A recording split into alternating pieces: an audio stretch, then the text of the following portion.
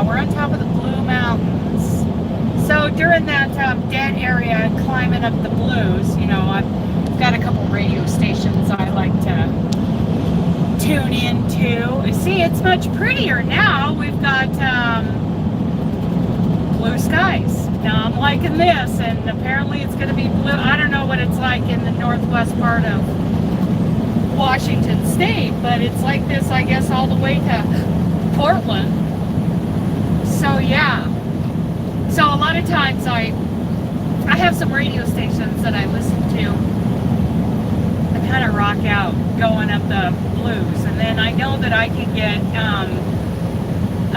you know, cell service again once that radio station from the Baker LeGrand area goes down. So yeah, I was kind of rocking out. AC/DC, Robert Palmer, classic rock. That was fun. Yeah. Hi, baby dog. Hi, baby dog. We're working on it, baby. We're working on it. I think it's going to be Washington State. Pumpkinhead. We'll see. We'll see what happens. We'll see how it goes. Yeah. So, anyway. See, up here on top by Meacham, Oregon, it's beautiful. We climbed out of that inversion finally. Thank you for coming back, Michelle. Yay! Yay! Another thing I did while I was climbing the mountain was I brought up another live just to watch how, you know, to kind of take kind of a, you know, reading on how my cell service was doing. So, you know, I just kind of had this live going. Yeah, me too. I like seeing the sun shining, Lisa. And so that live was going so I could see, you know, when it stopped buffering. Okay, Jen. Tell you what, that was one boring live. I hope my lives aren't that boring. Boring! Oh my goodness. So, yeah.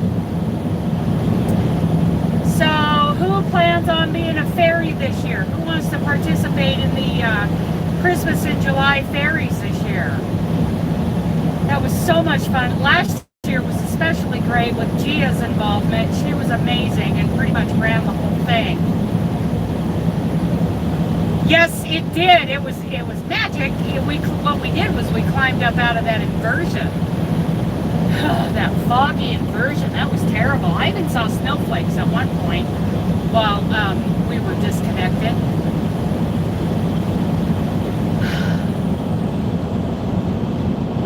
And see, what happened, you know, while I'm listening to music and I was watching, you know, that other live to see how my connectivity was, you know, I started thinking about snacking again. So you guys are keeping me from snacking so much.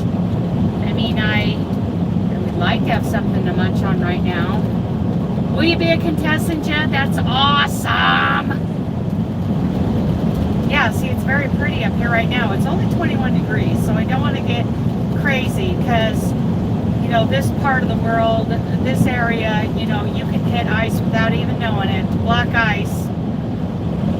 Because of these shadows, because of melting and refreezing. You just gotta kind of, so I'm kicking off the cruise and taking it easy. What do you think, Pumpkinhead? What do you think, Pumpkinhead? He's coming up here to talk to his mama. Yes, he is. He's coming up here to talk to his mama.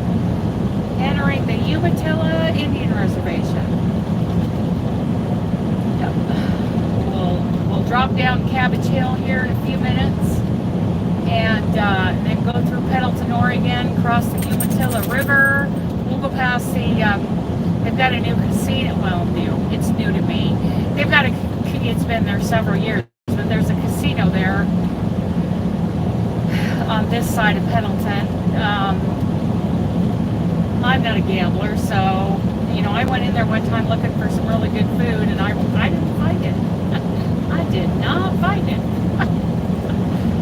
I saw a lot of fast food kind of stuff, you know, and I wanted a casino like prime rib or steak or something, and it really, you know, there was a bar. I walked out. It's not for me. It's just not our kind of thing.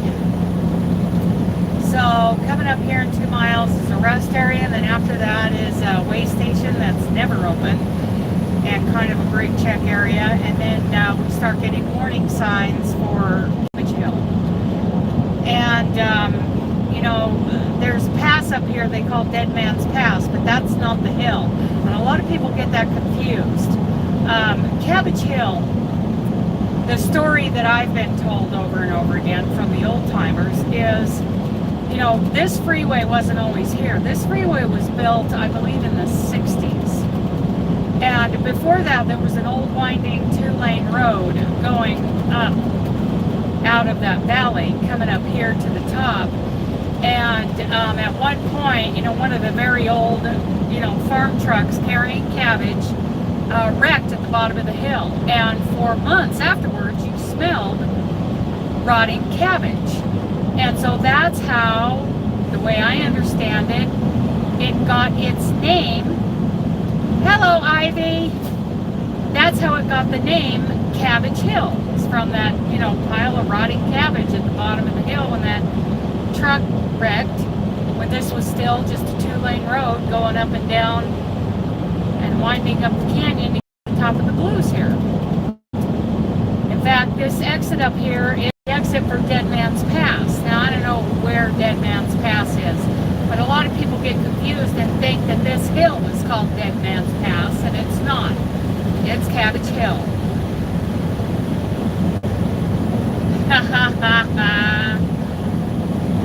Ivy, I'm glad you're here.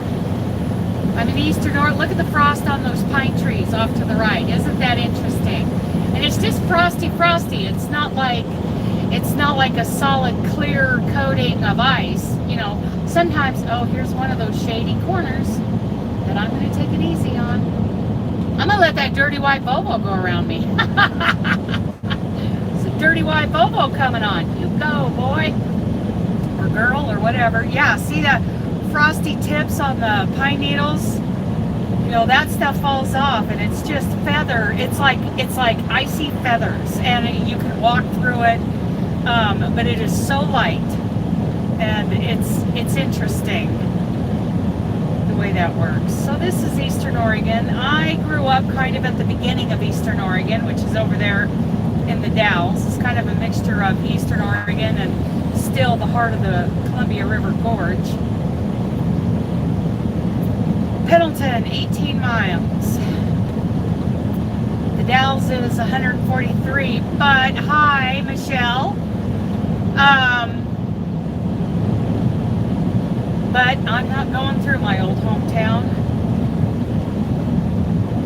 We're going to turn north at Hermiston. Okay, it's come up to 25 degrees. That makes me happy. Hopefully. Oh, it looks like it might be foggy down in the Pendleton Valley. So here's that way station, the brake test area in 3/4 of a mile. Gosh, I hope my lives aren't as boring as that other one I just had up. Ugh.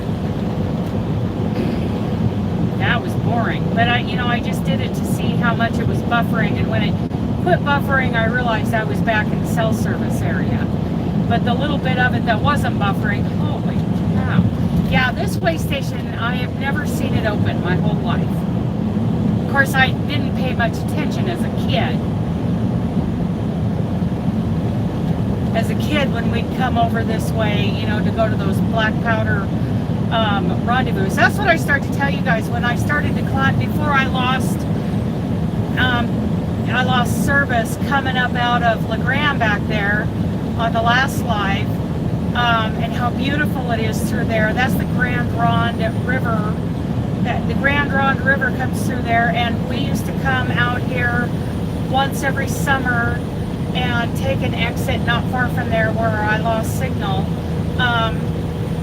And we go to these black powder rendezvous where we dress up in buckskins, we shoot our black powder rifles and compete with them, and, you know, do tomahawk and knife throwing contests, even rolling pin and frying pan throwing contests. So that, I really miss going to those rendezvous, and a lot of like local black powder clubs, you know, they'll have like a weekly kind of get together and shoot for their club, but they always did them on Sundays. And you know, I wasn't going to forego going to church on Sunday morning to go to a black powder shoot, which, you know, I hated to miss them, but I wish those guys would do something on Saturdays instead of Sundays. But of course, now I attend worship via the internet. I even have these communion cups where, you know, the very top of them has a wafer, you know, for the bread, and then you open the second layer, and that's the grape juice, you know, so that I can participate in the Lord's Supper on Sundays while I'm listening to the worship service, the preaching and the singing, and, you know, I can participate with my Oregon City congregation. My Emmett congregation there in Idaho doesn't you know, go live or anything like that for their services. I wish they did, because that Robert Barron, he is a great preacher. Oh, I mean, he doesn't hold back, but he, you know, he'll tell you the good and the bad, you know, the not so fun, fuzzy stuff, but, you know, he does it all with love, and he's so spot on. I just really appreciate him. So here we go, you know, we're heading down in Cabbage. There's so much fog, I couldn't tell if we were at the peak or not. I'm not sure where I'm at. Here's Poverty Flat. I'm going to turn on my hazards now. I can't remember. I think I've hit the peak, so I'm going to set this at, I'm going to set it at 35 because it's so, I know. Nikki Boo, Nicole, you're here, honey. Oh my goodness. Oh, I'm so happy to see you. I'm going down Cabbage Hill in the fog. I'm going to do it at 38 miles an hour. Nicole, you're here, honey. Oh, it is so good to see you. My heart. Nicole's here. I am driving safely. Dewey is in the passenger seat, and I have the downhill assist going on in this Freightliner, and we're just going to take our time. It's very foggy here, very foggy. Going down into this is it's called the inversion. Yes, I have my lights on, Mr. DOT overhead sign.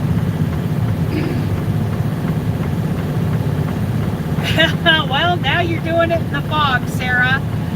Oh, Nicole, I might be going to Sacramento with my next load from Seattle, but then I'm probably, you know, it sounds like I'm turning right around and going back. So, oh, I miss you too. Maybe I'll do another Zoom tonight, you know, where we're crocheting. We had such a good time last night, Nicole. You know, we were all crocheting and trucking, you know, talking about trucking, talking about crochet, talking about, I was doing the thermal stitch in a cowl. That is turning out very nice. Oh, I would love to see you in there. And Dewey would love to see you too, huh, Dewey dog? Huh, baby? Yeah. He's like, I'm ready, Mama. I'm ready for a stop. So we're going to look for, there's a Stanfield rest area up here we'll probably take to give you-know-who a you-know-what. Oh, it is so foggy here. I can hardly even see those flashing lights on the left. Look at that. Debris on right shoulder, use caution. Okay, I hear you, Mr. DOT. Here we go now. Around the corner. We're doing okay, except it's 24 miles an hour. We're going to slow down a little bit. Feels like we got a pretty decent, very foggy and misty out. So, now we're going down Cabbage Hill in the fog, 35 miles an hour, with the hazards. and a dirty windshield and a pretty puppy. Oh my goodness. Need a little heat in here, puppy dog. Yeah. Get a little chilly willy. Ha! Chilly dog. Chilly dog.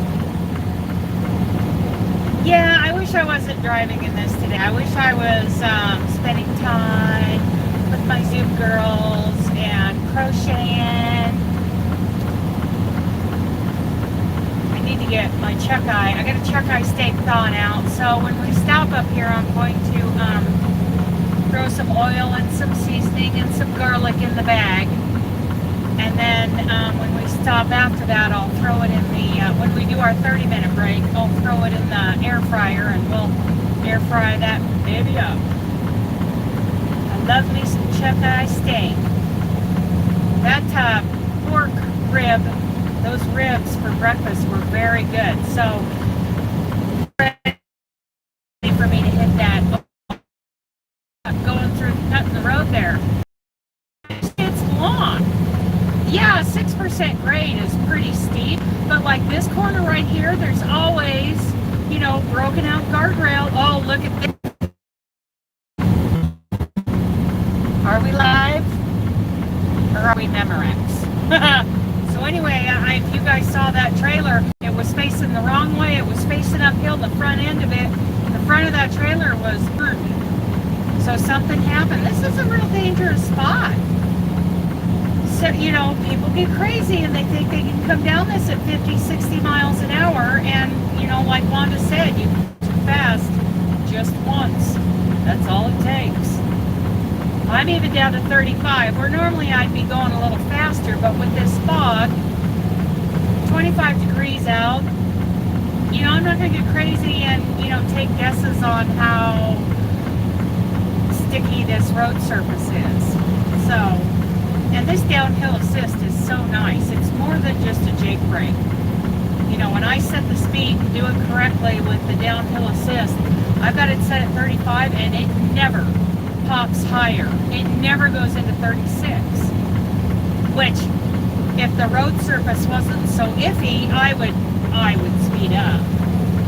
But, you know, it's another guessing game as to how sticky, how good a traction we got here. I've got decent tires all the way around. But, you know, it just takes one time to do it wrong. So I will be overly.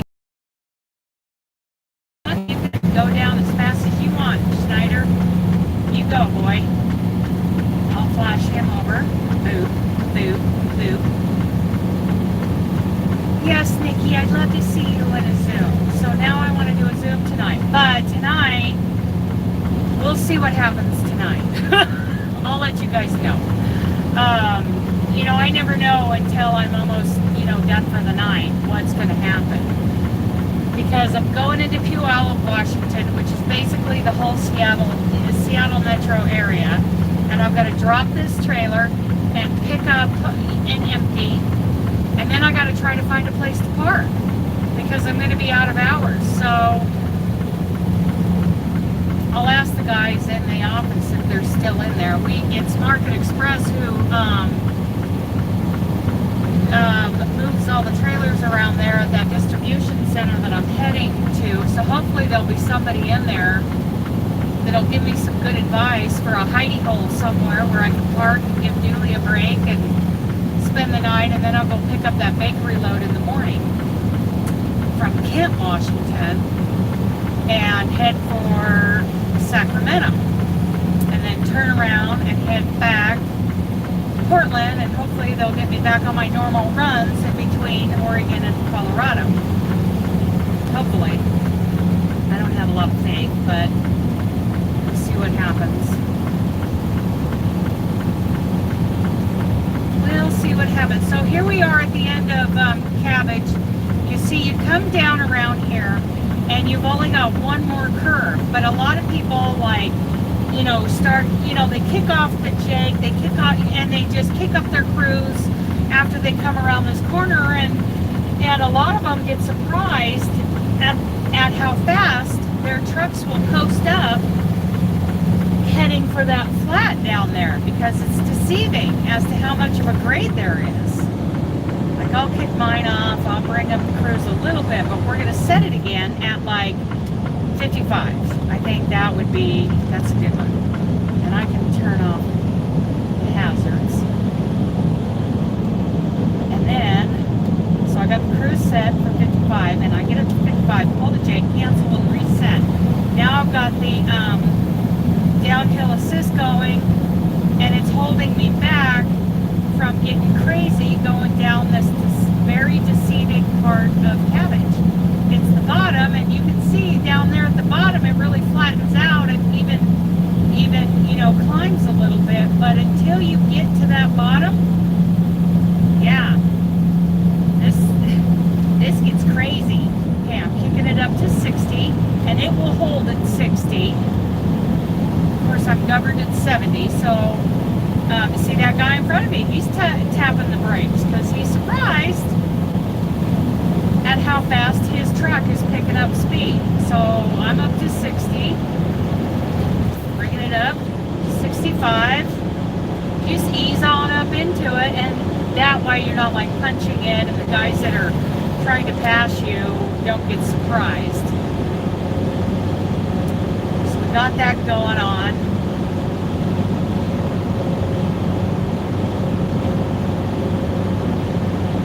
So yeah, you guys are keeping me, on track for my first goal number 1 of 8 for the Gone by 2024 hashtag.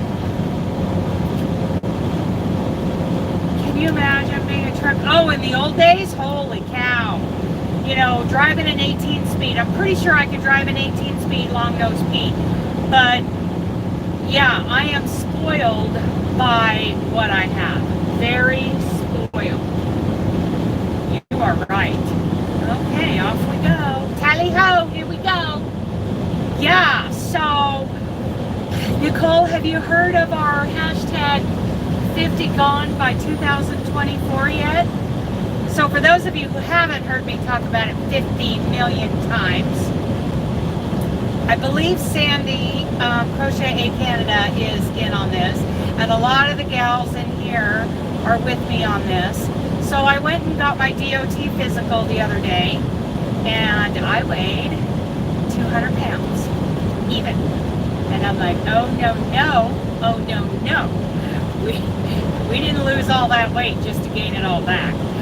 So instead of panicking and trying to do my low carb and everything and losing weight so fast, I mean, I'm doing low carb, of course, but I cheat a lot. You know me, I cheat a lot. So I made a decision right then and there. In 2 years, when I have to do another DOT physical, I'm going to be down 50 pounds. So you divide that by 8, by the number of quarters. 50 gone by 2024. Thank you, Jen. Yes, that's our hashtag. 50 gone by 2024. So I'm going to take 2 years to lose 50 pounds. Now you divide that by the number of quarters we have in 2 years, which is 8. It comes out to about 6.5 to 7 pounds per quarter.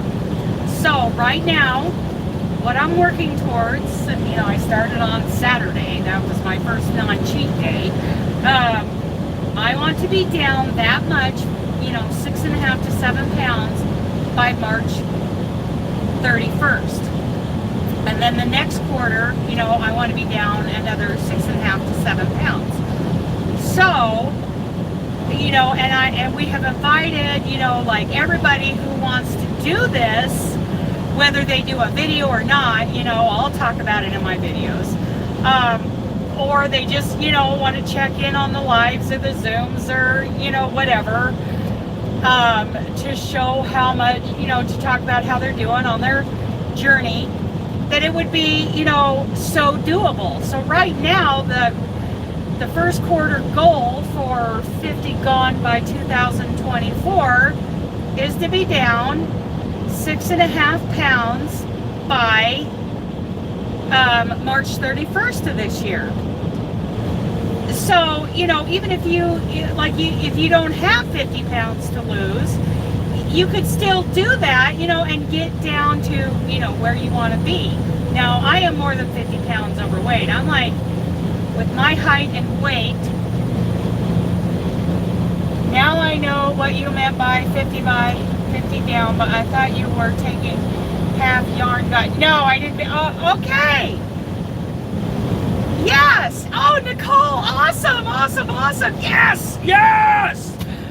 We can do this. So 6.5 pounds by March 31st. That's our #1 goal. And, you know, not everybody needs to lose 50 pounds, but a lot of people want to lose some. So if we can do 6.5 pounds per quarter to reach where we want to be, yeah. How fun. Oh, I love that you're joining. Yay. Yay. It's fun. Yeah, 50 done by 2024 is the hashtag. That's the big thing we're doing right now.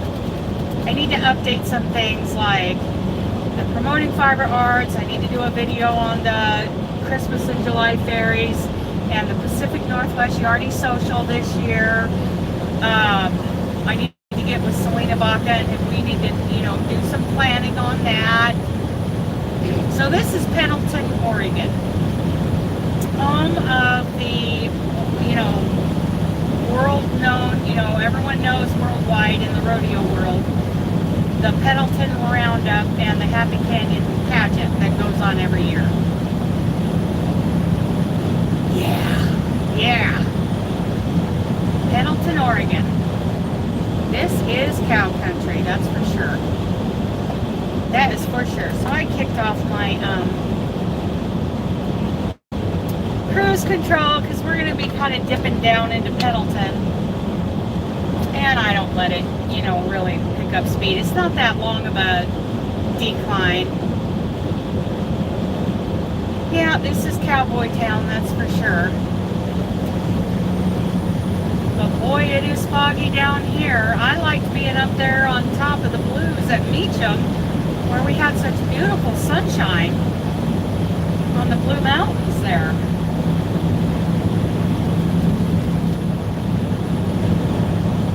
I have a former boyfriend, you know, I like... Good morning, good morning. The guy that I was dating in college who broke my heart horribly, he works here in Pendleton. I think he lives over by Aragon, which is, you know, about another 10 miles up the road, but he works here, I think as a prison guard. He's in the legal world. Last I heard he did anyway. I don't know, we don't talk much, because he's married, you know, and we don't want to disrespect her. So, yeah, last I heard he works here in Pendleton.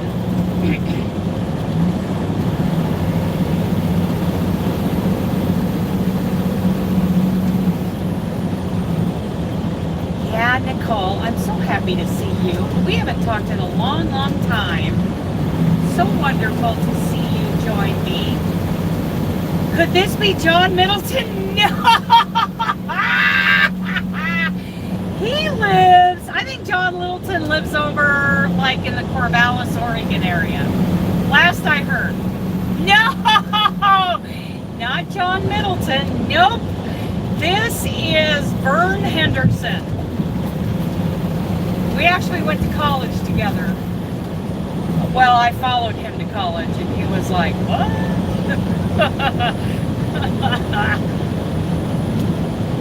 Yeah, he broke my heart. But what a blessing that was. We are not, you know, we would not have been happy married. You know, it would not have worked.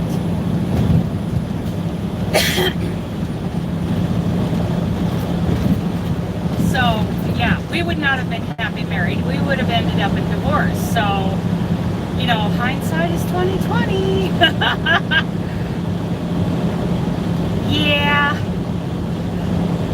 Old Vern Henderson. John Middleton. wow. I wasn't even thinking of him, but now, I remember John Middleton. That was that was after, well, he was my boyfriend like in junior high for a couple of weeks, and then we kind of got together, after I was in my early 20s. But John Middleton, he never broke my heart, because, yeah.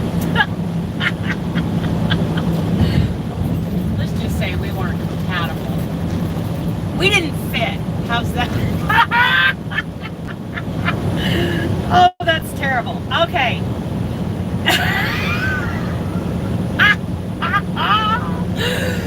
Oh my goodness, John Middleton. Oh, that poor guy. That poor guy. What a horrible, he's married now, but, what a horrible dating life he must have had before that. How many years was I married? I was married to Wayne T. Bernhardt, call sign the Bob Dog, for, it was just 2 months shy of our 10th wedding anniversary. Tammy, are you not seeing the live? Because, I went through Pendleton, Oregon, and there's a couple of not so great spots right there through Pendleton, but I'm climbing out now, so hopefully this will get better.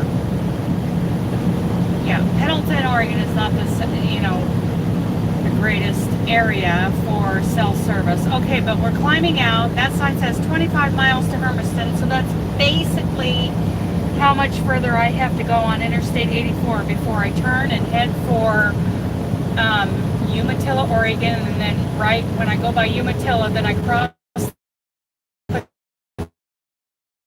Washington State. And when I cross into Washington State, I'm going to pull you guys out of that awful, phone mount holder, put you down into the cup holder until I get past the way station, because it's Washington State and they have some laws. Wow, I'm getting a lot of like sprinkles, like misting on my windshield. That's not good when it's 31 degrees. Let's hope that it gets better as... Okay, Joyce. I'm just happy you're here. A little more coffee. Oh my goodness, John Middleton.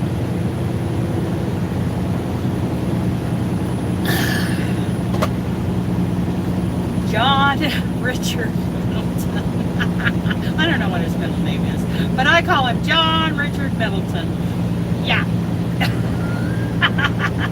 Oh, we're going pretty slow. We're doing 37, so I gotta climb in this. Go ahead, UPS. So, gotta turn on my hazards. We're going so slow.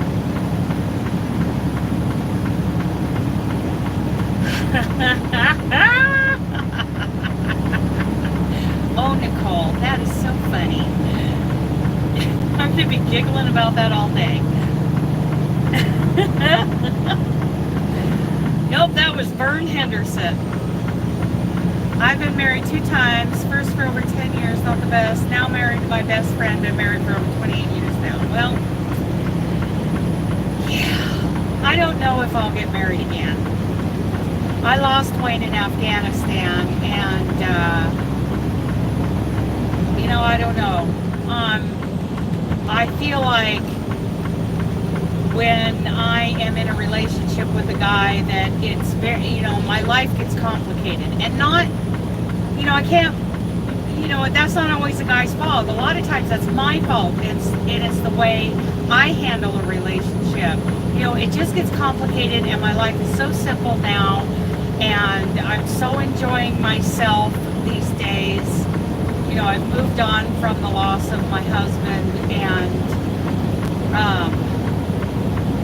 yeah, that is a accomplishment, that's for sure. So, yeah, I don't feel the need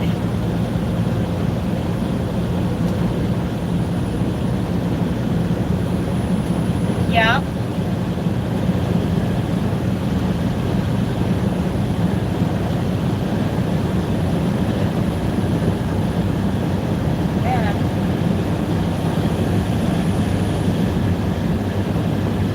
There we go. Thank you, Jen. Thank you, Jen, and I removed it.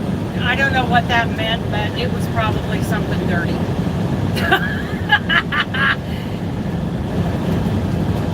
Yeah, don't need to put my mind in the gutter.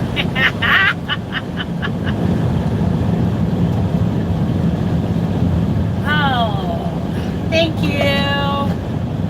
He didn't look like a yarny person. You know, maybe I'm wrong. Maybe I was quick to judge, but yeah, I think it's a pretty good guess that person was just here to cause trouble.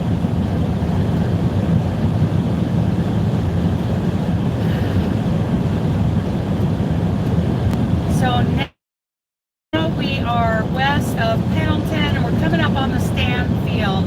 Yep, spam trash. Yep, that's right.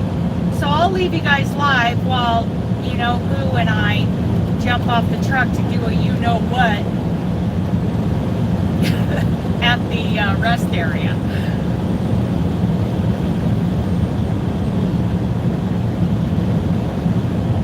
And I'm going to, don't let me forget, Jocelyn, I just lost my husband at 43 years. I love taking a, I'm sorry you lost your husband, Jocelyn. That is such a, I mean, that is such a like disruption in the time fabric of your life. You know, that is, it's a shock to your system, you know, emotionally and physically, and it's just,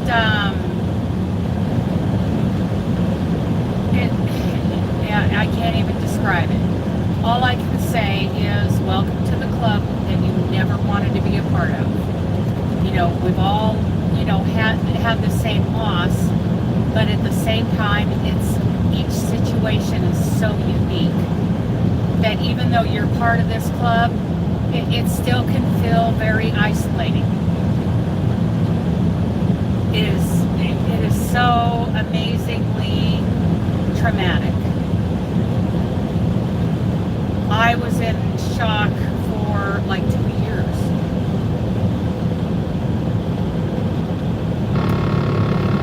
So I hope, you know, that you have a really good support system around you.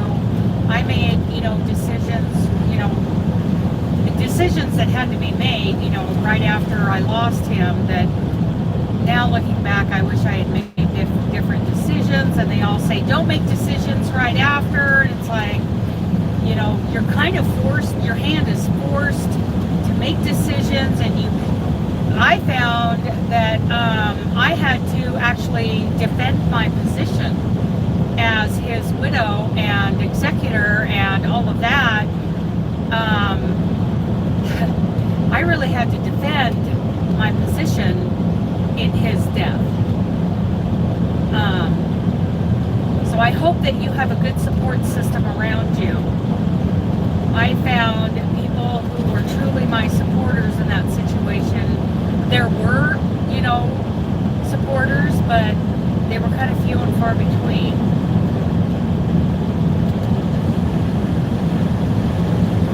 So I hope you're in a better position than I was when that happened.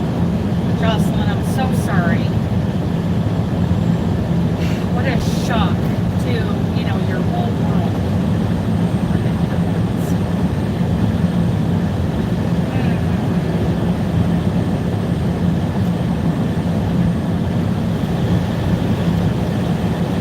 Okay. Exit 199. We're getting closer to our turn off, but I believe the Stanfield rest area will be before then. So I'll leave you guys live while I, you know, do that thing with you know who.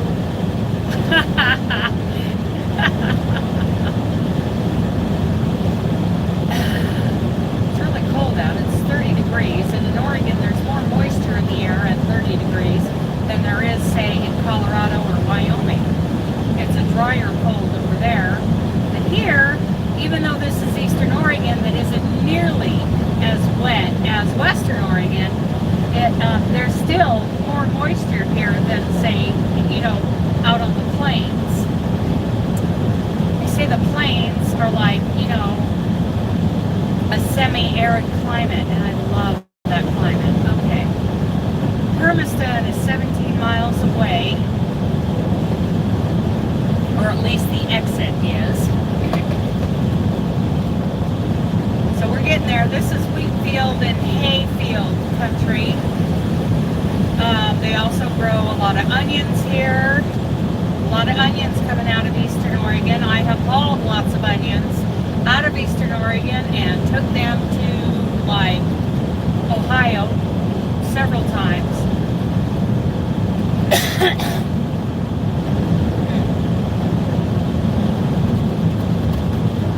Old pupper needs out now. I'll leave you playing while I get. Okay, you get some stuff done and get that puppy out there.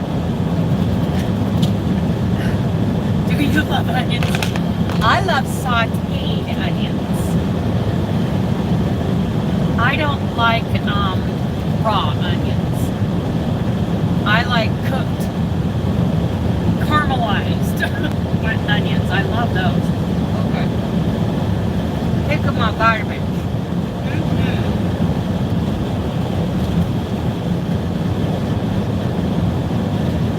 Yeah, so it cleared up the cloud. The ceiling got a little higher after we climbed out of Pendleton, the Pendleton Valley there, but it didn't clear up. I hope things are clear going up over Snoqualmie Pass. That is my big concern today. And that the roads are good all the way.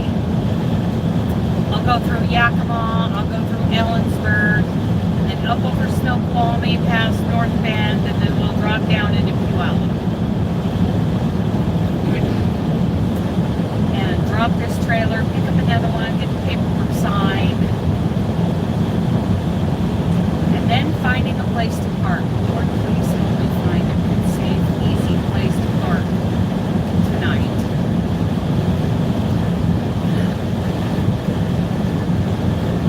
We're flying right along. I'm going to take it easy. 31 degrees. Got some dark areas of the road here. Just going to back off a little bit. So yeah, hashtag 50 gone by 2024. And I think doing it like 6.5 pounds per quarter is so much more doable. And I am impatient. When it comes to weight loss, I want to do the fastest thing possible. The fastest.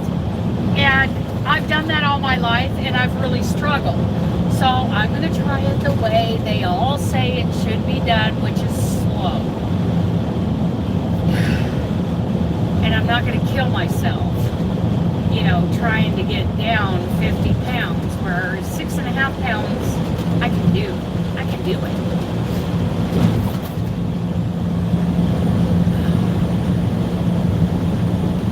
I feel like my glands are a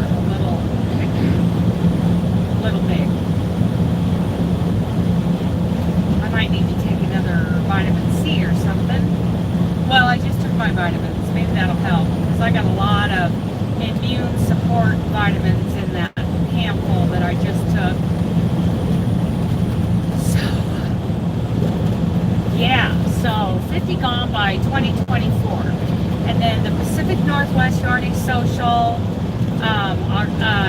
September 29th through October 1st. I gotta talk to Selena Baca about it and get some ideas, because it's, she said she wants to do this, and she keeps saying, yes, let's reschedule.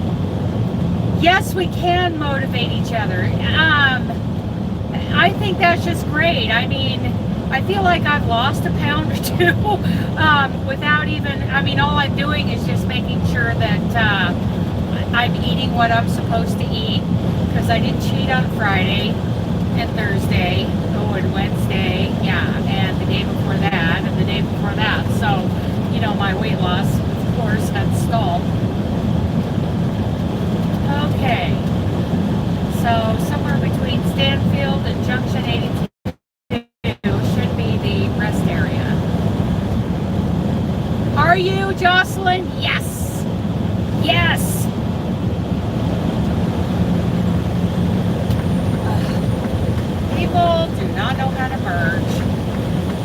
Okay.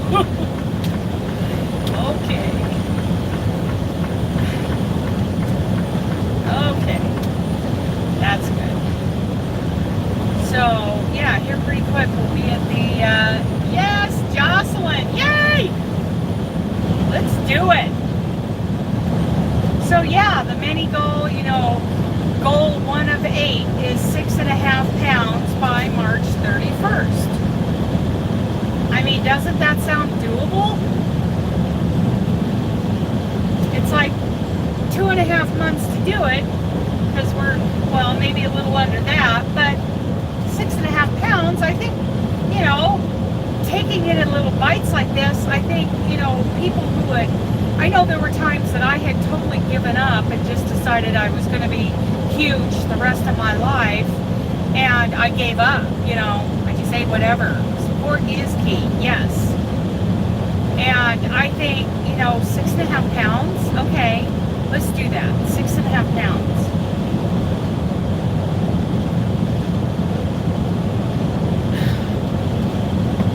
Yeah, and if we're not concentrating on the 50, well, my skin is going to be loose no matter what. I do have a lot, my diet tends to return a lot of the elasticity into it, but I used to weigh 310 pounds. So, yeah. So 6.5 pounds in 3 months, we don't even have to focus on the 50 pounds. We can just, okay, today I'm not going to cheat, I'm not going to cheat in the next hour. Sometimes I got to go, mini goals, because it's so easy for me to cheat, especially being out here on the road. Thankfully, I have meat in the freezer and I have meat thawing out. Again, do not let me forget when, we stop at this rest area to marinate my steak and get it ready for cooking later on. I still want to go a couple hours up the road. I want to get up to, I think, the rest area outside of Yakima before we take our 30. We'll see how long this little stop takes. It might be our 30-minute break. Dewey decides that. He's in charge of that. As to how long it takes him to do his duty. Duty, huh?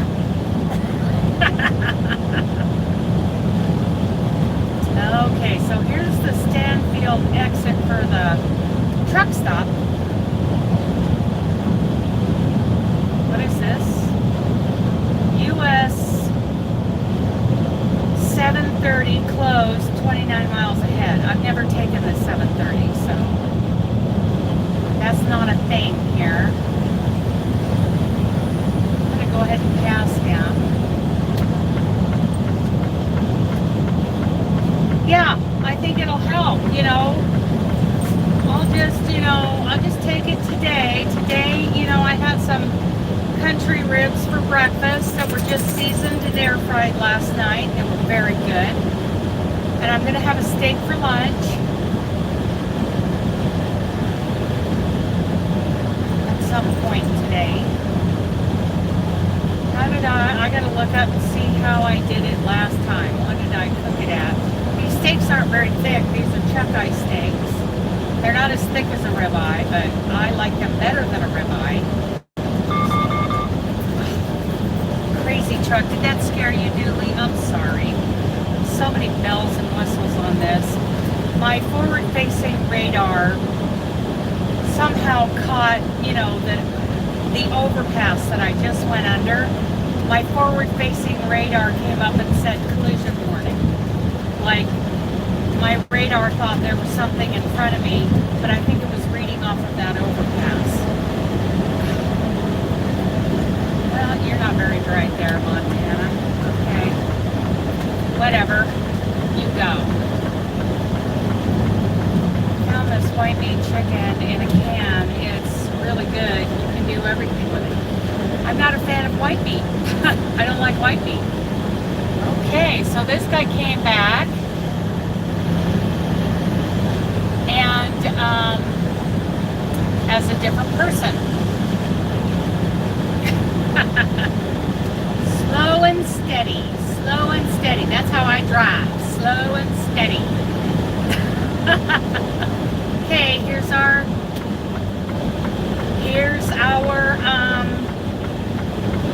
rest area where you know who is going to do you know what. So let's hear from you guys. You know what? Do you have a plan formulating in your mind? You know, how do you think, you know, you want to do this? You know, the kinds of foods you want to eat. Not everybody does the low carb thing and the carnivore thing, the Atkins thing that I do. That doesn't work for everybody. You know,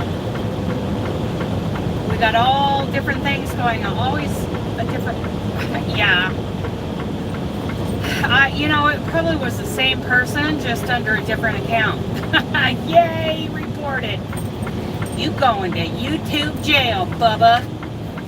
Okay, Dooley, here we are, baby. Oh, I usually park right there, but I forgot to. I should have parked right there. That's all right. We'll go over here and park. Hello, Probs. How are you? Okay. We'll park right. Oh, we can go on the other side today, Dooley. What do you think of that? We'll go on the other side. The other side is Saya. Yeah, it's all that works for me, too. Okay, we're going to go right here.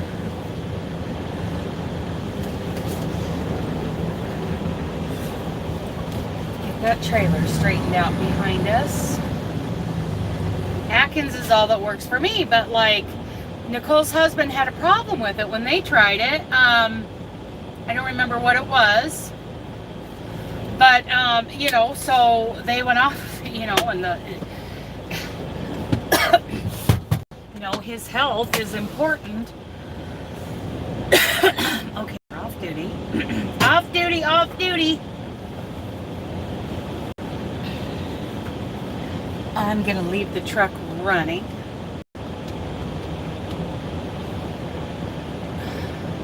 Huh. That's interesting. Yeah, he got kidney stones. Yeah, but you know, we don't yeah, I wouldn't, you know, say like, oh, you need to just push through it and keep going. No. No. Hi, Wendy. Okay, so I gotta get my coat on and we're gonna go out.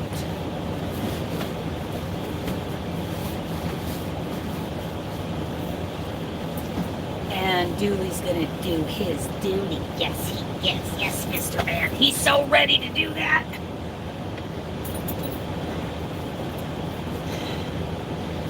We'll go over there. You can watch Dooley do his duty. Ha, duty. Mwah. You gotta go poopies? Yes. Oh, yes, you guys, Mama. Oh, yeah, I do, Mama. Okay. That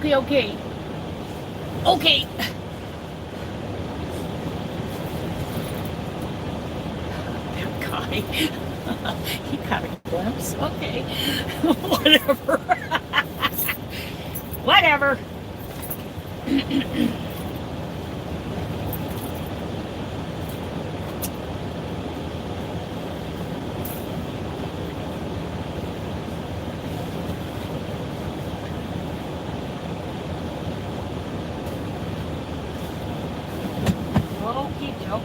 Little puppy. Okie dokie, you gotta get off my coat. Thank you, honey buns. Thank you, honey buns. And I'm gonna wear the other hat, because that other hat, my pink hat, is holding you guys still, and it seems to be working, right? Keeping you guys facing the right direction. I mean, I got a combination of things going on. I got a plastic container sitting on the charging cord. You put on my bun and done beanie.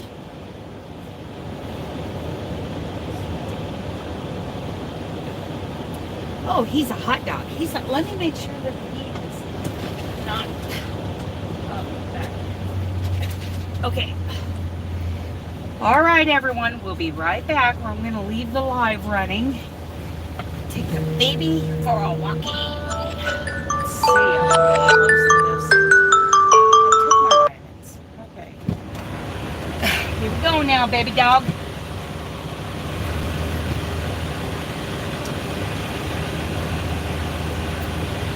Come on, pumpkin. Let's go, let's go. Yeah, stay with mama. Come here.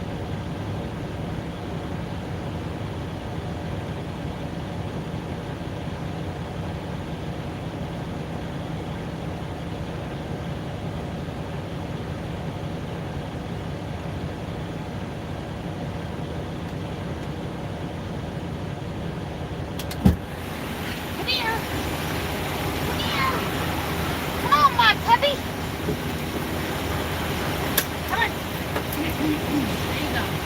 There you go. Good. Good. Come on. Yeah. Yeah. He gets a cookie. Cookie time. You go.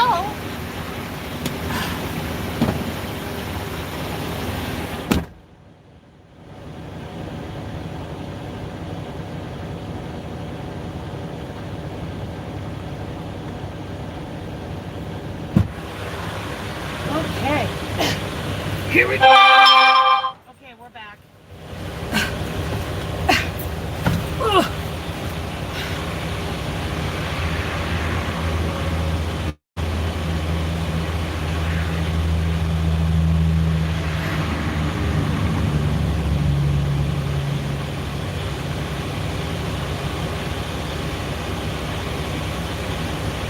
Ha ha ha ha.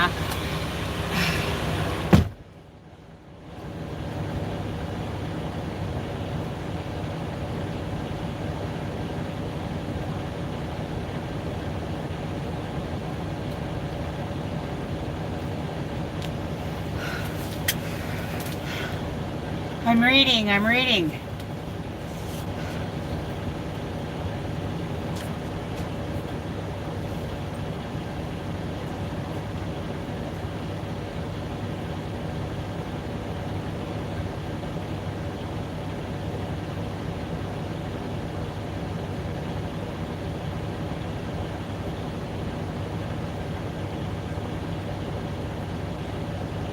Yes, you're right, Nicole, about Idaho and everybody moving there. It's, you know, the housing isn't the only problem. You know, there's a housing shortage, but now, you know, the infrastructure, you know, sewage and resources, you know, can't keep up with it. Yes, Lorley. Idaho is just, yeah, it's a great place, but the infrastructure cannot keep up with all the new people moving in. At least that's the problem out in Emmett. A lot of people are moving out to Emmett. Oh.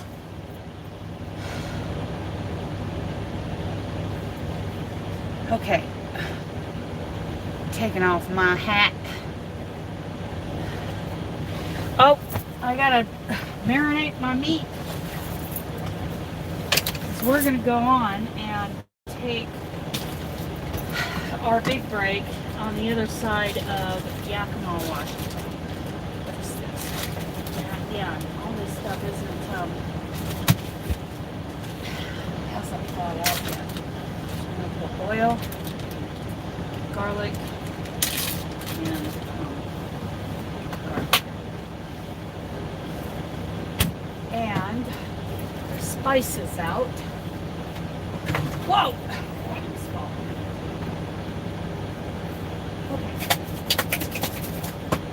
Oil. I'm using a ghee oil in spray that I got from, I think, Albertsons. There in a minute. And let's see. Oh, I'm gonna do that in both bags, duh.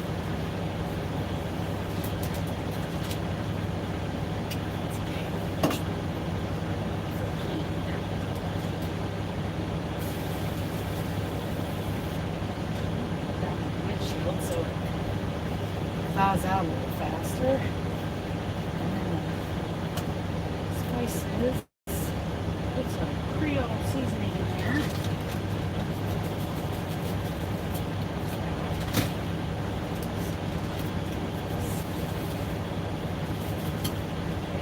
And then drop some minced garlic.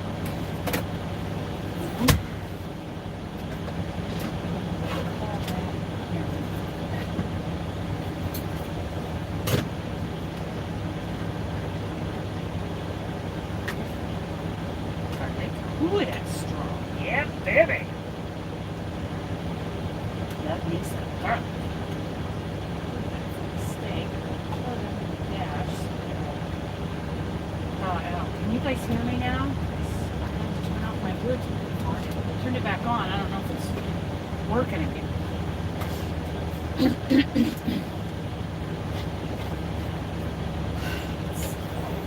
It's only at 10:14. It feels like it's so much later.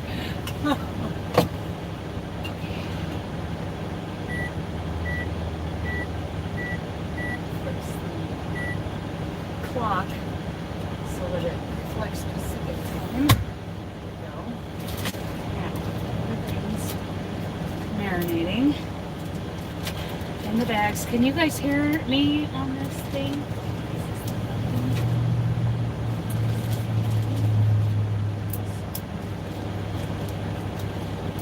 The meat is being prepared. You guys can't hear me, huh?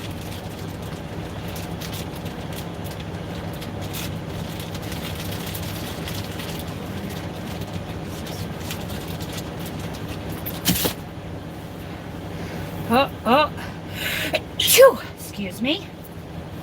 Can you guys hear me? I don't know if this thing is working. I don't know if anything is. Oh, I hope it. Oh, okay. It wasn't scrolling. Our culture too much. I know. Our school. I hope not. Oh, good. Thank you. Thank you all. The chat wasn't scrolling, so I'm like, can't you guys hear me? What's going on? Yeah. Oh, I hadn't even thought about the schools. Thank you. I think that seasoning powder got me, okay. That seasoning powder kind of got up my nose, into my sinuses. Yeah. Pretty good. Loud and clear. I bet. Like, yeah, everybody hears you, Dana. Okay.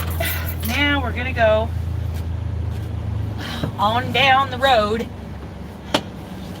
So this is Stanfield, Oregon. Thank you, Kathleen. Thank you all. So I just passed the Stanford exit, and Hermiston's up ahead of us. But the 82 heading northwest out of Oregon is next. We will be going over Snoqualmie Pass today, which is not my favorite. Not my favorite. So the steak and the pork bellies, you know, I took them out of the freezer when I left this morning at what, 7-ish? I was fighting and swearing at my phone. I took them out of the freezer then. Of course, I can't get the chicken thighs out of there. They're all the bags are frozen to the bottom of the freezer. Blah!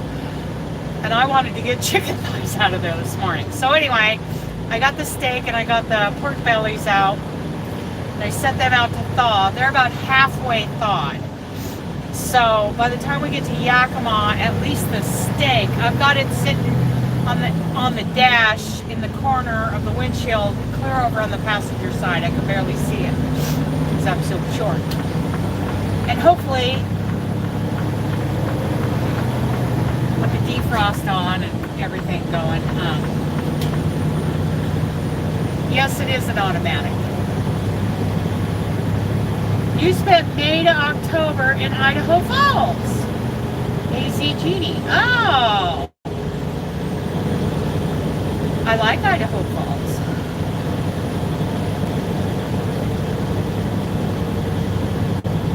That's up off Interstate 15, which I left Interstate 15 yesterday because I-84 and 15 run along together there for a while in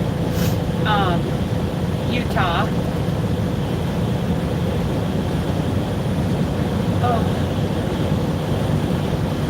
Oh, you're in Arco. Oh, yeah. Okay, 35. Well, it says it's 35 degrees now, but I think that's because I was sitting and idling. I think the temperature sensor. Have a great day, everyone. Oh, I love you, sweetie. Okay, I will let you know, especially if I do it tonight. You have a great day with those kids. I love you, sweetie. I'm so glad to see you. But I will let you know. Oh, Nicole. She is such a sweet, wonderful person.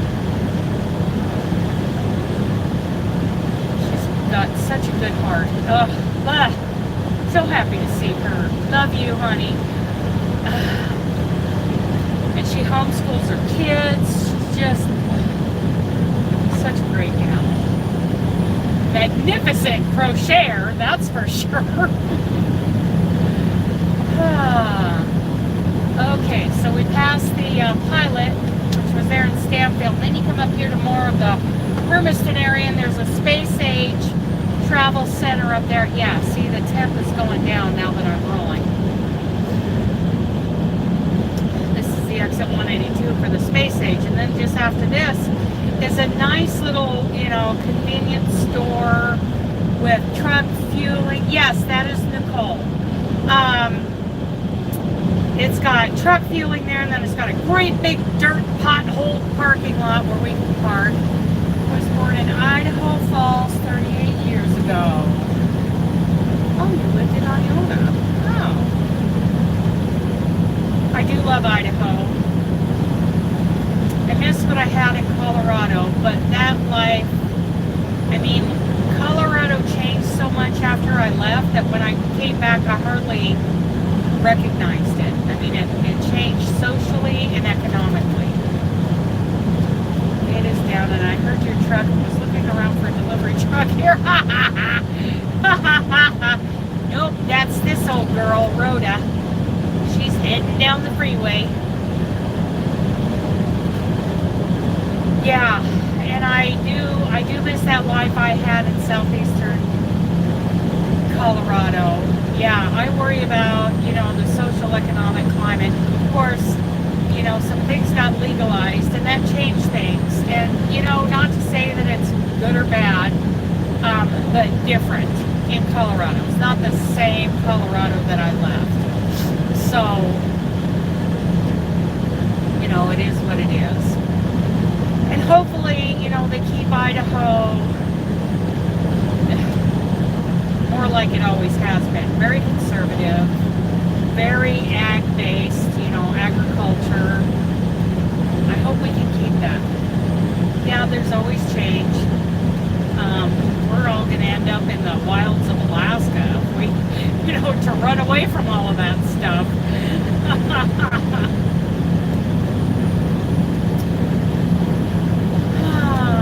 Here we go now, tally-ho, tally-ho.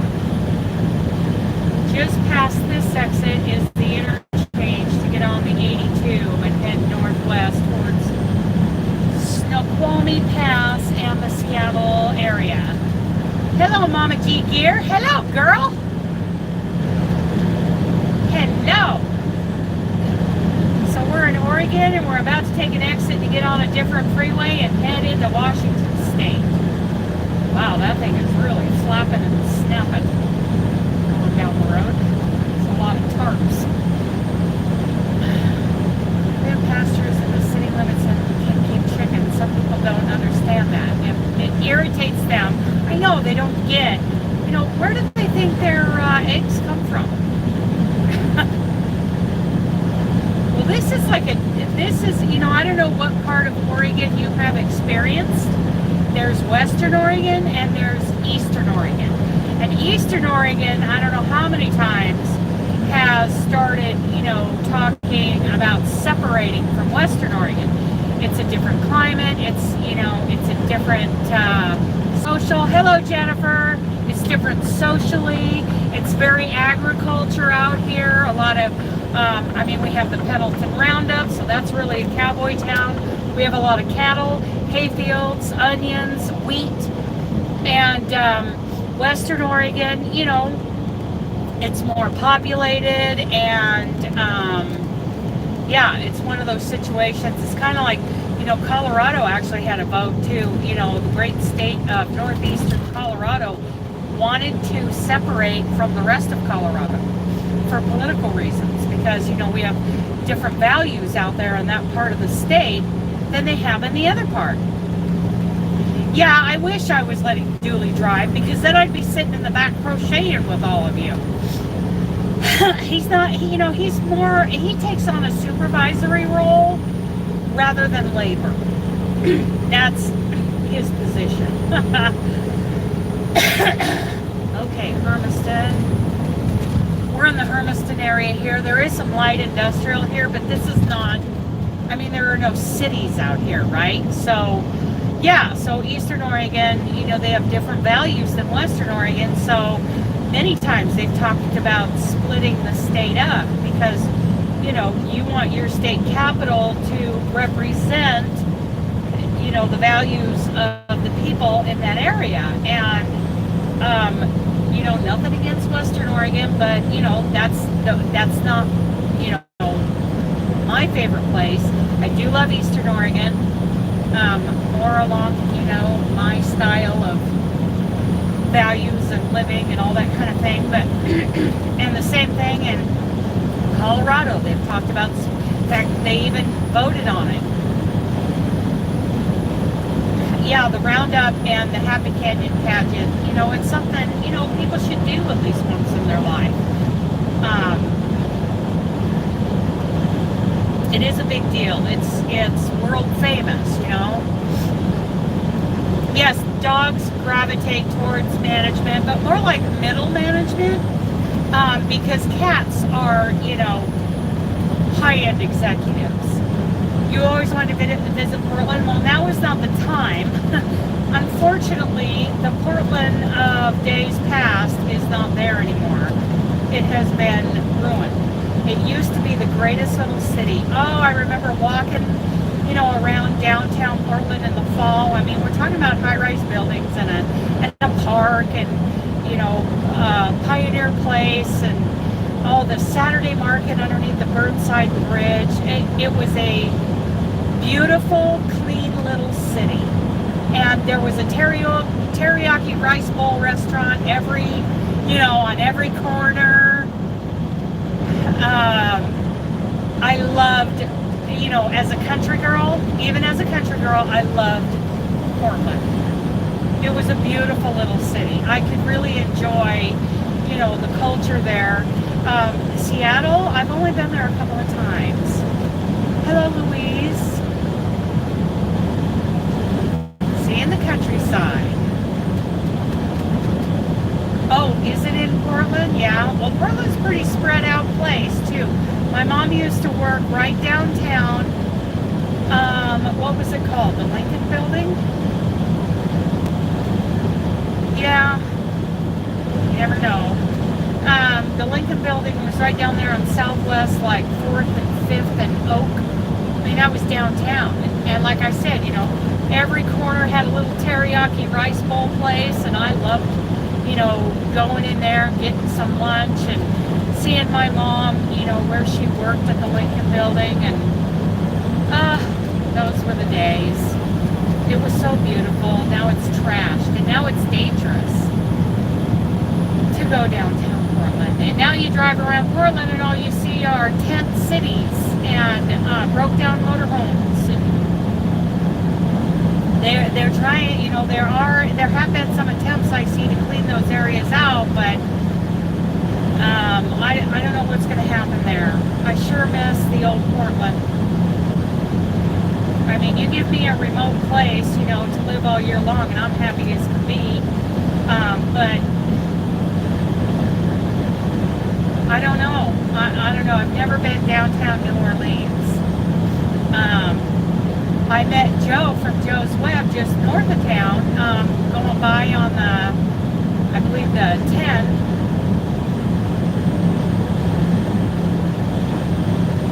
Oh, fun times. Yeah, fun times. New Orleans, you know, I don't know what's going on there. If you've got, you know, people living in the medians and underneath bridges, like, and just on every on and off ramp like we have going on in Portland. Okay, no judgment on, you know, their living situation. What I don't like is that, you know, if the city is going to allow that to happen, then the city needs to put dumpsters out there and pay for garbage pickup. And, you know, and these people, you know, have access to a dumpster where they're living, you know, instead of just piles of garbage.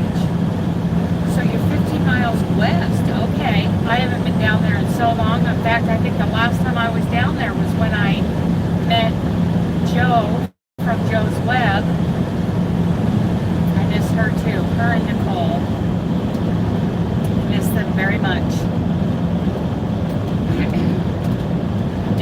I met up down there in California, and I parked in the Flying J, and she came and got me, and we went shopping at Joann's and Michael's, and we had such a good time. She is such an amazing lady.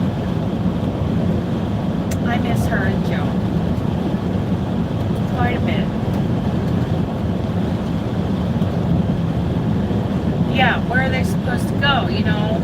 If you're encouraging the homeless to come to your city, you'd better set up an infrastructure for them, instead of just letting them, try to find a patch of grass underneath an overpass. Maybe you should set aside some land for them and, put some porta potties out there, and the kind that, has water so they can wash their hands, and some dumpsters. If you're going to be mayor and encourage that, then you need to, follow through with that.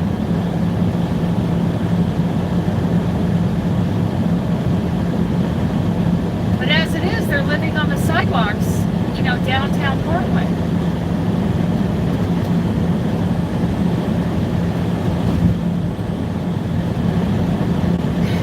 Really a bad, we had a statue in the park that they tore down, and, you shouldn't encourage, the chaos and the lawlessness. If they're truly in a situation where, where it's, very difficult to get out of, and, they've adopted to live in this situation, so because it's easier than, whatever the alternative is. I've been homeless. I've been there. There are, 50 million different situations to get you there. 50 million. And, so, I can't look at that person and judge them for being in that situation. Because I tell you what, all of our homeless shelters, yes, overrun, yes, and they don't accept pets, yes, won't leave their pets just to have, yeah, I get that too. They say, oh, it's just a pet, you need to get yourself out of that. You know what? Sometimes that's more than a pet. That's your emotional sanity. And you don't do that. You don't just dump an animal, If something happened to me and Dooley wasn't with me anymore, he would be mentally in torture, trying to figure out what was going on.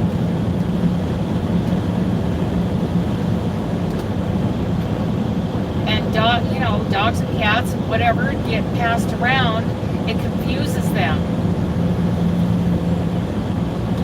We need to be careful when we take on a pet, and they are family. Yes, Dooley is, oh my goodness, he's my son.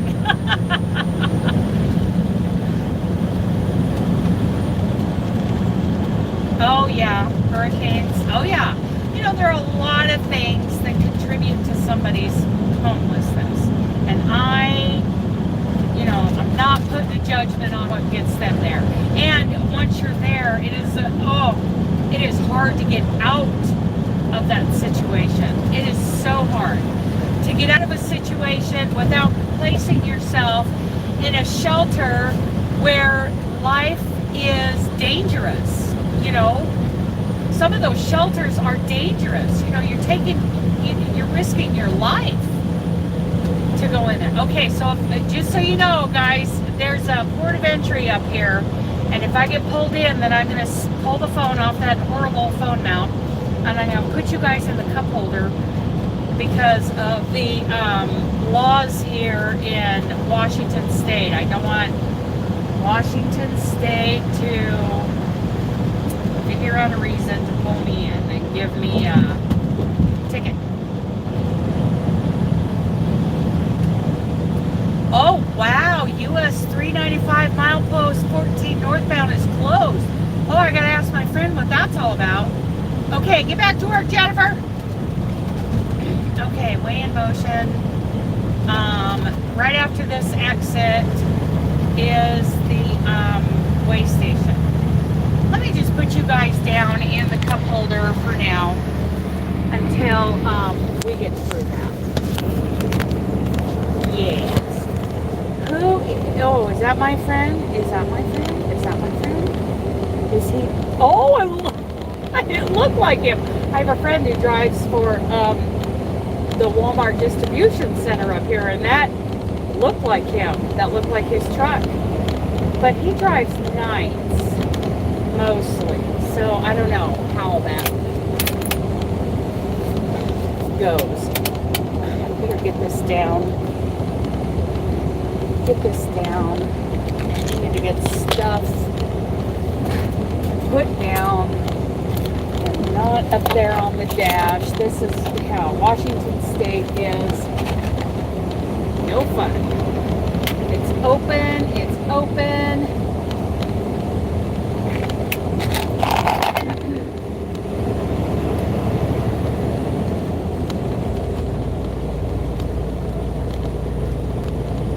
See if I'm going to get pulled in.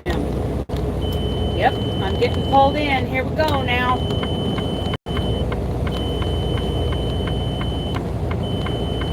I hope they don't say anything about my steak in the clear over there in the corner. I didn't think about that, being in Washington State.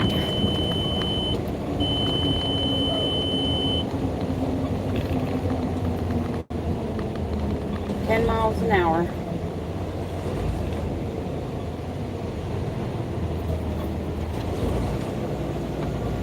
Not 11.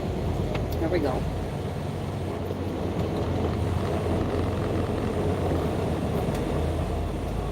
Here we go.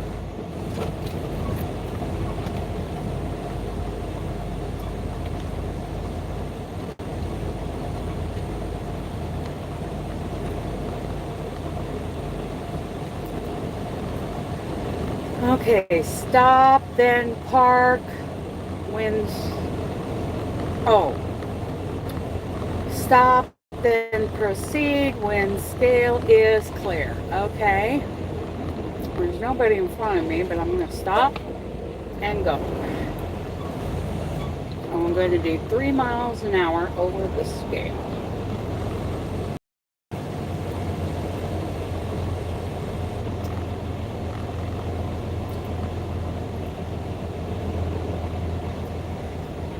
Okay, rolling ahead.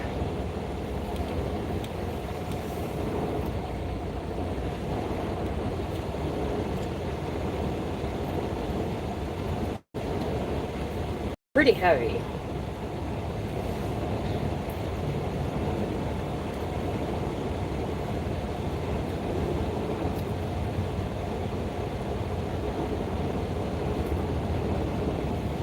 Because this dog food is heavy. Okay. Looks like we made it.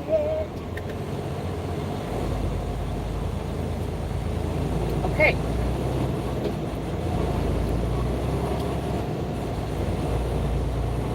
We're good. They didn't pull me. They didn't make me park. That's good. Now, rotate device. Let you guys back up here. Nope. So here. That thing. You guys face forward with this. This is a complicated issue here. Okay. We made it. That is just not a nice,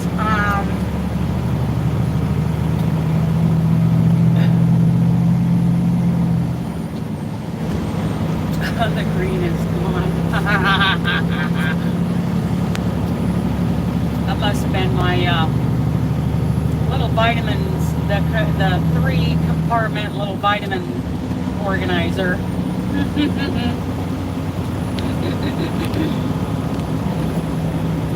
Okay. Tally ho. You getting over? Yes. Okay.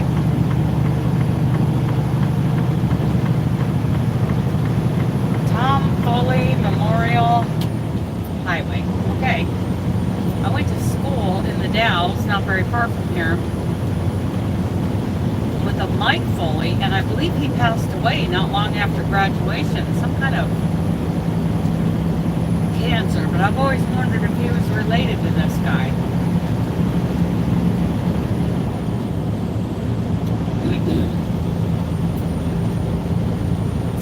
So Kennewick, Pasco, and Richland up here in northeastern Washington.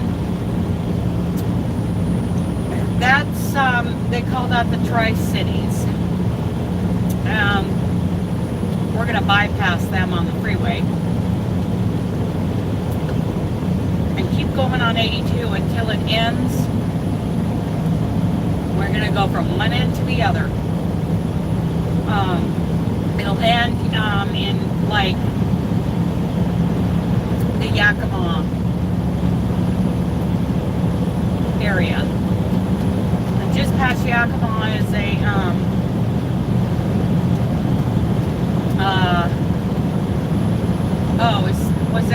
was there a bad guy in here? I didn't see it. I didn't see the bad guy. Anyway, just past Yakima is a rest area, and I will throw that steak in the air fryer and take Dooley for another you-know-what. He knows exactly what I'm talking about. And, I gotta slow down. I'm in Washington State. We're not gonna do 70 here.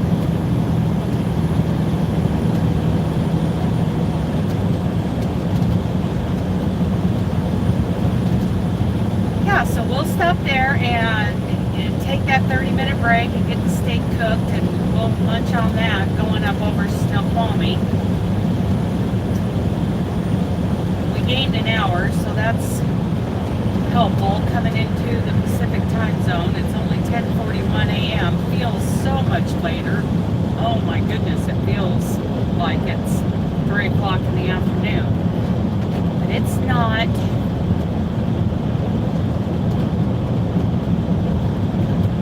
Drink some more of my coffee. This is an area that can get kind of windy at times and feel like it's going to blow the truck off the freeway.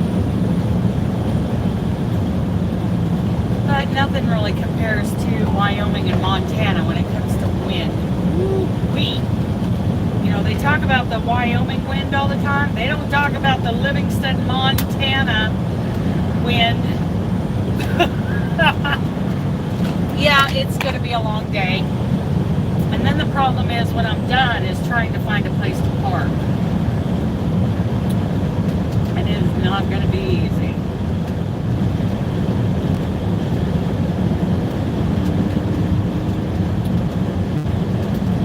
Because that mustard seed market and deli where I would like to park, that place is going to be packed.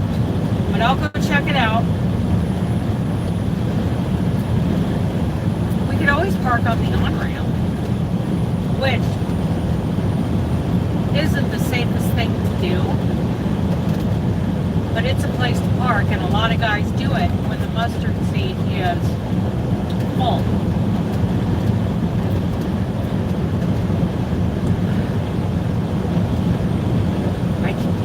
I don't know that I've ever spent the night on an on-ramp. I might have.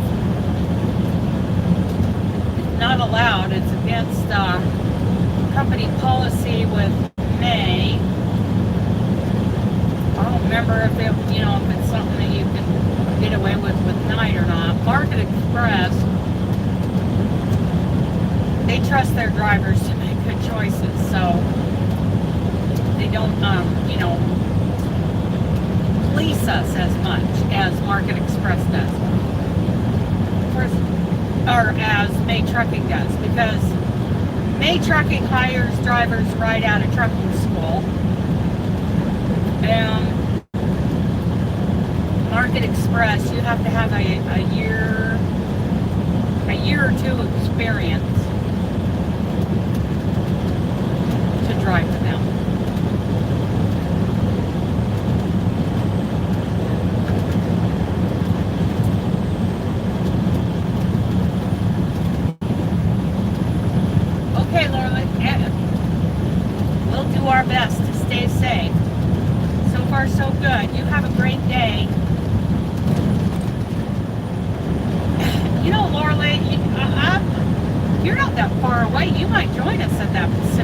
West Yard is social.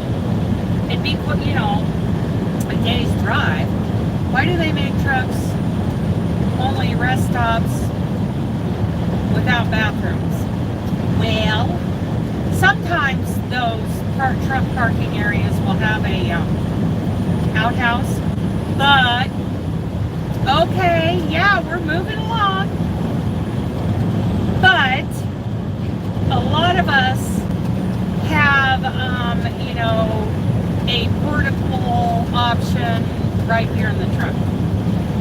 I do, especially women drivers. I mean, men, I don't know when they got to do something, you know, major. They got to go number 2. You know, they probably, I see a lot of things being left on the side of the road that are pretty nasty that shouldn't be left out there. I'm hoping that this whole forcing everybody to get their CDL through an accredited school, these guys will be taught not to do that.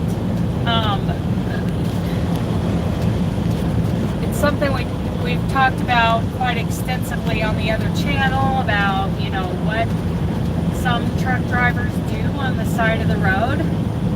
Sometimes they just pull over on the shoulder and do their business on, you know, the edge of the pavement. Like I said, I am taken care of in here. When I say I need to pull over to make a 5-minute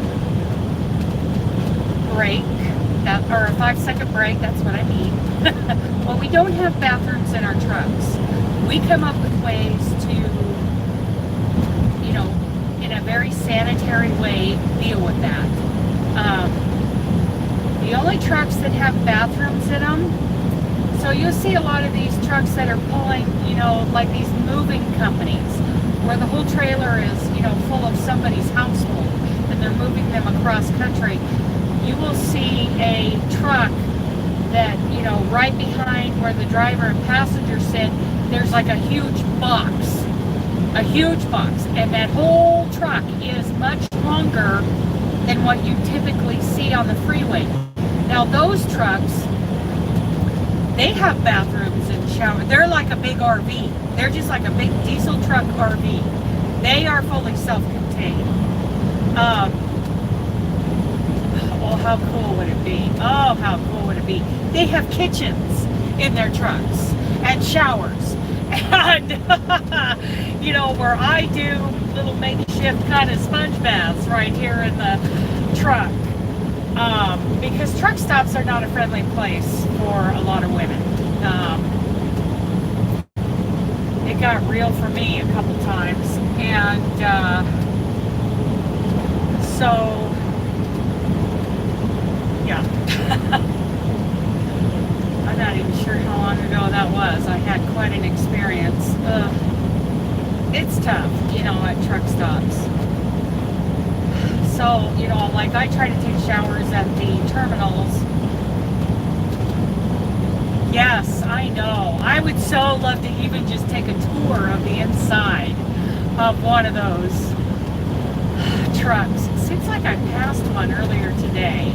You know, like those American, or whatever they're called. They're moving.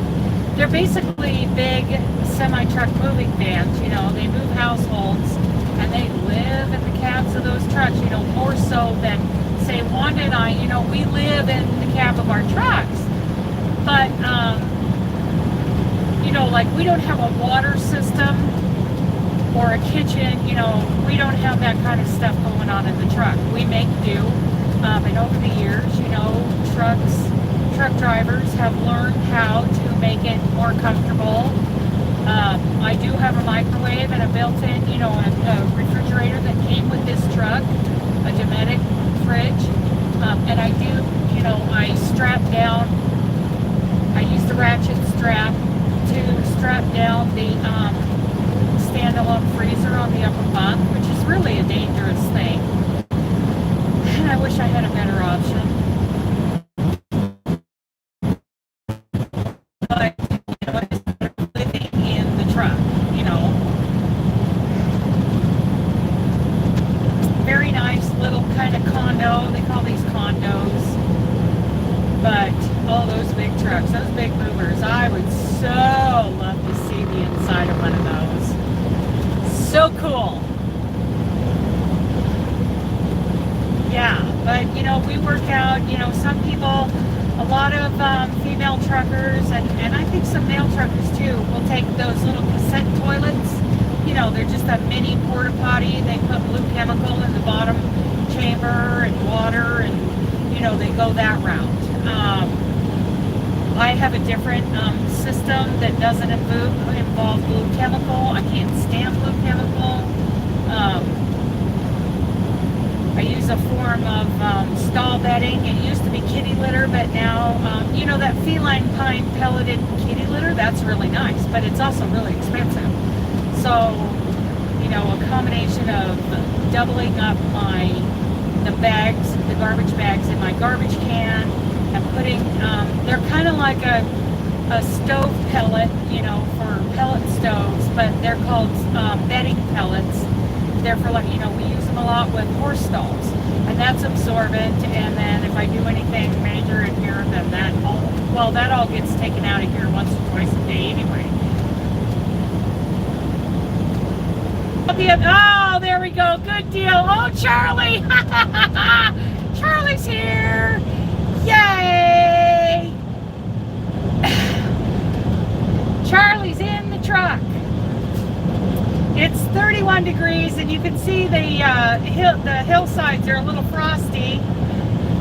And it's kind of a gloomy day. I'm hoping it's not, you know, like this road surface is good going over the mountain going into the Seattle area today. Charlie, how cool that you're here. I love it. Love it. So yeah, I was just telling kind of how we live in these trucks, giving away some secrets. Oh, you know what? Dooley and I are doing very well right now. We had a rough couple of months, but we're doing very well. Very, very well. And I bought my motorhome, living on the motorhome. We love that. Love that. Oh my goodness, we love that. I'm hauling dog food to Puyallup, Washington. I'm so happy you're doing well. I think about you and Jean and your family.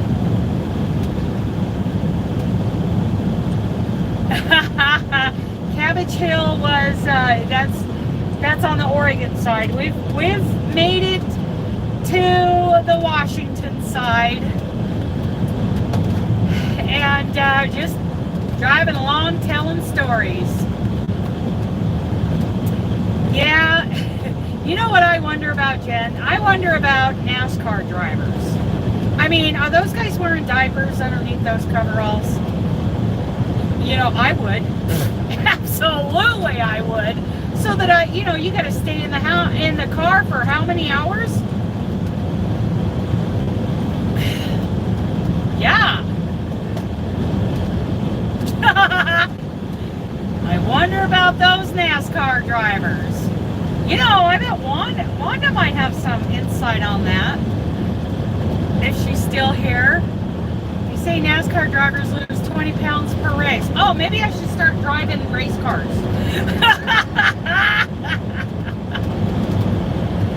Catheters.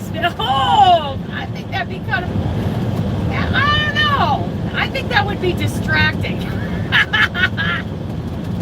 Well, that's true. They are constantly sweating.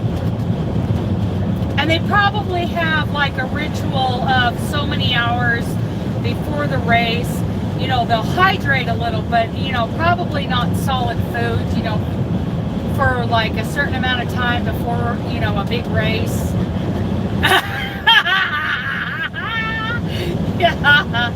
I always wonder, you know, they wear kind of these baggy coveralls if they're not wearing some kind of diaper. Like, you know, Rattlesnake Mountain, Harley-Davidson, Tri-Cities, Washington. Okay. Probably got some bikes in there. What is the pink red item I am seeing? That is a winter hat, a stocking cap.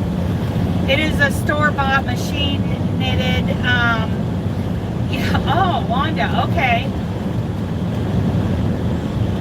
Well, yeah, that is a hat that I have got between the phone mount and the dash, trying to keep the phone mount from moving around. I had a real fight with this thing this morning. I was getting so frustrated, but now it seems to be holding still and not spinning around and moving. It's got a very floppy, expensive phone mount. It's called the Zeno Squid Tripod. And I thought it was going to be great and, you know, the answer to all my prayers, but no, it's not so much.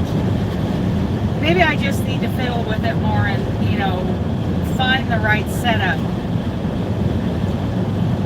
Do something. Kim kept saying duct tape it. I might do that. Oh, yeah. So this US 95, you know, you can take this off of the 82 and head like northeast and then end up on Interstate 90 and go on into Spokane. And this goes through the Tri-Cities, Kennewick, Pasco, Richland. I bet you, well, in Kansas City, I think it get pretty chilly, right? Or the state of Kansas get, well, I heard that I-70 in eastern Idaho and western Kansas was closed down the other day. The yarn tubing nation. Well, you know, Charlie, there are some things I've been talking about, like I'm starting to talk about this year's Christmas in July fairies and the Harvest Moon giveaway. The Pacific Northwest Yarny Social to be held September 29th through October 1st. And in the Columbia River Gorge in Oregon. Oh yeah, you're in Wichita. So, and also hashtag 50 Gone by 2024, which is a very steady weight loss, like 6.5 pounds per quarter for the next 2 years. Okay, see ya. See ya, Joyce. I really enjoy doing this. You guys keep me distracted so I don't eat. So yeah, I took my, you know, I had to renew my medical card, so I took my DOT physical last week, and I did not like the numbers on the scale. Now, I'm not, you know, my health is not in jeopardy, but I didn't like that. But I decided that in 2 years, when I go to take my next DOT physical, that I will be down 50 pounds. And I divided that by 8, you know, for 8 quarters in 2 years. So by March 31st, my first little goal is to be down 6.5-ish to 7 pounds. And so many people have decided to join that we're going to start, you know, using hashtag 50 Gone by 2024 and, you know, supporting each other in our progress. So that's kind of the new thing. Yeah, not going to kill myself trying to lose 50 pounds in, you know, 10 minutes, which that's always been my mentality in the past. Of course, you know, that I disappoint myself. Yeah.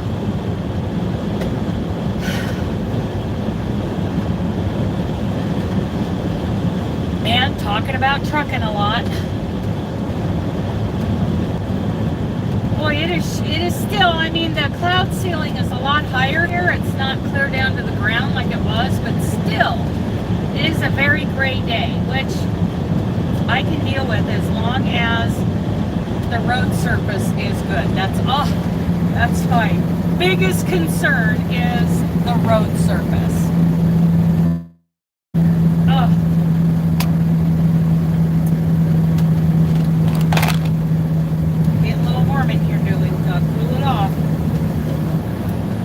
So this is the Tri-City area of Kennewick, Pasco, and Richland.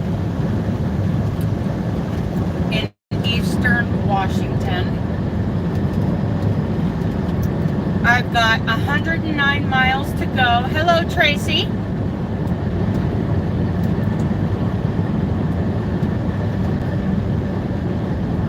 I have like, so I do have a weather radio in here, and I will use that. But I also have, I'm following several Twitter accounts that are like National Weather Service for certain areas, and each state's DOT Twitters, and those alerts come up on my screen all day long. So if I see one from the area I'm heading into or that I'm into, then I'll tap on that alert and see what's going on. Other times, yeah, when I take a break, I'll check, I'll just go to the National Weather Service website and search the area that I'm in and that I'm heading into, especially each 20 miles in the state of Wyoming. Man, I search those a lot, because that weather, Wyoming is its own animal. That is a tough place to drive in the wintertime. They get shut down for days. 13 plus gears to shift, or has it changed? It was 13 when my brother, okay, so he drove a 13 speed. 70 degrees in Louisiana. So he drove a 13 speed. There are 10 speeds, 13 speeds, 18 speeds. Yes. Those are all out there. But I drive an automatic. I learned on a 13 speed in school, so I'm legal to drive standard transmissions, however many gears they have. I can split gears and float gears. I had a 10 speed too, Charlie. Yeah. 10 speed, 13, 18. There's all kinds out there. Yes, me too, Charlie. That's what I have. And it was a girl's bike. That was such a big deal back then too. Is it a girl's bike or a boy's bike?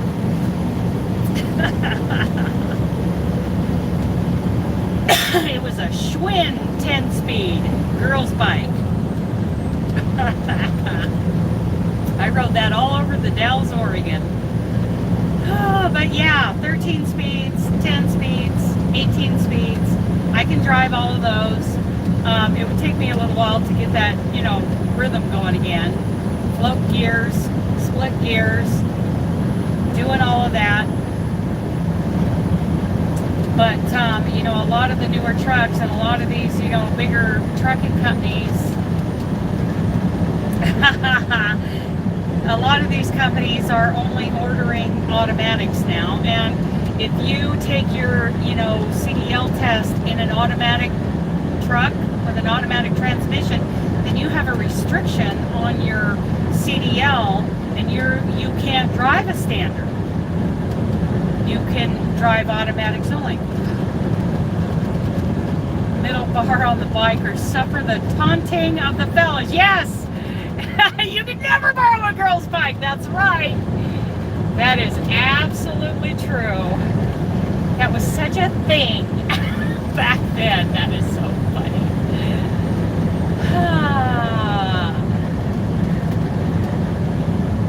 Yeah.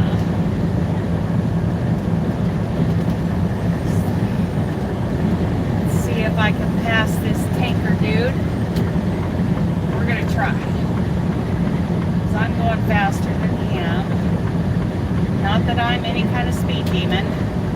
But yeah, I'm driving an automatic because that's what, the company, this company provided me. They handed me a standard transmission. It would take me a little while and a few rounded out gears, but I would, get back into the rhythm of shifting and float gears.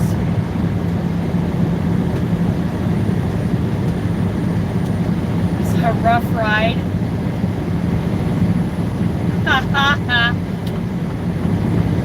Yep, off we go. I love these, rural freeways. I do best, and a lot of people, it's a better run if you've got these wide open freeways. Had one of those bars, and it did not help her crazy riding. She crashed into a tree and landed hard. Oh, they jumped. Curb's better than a curb. Okay. Well, there were 10 speeds, and then there were the bikes that were meant for they were more of a BMX style. And yeah, those were the boys' bikes. The boys' bikes on a 10 speed had a bar across, but they were not made for doing any jumps or anything. The BMX style bikes were. At least that's how it was back in my day. And I wanted one of those BMX styles, but we never got one. Back then, the big deal in our town was to get one of those Redline bikes. Redline, I think they were made by Huffy. 1960s? Oh yeah, that's different. We're talking about like the 80s. Yes, much more peaceful, less stress, less white knuckle driving, unless you're, dealing with the weather and a bad road surface. So far so good today. I even left before it got daylight. I think Huffy made that Redline BMX style bike. Huffy bikes were the big deal back then for, the guys who like to do jumps and BMX style, riding. Those of us who rode back and forth across town on the streets had those Schwinn 10 speeds. Yes. Yep. BMX style bikes. I remember my brother's bike got stolen when he went to the store. That was so devastating. Oh my goodness, that was devastating. He had a BMX style bike, and it, like all the other guys in the neighborhood, and his got stolen. Because he didn't lock it. We didn't. It was the Dalles, Oregon. Give me a break. Now you don't go 5 feet away from your car unless it's locked in the Dalles, Oregon. Ugh. Oh, I don't know what this is going to be like going over Snoqualmie. Hopefully I don't have to put my snow socks on the tires. Oh, those were the days. We used to ride down to the grocery store. What was the name? Oh, the name of that store is just, I want to say D Hart's. D Hart's Grocery. And we, ride down to D Hart's or walk down to D Hart's, lean our bikes up against the railing and go inside and play video games, upright video games. Tempest and Gorf, I can't remember exactly the name of that one. And I think they had like a Pac-Man or something. Oh, Asteroids. They had Asteroids. And, okay. I know, youth was so fleeting. Oh my goodness. Yeah, we played Asteroids, Gorp, something else. There were 3 or 4 machines there, and I loved Asteroids. I loved that wheel that you spun. Oh no, no, it wasn't Asteroids, it was Tempest. And Redline was its own company, but briefly changed its name to Champion for a bit in the 70s. Oh, yeah! Good information, Charlie. Well, this was like the early 80s, very early 80s. Like we had upright video games at the grocery store, where now that area is probably like where you bring your cans in. And I remember, around that time, time we got our first Atari console and we played, you know, like Brick Out. Oh my goodness. And that was, yeah, there was only a couple of games. It was like a Brick Out kind of game. This was before before there was color games. You know, this was before Asteroids and Pac-Man. This even predates them. Pong is what we played. Yes. Now it's all coming back to me now. Yes, Pong, and that was the only game that we had at that point. And we all played. You know, the whole family played it. Yeah, and Duck Shoot came later. That was later. That was not in the beginning. Yeah, but I did like that Duck Shoot. And that little dog would pop up and laugh at you, snicker at you. Boy, I haven't been through here in a long, long time. Wow. About 90-ish miles to, we're at Benton City. 90-ish miles, Circus Atari. You know what I miss? Oh yeah, we played Frogger and Pac-Man and all of the Space Invaders. Before that, we played Space Invaders. Oh yeah. But then what I miss is playing Mario 1, 2, and 3. And I gotta say that Mario 2 is probably my favorite. And I always use the princess because she had kind of that floaty thing going on. And I would really like to play Mario Brothers again. Pong, oh my goodness, Pong and Space Invaders. Then came Frogger and then Pac-Man. Mario was fun. Well, I'm sure, and people have tried to tell me, you know, recently how I can actually play Mario 1, 2, and 3 here on the truck with a handheld. And I forget how to do that. You just download the games after you buy a device, and I can't remember what the device is. Obviously it's Nintendo something. And I would really like to do that because, you know, I'm getting tired of these card games on my phone. Oh, Charlie, thank you. Oh my goodness. Oh, Charlie, you and Jean are so sweet. Thank you, Charlie. It was so good to see you. Bye, Charlie. Oh my goodness. Oh, that just gets me. That just gets me. Yeah, 30 games with Atari. Yeah, after a while there were like cassettes everywhere in the living room.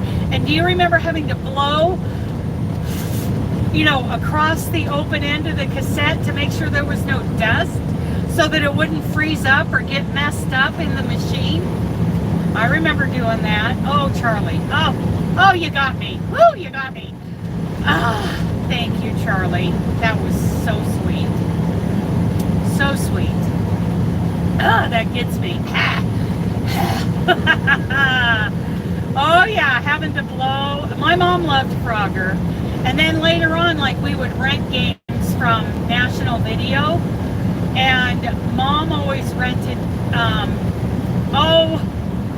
I keep wanting to say Tempest. No, the one where, you know, the blocks would fall and you have to, you know, make sure that they don't pile up and reach the top. What's the name of that game?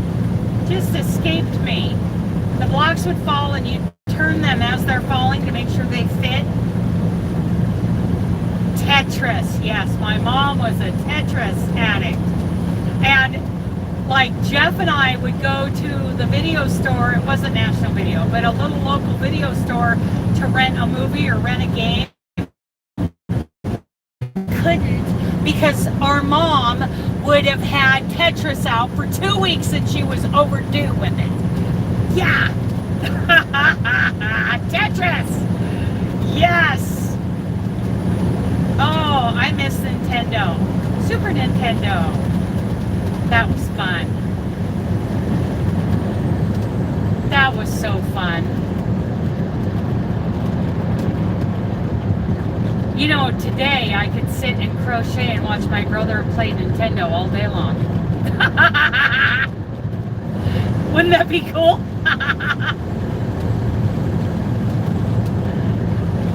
Just sit and crochet, giggle at my brother. You know, I never got into that gaming system. What was that called? Something Vision, Sonic the Hedgehog. I never played that game. Yeah, my mom loved Tetris. I liked it too, but she was addicted. She had a problem and needed, you know, help. Because Jeff and I couldn't, yes, video game CPR, but Jeff and I couldn't go rent anything from the local video store because Mom was overdue on Tetris and they were getting ready to charge her big bucks, and we'd have to take that in there and pay that. We'd have to sneak it out of the house and go return it and pay the late fee so that we could rent something. We needed to get our own account. Yep.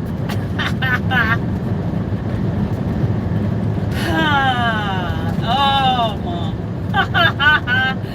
That was fun. But I sure miss Mario Brothers 1, 2, and 3. Now, on the computer, Delta Force 1, 2, and 3. I would play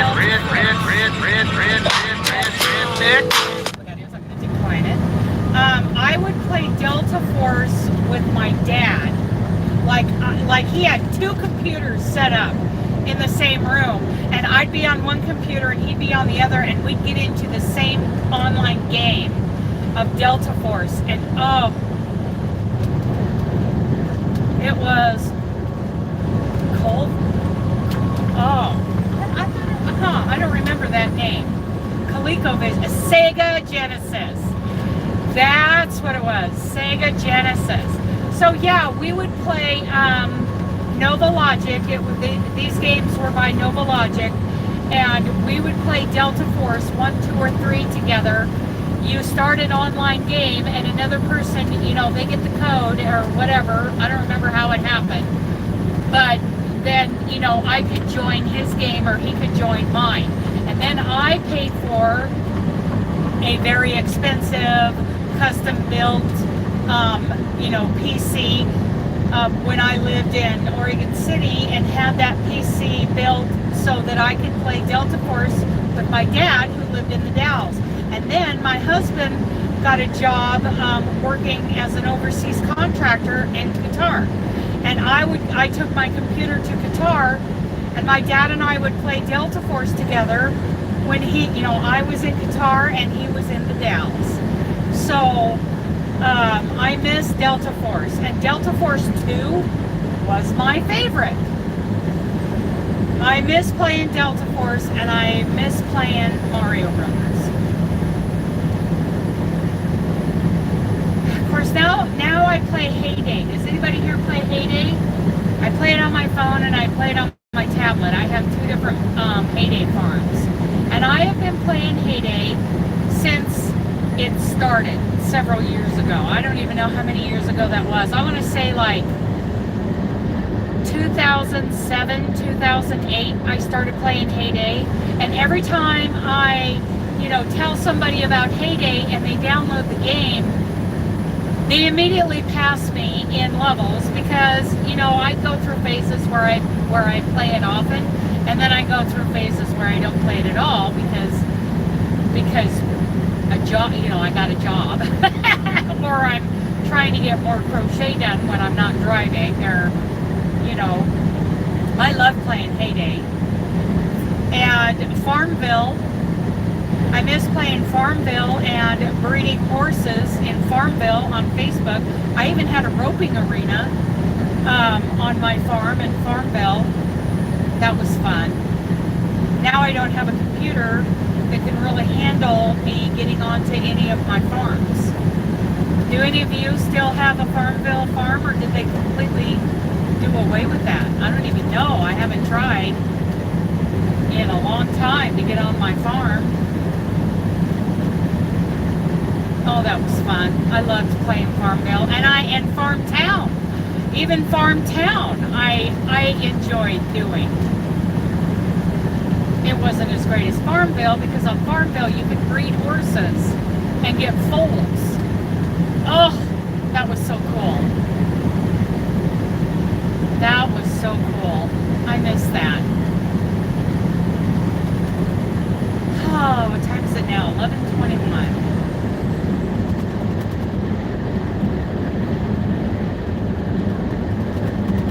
You never played? Oh, I loved Farmville. Loved it. Now I play Heyday. And I gotta say, I love Heyday. I really do. It's very addicting. But not as much as I did Farmville. That was so cool. And we played Wild Wild West. And the one where Frontier. And all those Facebook games. I tried to play Klondike a couple of times, but I don't know. Wasn't as great as those other games. I remember playing Frontier with my husband when he was overseas and I was here stateside. That was fun.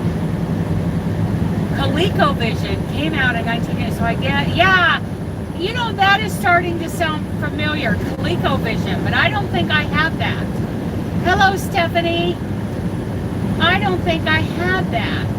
We have the original Atari, you know, starting out with, I called it Brick Out. What was it called? Pong. And then, you know, pretty soon we got Space Invaders, and then, you know, we started to get some color ones, you know, Frogger, Tetris, you know, all of those.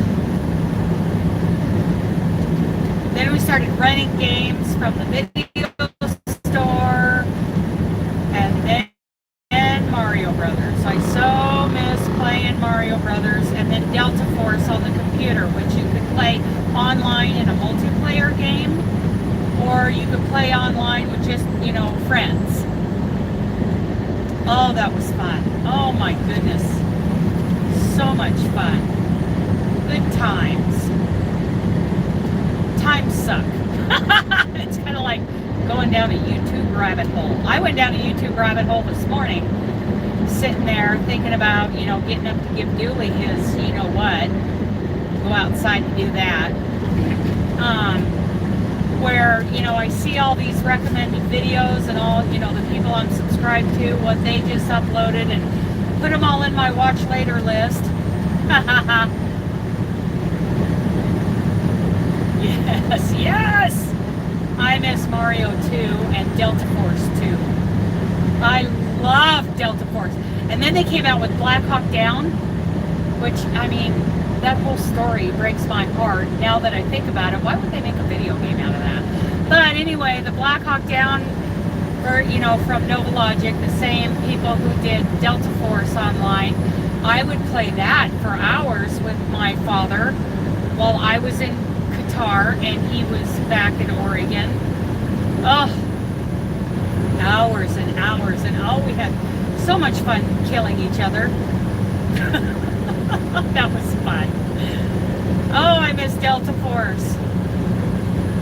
I never got into the Tom Clancy ones. Computer games. I don't know. I don't know how you can improve on Delta Force 1, 2, and 3. It was great. That custom computer, oh, I love that thing. And then they ruined it, shipping it back. You know, packaged it up as best I could, but shipping it back, it got completely ruined. And that was a custom built gaming, you know, PC built specifically for playing Delta Force, and I really haven't played since then. Well, I haven't had a PC since then. Well, no, I've had a couple since then, but they were nothing like that custom built machine. And then when they, you know, when those hard drives died, then I just stuck with janky old used laptops, and now my phone and my tablet. Well, we made it to the Yakima River. Let's see. I wonder how far we are. I think we're coming into the Yakima Valley here. We're getting close to Yakima and the Yakima Indian Nation. Oh, here we go. Here we go. Grandview. Oh yeah, we're still coming into Grandview, Washington, which is 8 miles away. Yakima is 49, and just on the other side of Yakima, we will take our BREAK, go for a WALK, so the dog can POOP again. Next rest area, 59 miles, that's where we're headed. We're going to take our 30-minute break there, and I'm going to put my chuck eye steak in the air fryer while I'm walking the dog. Oops, I said that out loud. He's eyeballing me. He's looking at me. Of course, he just did that at the... I don't know why that restricted call keeps coming in. I'm not going to answer a restricted call. But if I disappear, you know, kind of spinning like, you know, like I'm buffering, it might be because I got a call from dispatch and I took the call. So that happened earlier, and that could very well happen again. But I'm not taking restricted calls, because you never know, it could be somebody terrible like my dispatcher.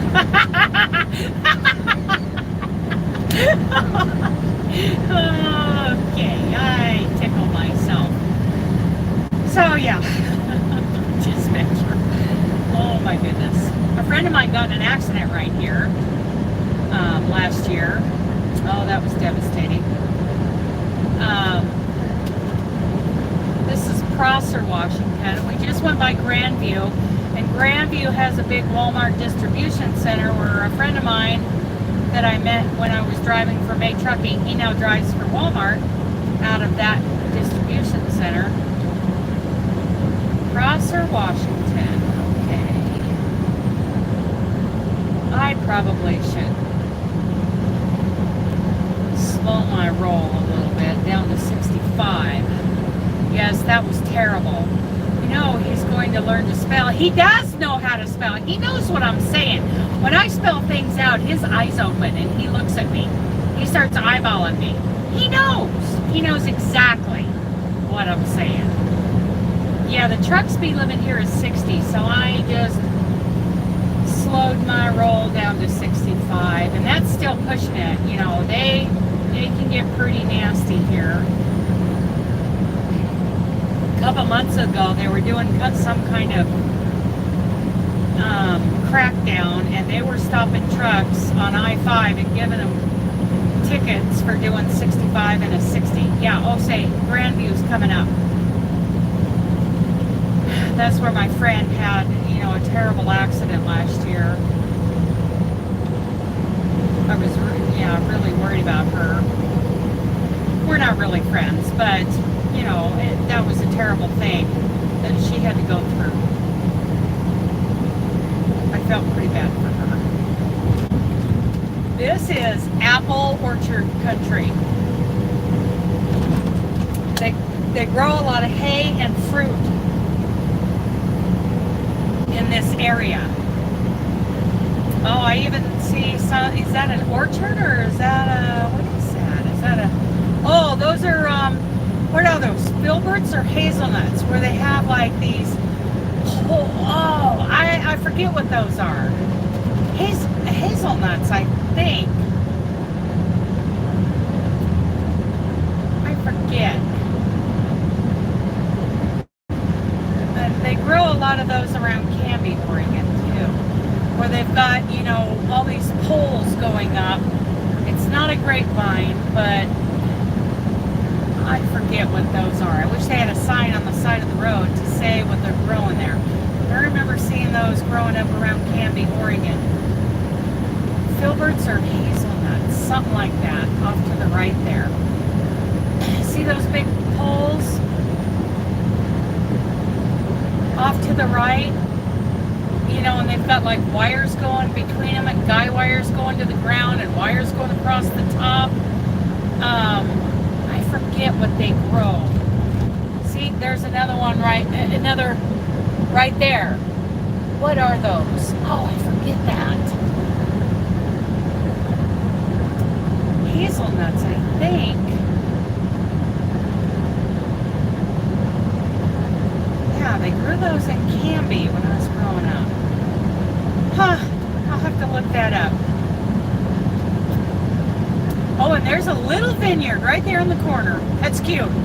Little vineyard. But over there, those tall poles over there. Oh, it'd be great if there was a sign that said, oh, and there's another little vineyard. There's a lot of little vineyards out here. But those things, with all those poles over there to the right, what are they growing on those? I forget. I wish they had, yeah. Some of these places, you know, you drive along the freeway on either side of the freeway. Yeah, get the cars that are going 90 on a 65 mile an hour on 99. Yes, I gotcha. I'm with you on that. Are they grapes, Kim? I don't think so. Because my grandmother grew grapes. No, grapes, that's a vineyard. No, those aren't grapes. These are like 3 or 4 times as tall as a vineyard. No, these are some kind of nut. And oh, I forget what they are. I'm pretty sure it's a hazelnut or a filbert. The grapes, they're growing over there on the left side. There's a vineyard. They're not grapes. The grapes are in the vineyards, and they don't grow that tall. They don't grow, because those are like 10-foot poles. Where the vineyards, we're talking about a 4-foot tall. Okay, so over on the right there, that's a vineyard. They're growing grapes right there. But those other ones, those poles that it's a nut, and filberts or hazelnuts, I'm pretty sure.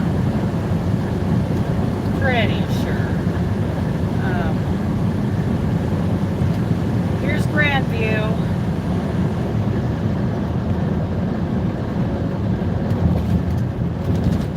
That looks like, I don't know if that's a hayfield or what that is. But there's a lot of vineyards. There's those nuts growing here. There are orchards, like there's an orchard of some kind coming up on the right. What is that? It almost looks like an overgrown vineyard is what that is. What is that? I don't know what that is. And they have windmills that they run. Okay, so in these orchards, this happens around Hood River and the Dalles, Oregon too. And these orchards, they have windmills that help keep the trees from freezing in the wintertime and killing off the trees, right?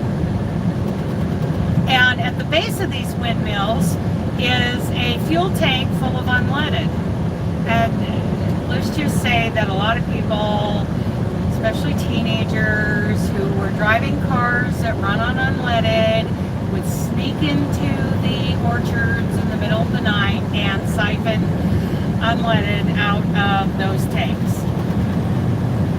Yeah. Hopefully there aren't any grown-ups doing that. Hopefully they have, some way to deter. Of course, this was 30 years ago. And 30 plus years ago, and hopefully that since then those orchard owners have found a way to protect their fuel from teenagers. Hops? Maybe they're hops. Yeah. That was a thing, back in the day. But I am hoping that these orchard owners have figured out ways. Are they just called groundnuts? I don't know if they are or not. Okay, let's see. Yakima is 40 miles away, and just beyond Yakima is going to be our breaking time.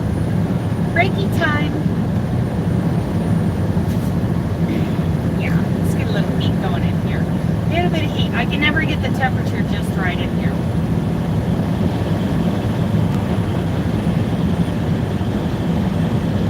pea or bean family related to soybeans.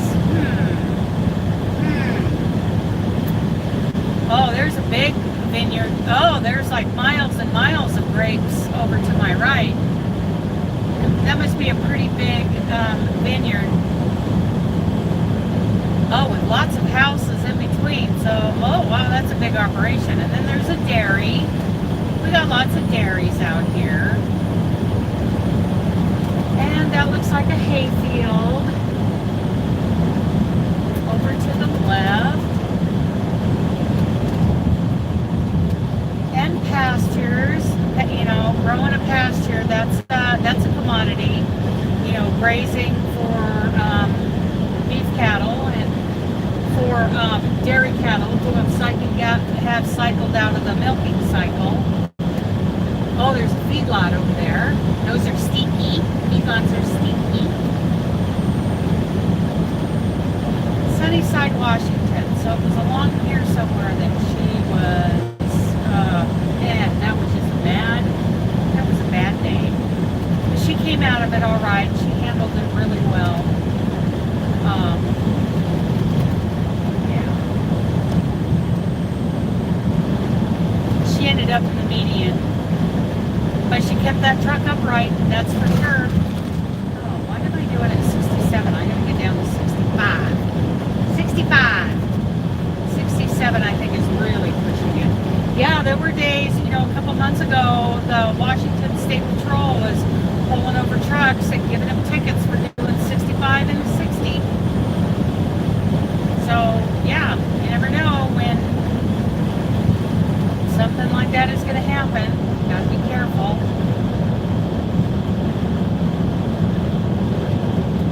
Sunnyside and what does that say? Mabton. Yeah, that's interesting. Just a little town here in eastern Washington. There's so much cool geography and history. Now I can breathe for a little while. Made it through Nashville, Tennessee. Oh yeah, Nashville can be rough. It can be pretty rough.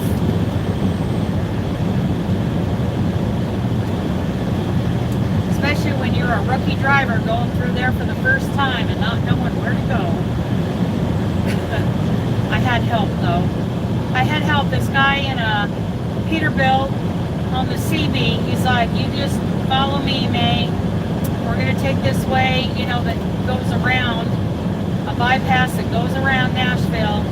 I'll tell you which exits to take, and he did. And I'm like, thank you, Pete. Thank you, Pete. Thank you, Pete. Pretty cool. Not a lot of drivers will help each other out anymore. There's, you know, been such a trend of these drivers that really don't learn some of these old protocols and that kind of thing. And I think that's from not learning how to drive truck in, you know, in some kind of environment that isn't about fast tracking. Some of these people, you know, they were taking shortcuts to get their CDL, and now you can't do that.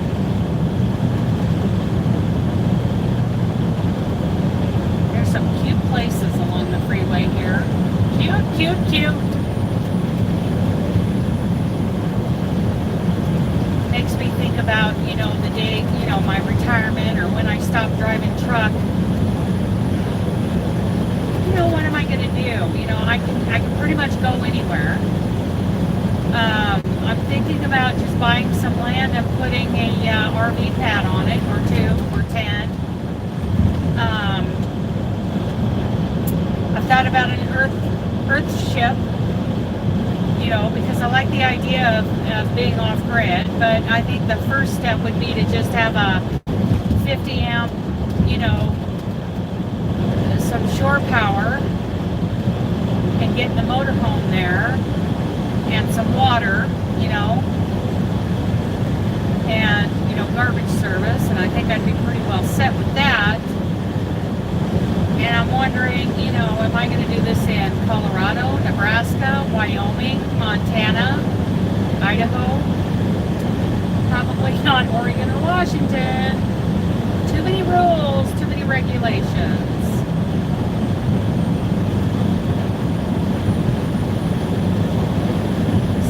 data outside. Be right back. Okay. Okay. So, yeah, try to decide. You know, a lot of people move to Montana for retirement because it's beautiful. So, you know, it might be tough getting in there, but I'm thinking Nebraska or Wyoming, northern Wyoming, somewhere, maybe Thermopolis, or maybe over off the I-25. I like the prairie, but I like the prairie with a little bit of pine tree on it, you know, not completely like western Kansas, but, you know, with some cottonwoods or something on it, just something to break it up a little bit. My favorite would be, you know, a little bit of pine out on the prairie, but, you know, like that eastern Colorado, it's more like a cottonwood kind of type trees, oak trees. I would like that. Just, you know, driving truck has, you know, opened my world up as to where I would like to ultimately settle down. And I realize, you know, you've got a lot of weather going on in,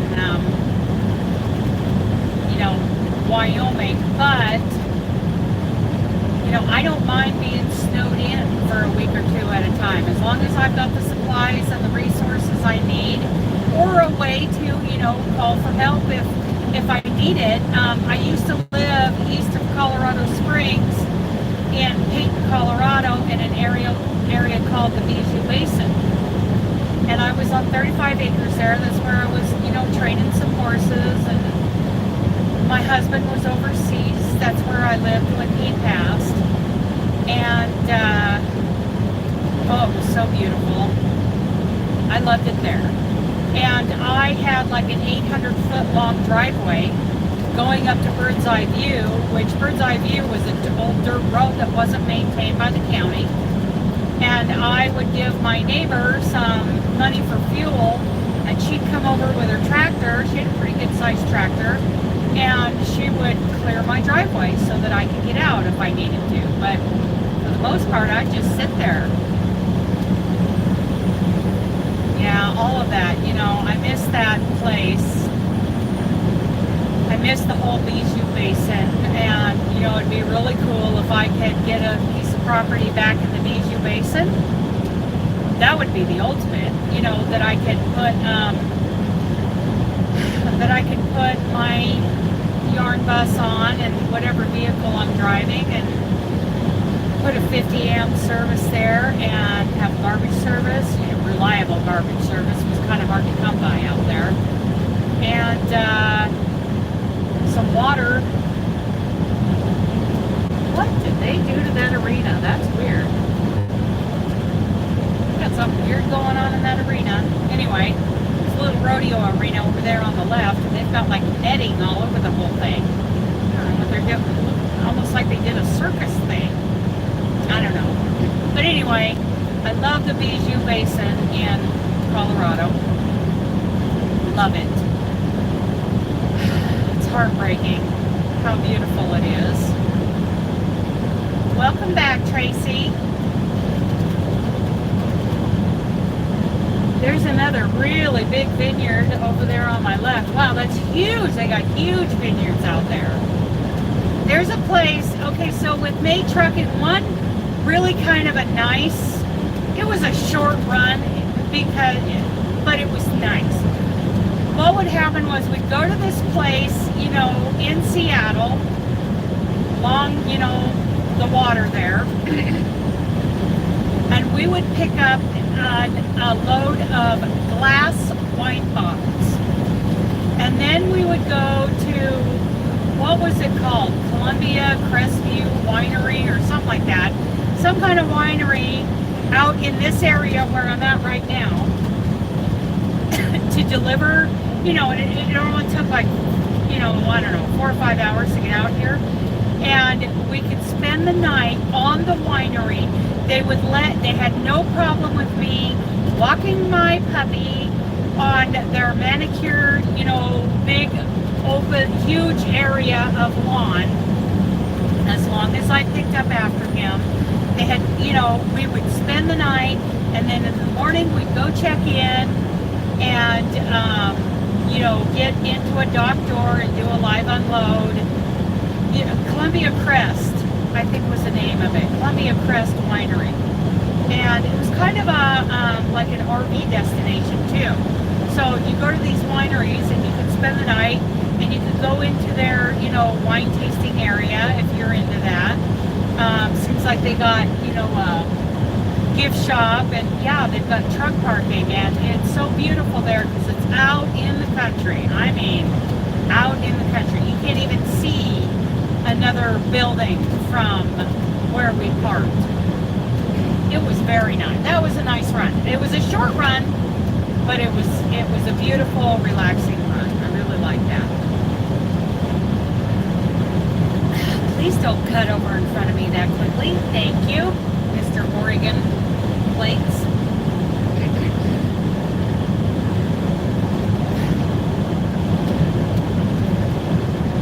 These three vehicles on my left, the one in the lead is playing games with the other three, and making sure they can't pass him.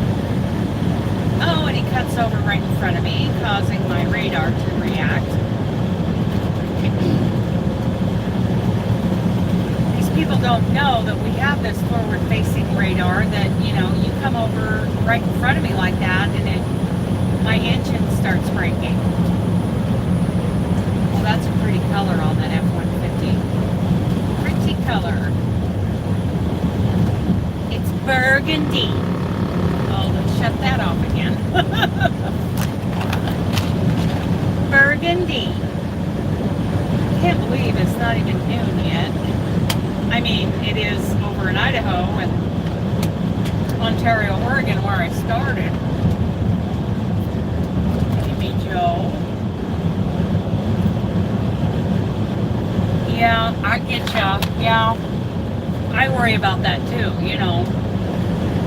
What if I retire in a very remote area like that with no neighbors and, that kind of situation? And then I start, declining. What if I fall and break my hip,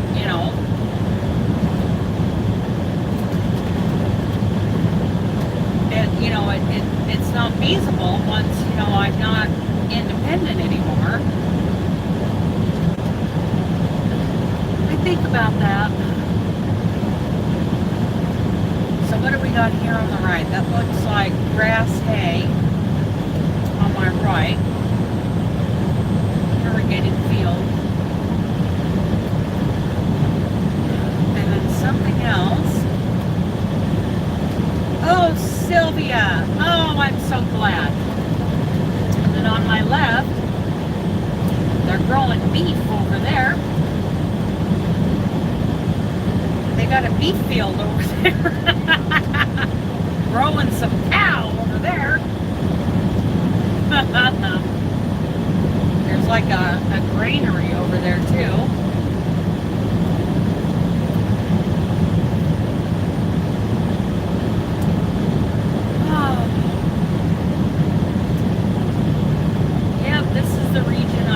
In a little bit south and west of where I'm at right now, but yep, back in the old stomping grounds is how I feel about this area.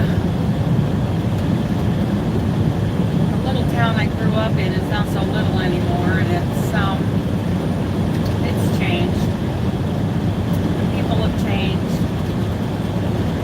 It's just changed. Like a beef field, yes. They're growing beef in that field. I remember when my dad was looking at the population, we went by the population sign that said, the Dalles population 25,000 something. And he says, wow, we have really grown over the years. Right now, okay, so I started out in eastern Oregon, just this side of the Idaho border. That's where I shut down last night, in Ontario, Oregon. And then this morning I got up and drove across, you know, all those hills and curves and stuff in eastern Oregon. And then at Hermiston, Oregon, I turned north on the 82, and I'm on the 82 now in eastern Washington. And I'm coming up into the Yakima Valley. And I'm at mile marker 55, which means I'm 55 miles away from where we come into Interstate 90.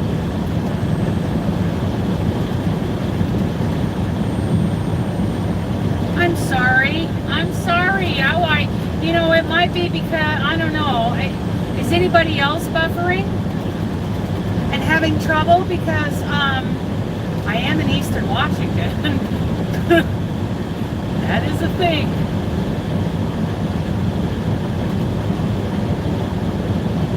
Is anybody else buffering?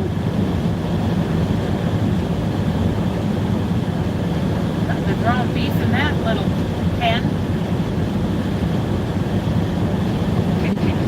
You're not buffering? I'm sorry. I wish everybody would have a clear, wonderful view of eastern Washington. It's so nice here. Oh, now you're coming through. Good. Okay. All right. Good deal. I hope it lasts. I hope it lasts for you. Okay. Good. Good to hear.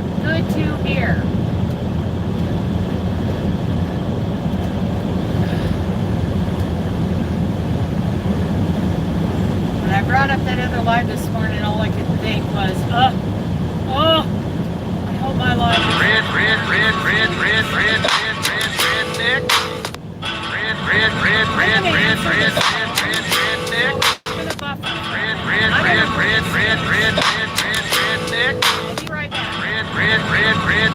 Okay, we're back.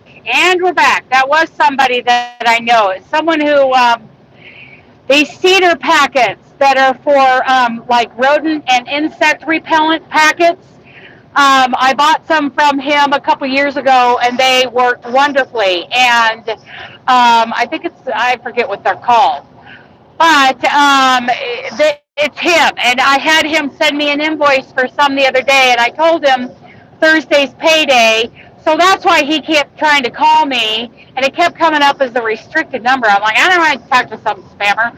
But so finally, you know, after the third or fourth time, I realized this is someone who knows me.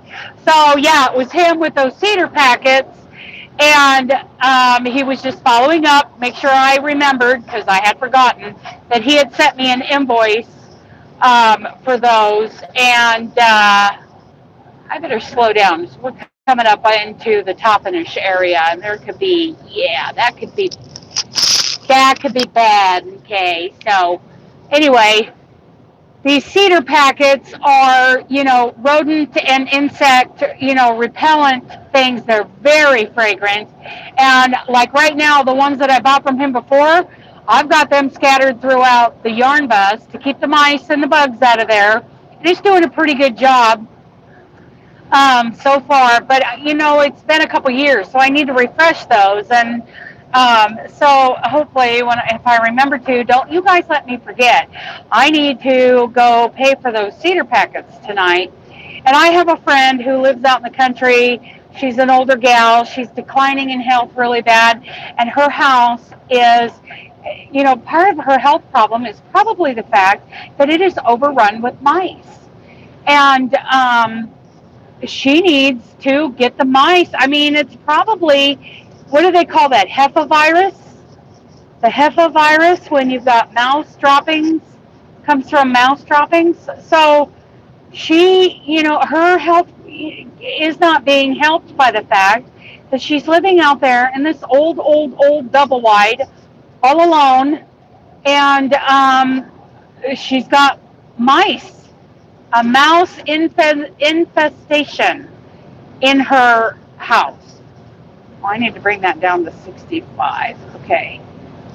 So, yeah. So I'm going to give her a lot of these. Because, I mean, the poor girl, She's in her 80s, I think now. Maybe I'm wrong. Her husband has passed just here within the last couple of years. He passed. And so, you know, her daughter and granddaughter live right there in the other house on the property, just right up, you know, the driveway. And plus, you know, the farm workers, because they grow crops and they have a produce stand there in Horseshoe Bend, Idaho. You know, the farm workers are there too. So she's got people around her, but she lives in that house all by herself. Her mom has passed. And, yeah, so I'm ordering these basically because of her. They're very expensive, so I didn't get that many, but I want to take them over to her. I want to bring them to her.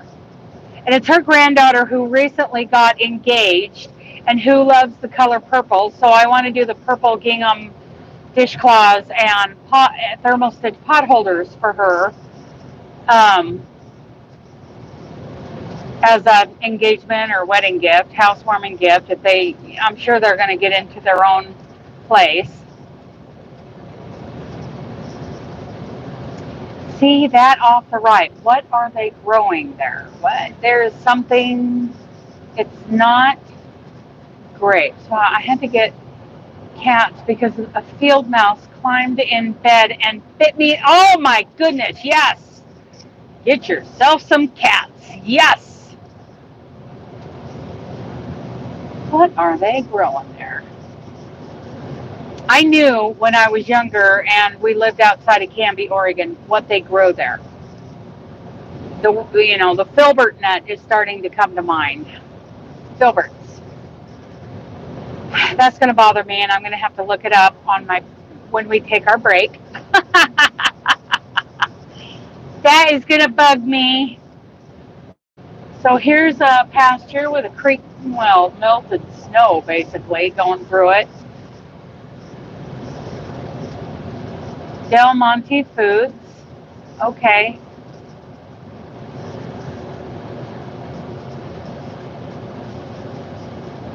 Del Monte Foods.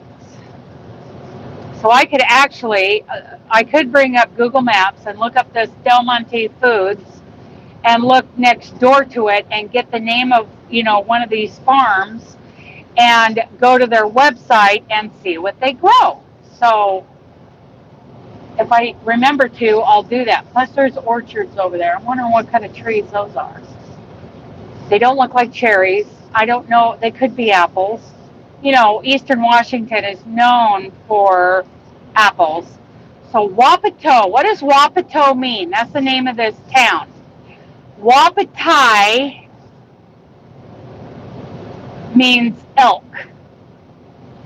So what does Wapato mean? Another thing I want to look up. And I think about all these things while I'm driving, and then I forget to look them up when I'm done, which is probably a good thing because I'll go down a rabbit hole and not get anything done. That's how I roll.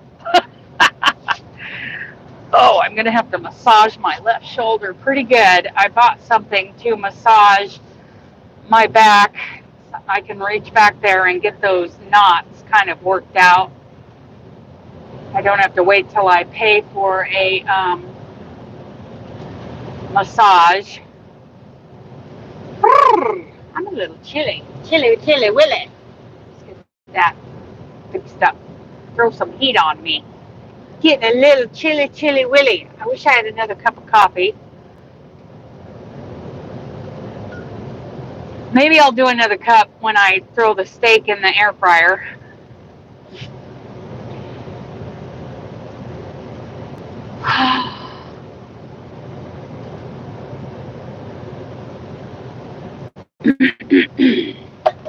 Feels like my glands are getting a little swollen. I hope not.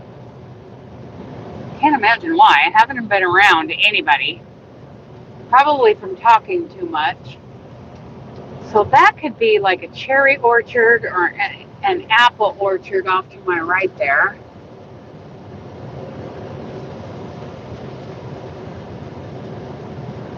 And there's a big old pond, icy pond right here. Makes me think of all those Alaska shows that I watch. You know, those people who pretty much live off grid. And I think, oh, they would not walk out on that one. I know, because I watch TV. I am documentary smart. So Yakima is 11 miles away.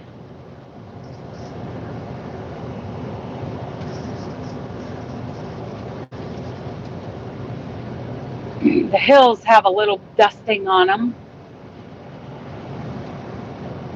I wonder if those are apple trees, you know, because we are in an area, and there's one of those fans. They're basically a fan. They're not a windmill because they're run on unleaded gasoline. See, and there's a windmill over there in that orchard, a couple of them. So yeah, they're a fan that when it gets below freezing, it's supposed to keep the air moving and somehow keep those trees from freezing.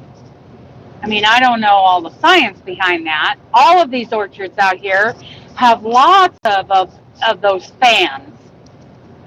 I don't know if they call them windmills. I'm pretty sure they call them fans to keep those trees from freezing. Lots of orchard land out here. But then to the south, I mean, that's the Yakima River over there. That guy's cutting wood. He's got a big wood cutting operation going on. Poor orchard.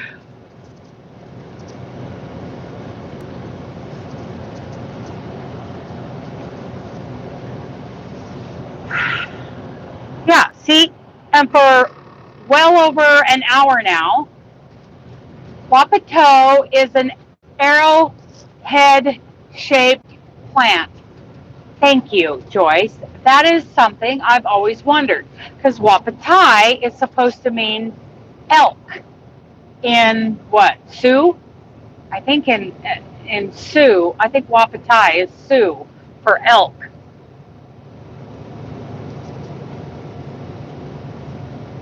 Huh. They use big fans for oranges. Well, they use them out here for cherries and apples and pears too. Because where all that gasoline thieving was going on was in the Hood River Valley out there in Oregon, and that's what they grow is apples, pears, and cherries, and berries. Of course, the berries are on vines, but are on bushes. But yeah, they use those to keep them from freezing. Exit 40. So we're 40 miles from where this freeway comes into Interstate 90, and we'll go west on Interstate 90. Might lose you guys going over Snoqualmie, that's for sure. And I might lose you guys going through some of these passes here on I-82. But you know me, I'll be back. You guys, so yeah, it's been over an hour since I was thinking about eating. You guys are keeping me from snacking so much. So I need you. I definitely need you. This keeps my mind busy, and it keeps, it makes the day go by faster. Okay, so there's those poles and wires, and they're holding up like young trees. Okay, I'm definitely going to have to look that up later.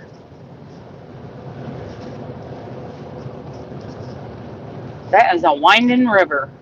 Wow, that winds more than the Snake River. Thank you for looking that up. Because I've always wondered, if Wapatai means elk, what does Wapato mean? So it's an arrowhead-shaped plant. Wonder if it has any, like, medicinal properties or anything like that. Well, that road is closed. Hopefully I don't lose you guys going through some of these cuts.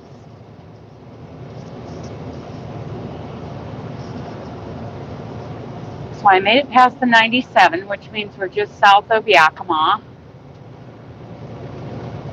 Last time I was on the 97, I picked up a load of something. Can't remember what it was, out of Portland. And I took I-84 east to Biggs Junction, and I crossed the river on 97, and I got just outside of Toppenish, right back there, when I got told to turn around. The store decided they didn't want the load.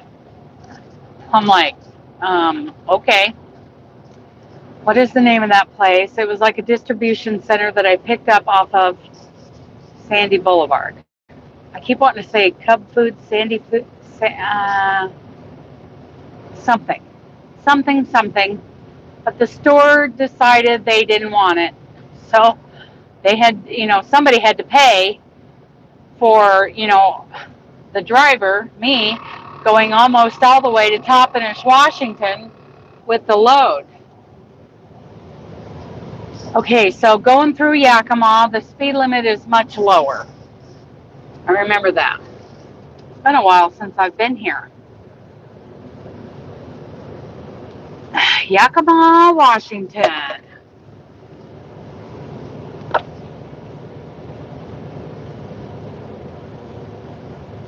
Yeah, so those poles, those big 10, 15-foot long poles with wires were actually, they had trees, like an orchard. Some of them were like orchards because they had trees that they were actually holding up. So they weren't vines, so it wasn't like a vineyard. So no berries or grapes.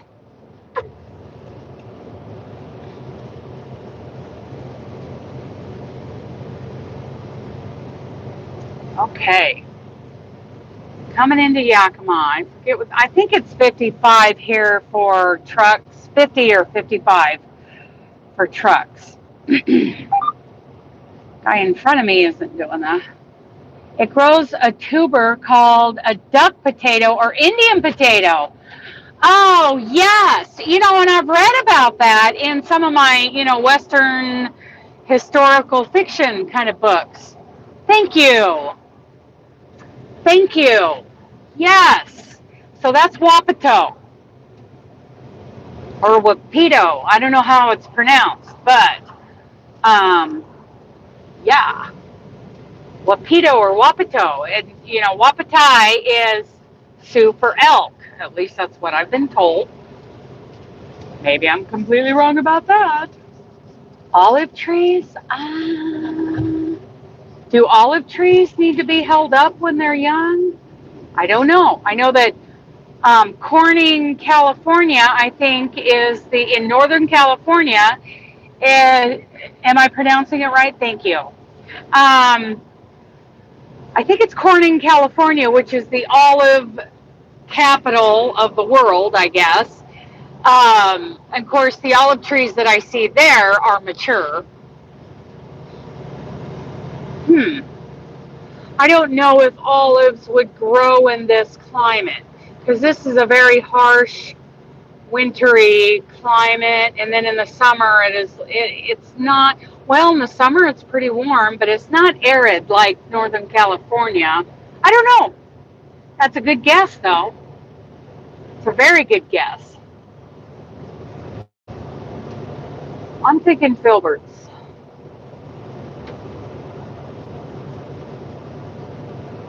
I love hazelnuts. Love hazelnuts.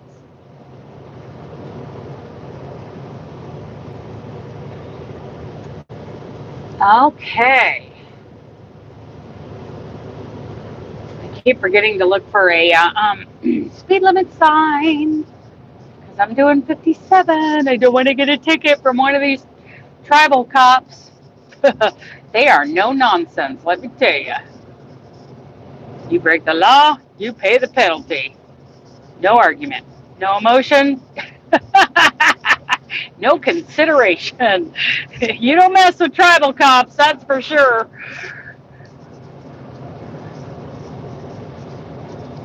Okay.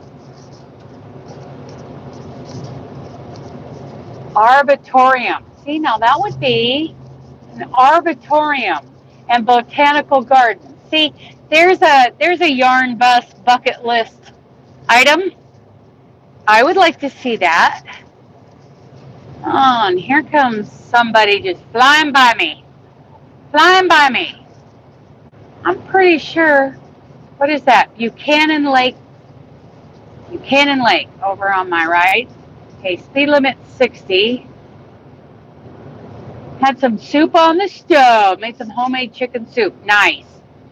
A Wapato plant has been used to treat headaches. The have been eaten as a treatment for indigestion. Wow, interesting. Hazelnuts and filberts are the same? Okay. See, I did not know that. Hello, Chris. Hello, Chris.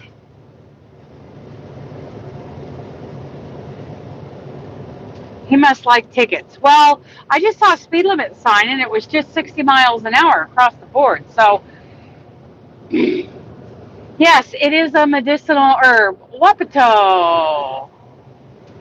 Well, yeah, so I'm going to, or 63. So we're going to do 63. The speed limit's 60. In my memory, trucks were brought down to 50. Maybe that was a construction speed at that time, because there was a construction area a couple years ago on this one end of Yakima. So maybe that's what I was thinking of.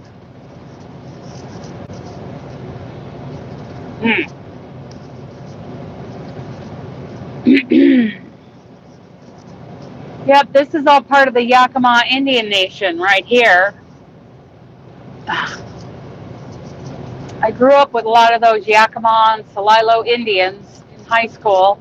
One of them, his last name was Red Cloud, and he was the Red Cloud's grandson or great-grandson, like Chief Red Cloud, the one that's, pretty famous. I had a big old crush on him. Can't even remember his first name now. So let's just say I got over it. But yeah, his last name was Red Cloud. Dun, dun, dun, dun. Oh, and White Pass. I've never taken White Pass on Highway 12. Who was I talking to? My friend, my friend Audrey was talking about taking Highway 12 the other day, I think. I don't think it was Molly. I don't think so. I'm trying to think who that was. Oh, they had a lot of trees go down right there. Must have had all that snow they had probably brought down a lot of those trees. We had Snoqualmie Pass was closed for, might have even been up to a week. Okay, I gotta watch for mergers and get over for this four-wheeler who's having trouble, I guess.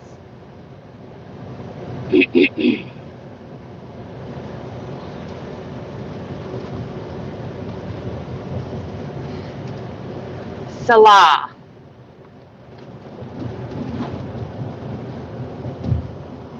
Okay, now I can get back over. Tally-ho! Tally-ho! Salah.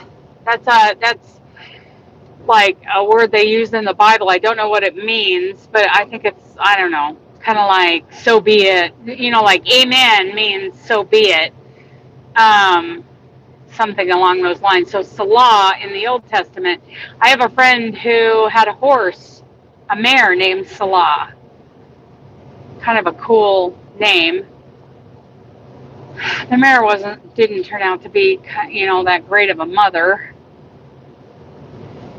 I don't know much about her, but I remember she rejected her foal. And so, yeah, that's not a mare that you want reproducing a lot, because, she rejected her foal, and a foal needs their mother. So, yeah, she ended up selling that mare. She went to somebody else, and they sterilized her at my friend's suggestion, because, you don't the behaviors, along with confirmation are things that get passed along. And if you've got a behavior like that, you don't want to encourage it to continue. She could have had foals that eventually, grew up to be broodmares and rejected their foals. So she lived, a very happy life as, a sterilized mare. She had a great home. And, there are some people out there who would have put her down just for that. Well, that's not Lori's style. She still wants that mare to have a good life, but doesn't want to pass on that trait, so it's not being passed on now. She was a beautiful mare. Oh, just gorgeous. Of course, Lori didn't have no junk on her place, that's for sure. Okay, trucks, 60 miles an hour. So, yeah, we're good. We're good. Whoo-wee! So we're 28 miles to the junction. But what's going to happen is I'm going to start climbing up, through this canyon, and about halfway up, there's going to be a rest area. And that is where we're going to take our 30 and cook some chuck-eye steak for lunch. Oh, yeah! That sounds so good. That sounds so good. I have to get my tablet out and see how I cooked it last time, because I was going to do it just a hair different, because I might have cooked it a little too long. I think I cooked it too long, maybe at a little too high a heat. Slow traffic climbing hills. Yes, slow traffic. That's for sure. For sure. So, yeah, we're going to be climbing through Yakima Canyon and then hit the rest area for a you-know-what, for you-know-who. He's sleeping. He's sleepy, sleepyhead. I wish I was sleeping. Wish I was snoring and drooling. Oh, they're growing beef in that field.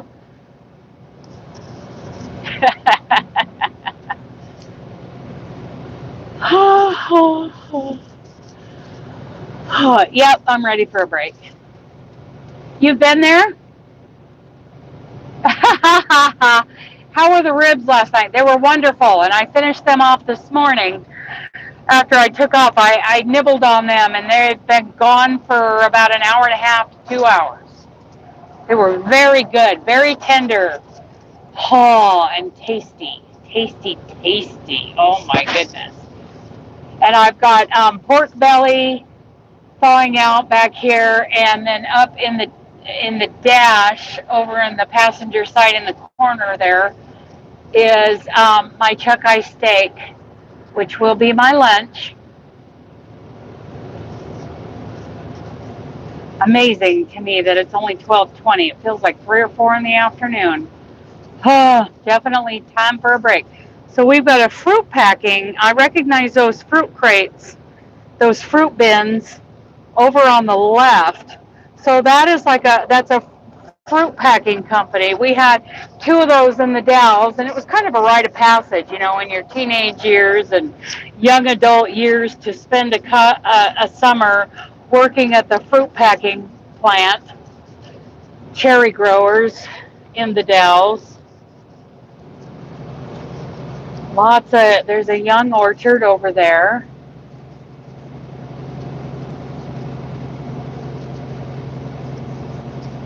Yep, now we're starting to climb. Oh, and WSP is right there in the center. I hope he doesn't consider me distracted. Don't come after me, dude. Nope, he's not moving. Rest area, 2 miles. We're doing 47 miles an hour climbing the hill.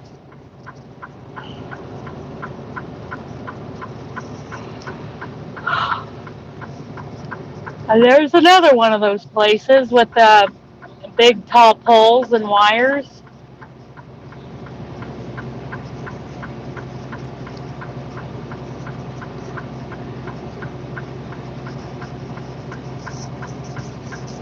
What is that off to the left? Oh, that's the eastbound rest area over there. Looks like they got water treatment over there too.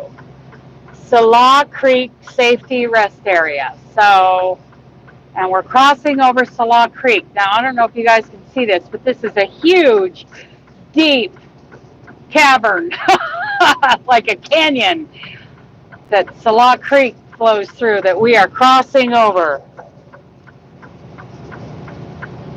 Pretty big. I mean, it's not the biggest canyon in the world. It's not like the Grand Canyon, but it's pretty deep. That's a long ways down that we're climbing over, that we're going over. Oh, I see the trees for the rest area.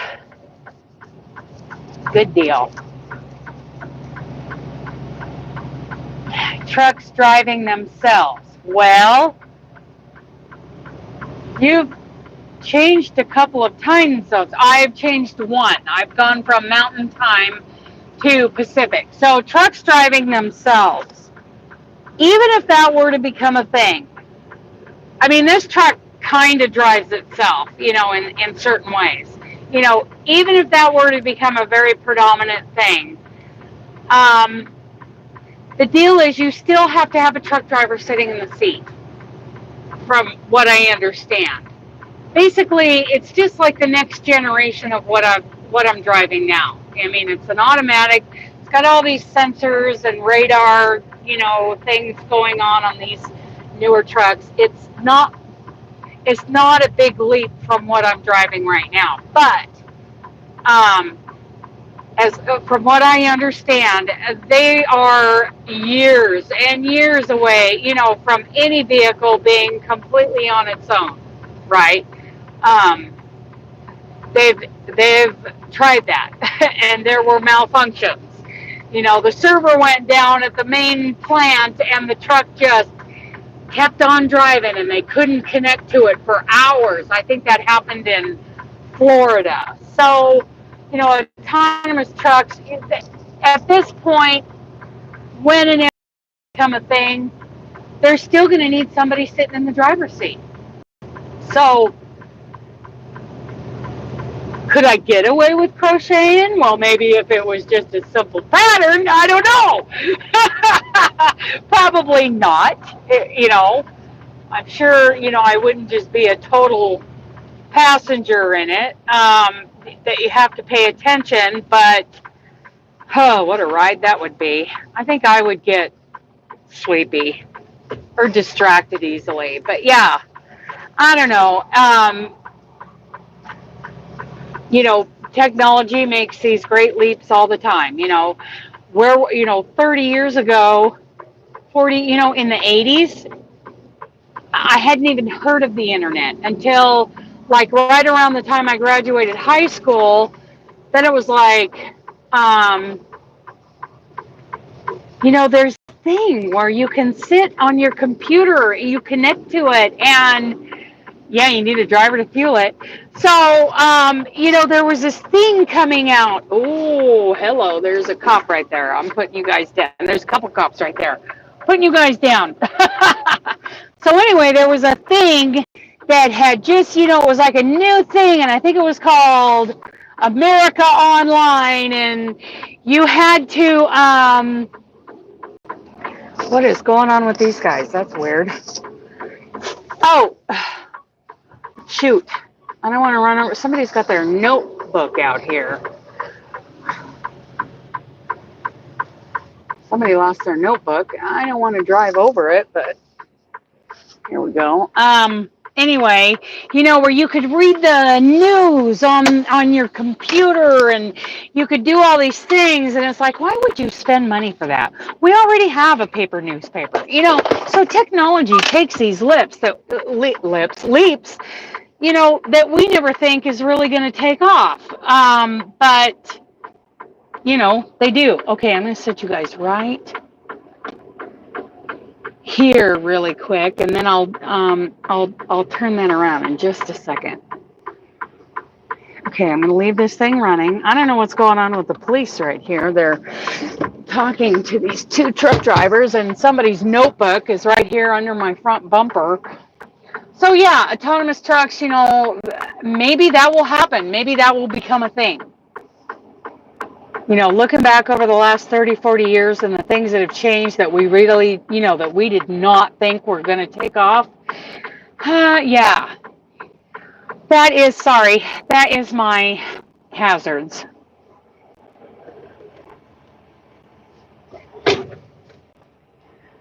Let me get this to run. 1, 2, 3. Okay. Yeah. It wasn't my blinker. It was my hazards for climbing that hill. Okay. Off duty. Oh my goodness, Dooley dog. Oh, it feels good to stop. Ugh. It may happen. There's a lot of people, you know, in the trucking industry that talk about the doomsday is coming where trucks are going to be driving themselves. You know, they kind of, you know, these newer rigs kind of do. With the radar that holds me back and, you know, the cameras on the side that, you know, tell me not to move over because there's somebody there. And, you know, it's not that big of a leap. But at this point, there might, you know, for the foreseeable future, if that happens, they still need a driver in the seat. There may become a day when they don't need a driver in the seat, where it's totally automated. You know, it's completely, you know, done without a person. So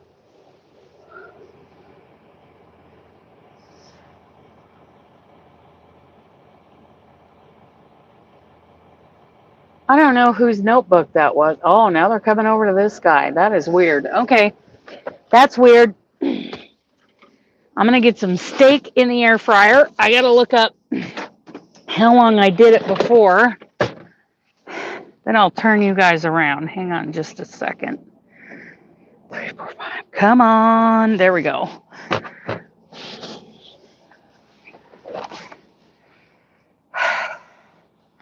I got to move this bag of pellets. Put them up in this corner.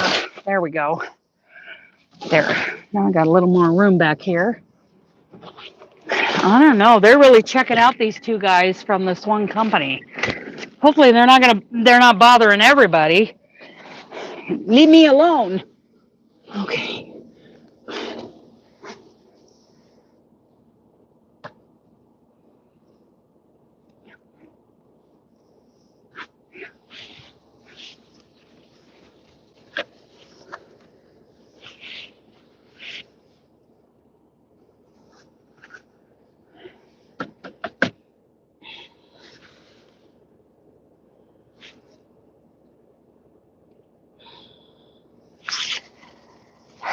Let's see.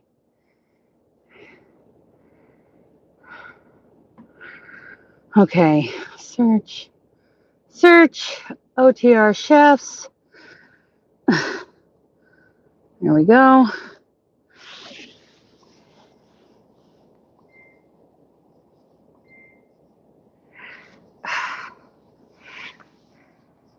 Oh, all my notifications, because I haven't turned on my my tablet in a good week or two, and now all the notifications from forever are all coming at once. I don't really want that. Okay. Okay, here we go. Okay, group post. Pork belly for dinner. Here we go, chuck eye. So let me turn you guys around. You can see what we're doing. There's a puppy right there.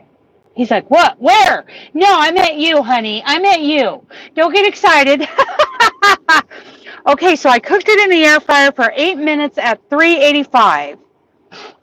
Next time, 370 and 5 minutes on each side. Okay, so that's what I'm going to do.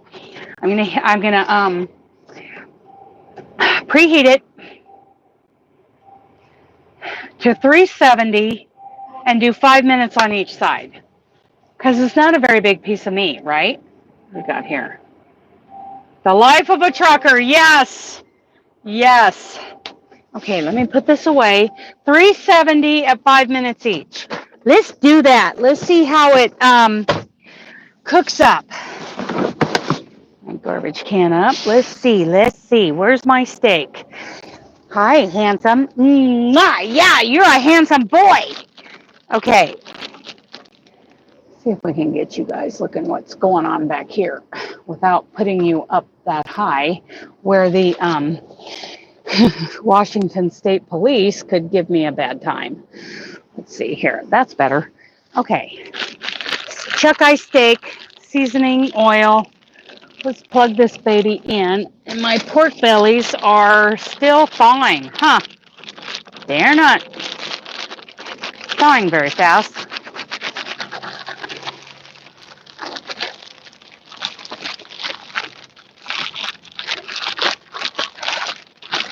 Get those all mushed around. Get my steak. My steak is falling apart. It's just so nummy.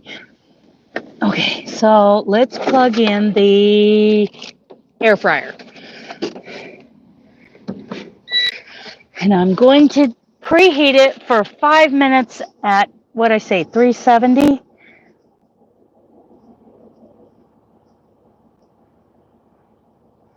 For 5 minutes. There. Got it going on. My chuck eye is thawed out. It's come up, to like room temperature. It's been marinated. That's it. Then I got my pork bellies over here. They haven't thawed out, So I'd like them to be up front here in that part of the windshield, but this is Washington State.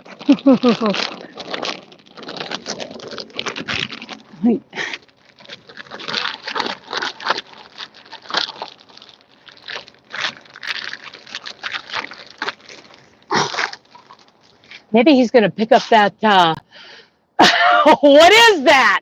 Yeah. It's not mine. I'll throw it away. Okay.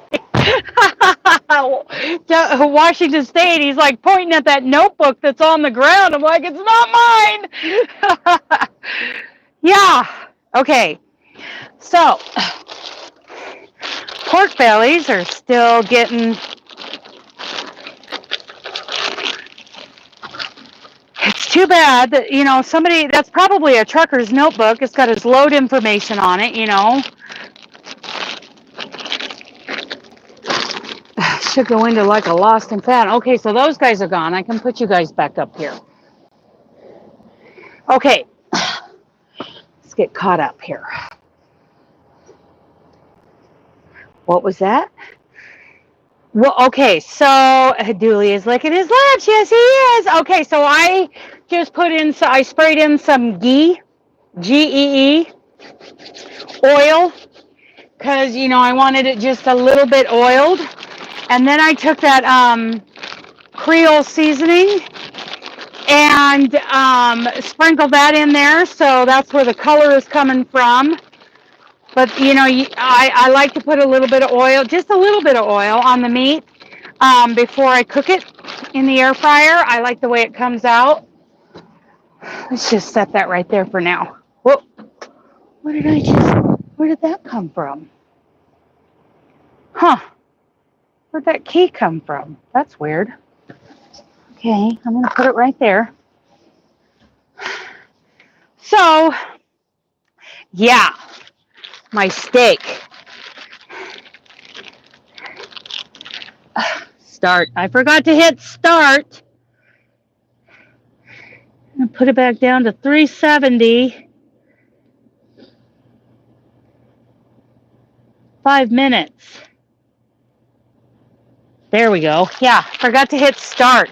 My other one, you don't have to hit start. But Yeah. So I'm getting used to this one. I would really like another cup of coffee. So I'm going to do that. Wait, nothing comes falling out. Oh, why did I put minced garlic up there? It goes in the... It's this stuff. No, that's Pam. It's this stuff, that, the oil that I put on it. Grass-fed ghee oil. That's what I put on it. And it's just kind of a pump kind of spray. And then I also have a can of ghee, and that just goes along with my my Atkins plan. Yeah. So we're gonna make coffee. I would like another cup of coffee while that is heating up, and I'll grab that notebook when we go out.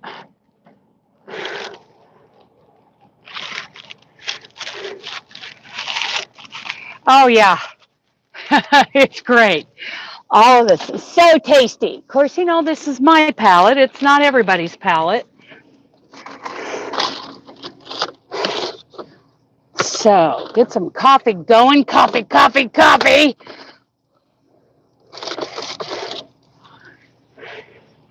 Kind of stepping around all my stuff down here. I got a lot of stuff on the floor right now. It's kind of in the way.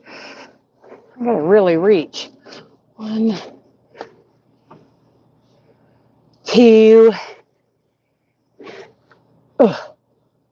3. Okay. There, got that. I'm gonna put the garlic back in the fridge and grab the stuff from my coffee out of here, my heavy cream, and then put some water in the coffee maker and hit start. Boy, I got stuff that's just in my way. Move this out of the way. There we go. That's better. Yeah. That thing will beep at the halfway point, so that, you know, if let's just say I want to cook something for, you know, 30 minutes and turn it halfway through, that's like a turn or a shake timer. So halfway through whatever time you put on there, it alerts me. So at 3 minutes, it alerted me because it was halfway through the 5-minute preheat. But I like to, because it is just me, I would rather, like, if I'm going to cook this steak for 10 minutes, I'm going to do 5 minutes. Then I'm going to open it up and turn it and then do 5 minutes, rather than set it for 10 and rely on the halfway timer. Because, yeah, I don't trust myself. Okay, so I'm brewing that right now. Oh, please, really? Okay, shut it off. I shut it off. Quit screaming at me. I'll have to wait until I'm done doing the steak. You know, I can't do that much with my, that was my inverter that was screaming at me. So, yeah, can't do that. Okay. 2 minutes. I'm ready for some meat. I'm ready for some coffee, too. Okay, so the air fryer is heating up. And there's a puppy over here. Yeah, it was yelling at me. There's a puppy right there. He said, no, I meant you. I meant you, honey. I was talking about you. Yeah.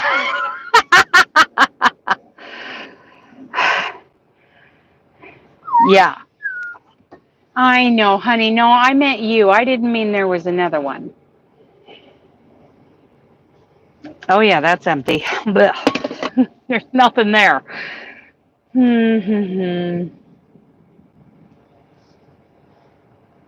Okay, 1 minute on the preheat. And then so what I'll do is I'll cook it, you know, I'll sit here for the 5 minutes on each side. And then after, you know, it's done, then I'll let it rest.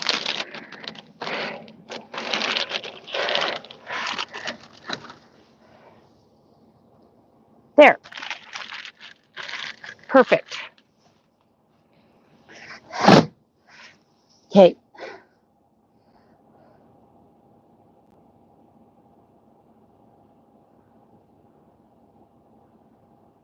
$370 at 5. And I hit start this time.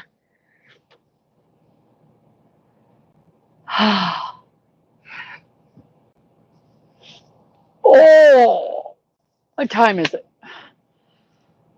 It feels like it's so much later. So much later. How many miles do we have? Let's see.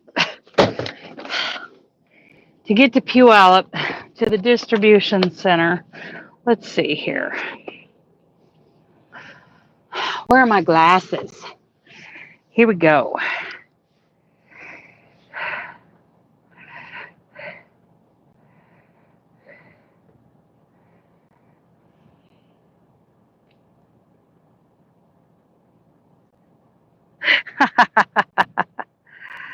Okay. Whatever. Okay. What was I going to look up? Oh, where are we headed? How far is the distribution center from here? I don't need to see that. Okay. Fred Meyer. Meyer.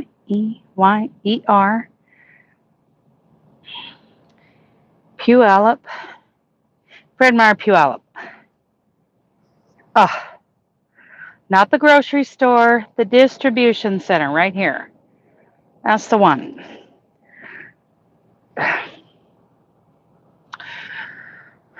It is 143 miles, so I'm just going to say roughly 3 hours. And then from there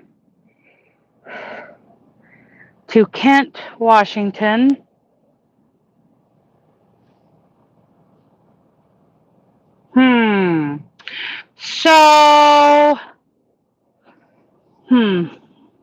So I could go up I-5.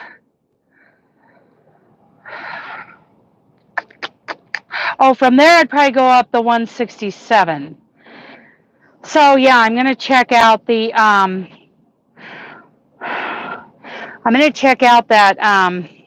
place that I like so much. Where are my tongs? I need my tongs. Oh, that's the halfway. That's the halfway. Yeah. I could go up the 167 from Puyallup, which is crosses over the 18. Okay, so on Trucker Path, I'll have to see what my options are there. I think I'm going to try to find a spot that I can get into at the mustard seed, because that food, oh my goodness, that food is so good.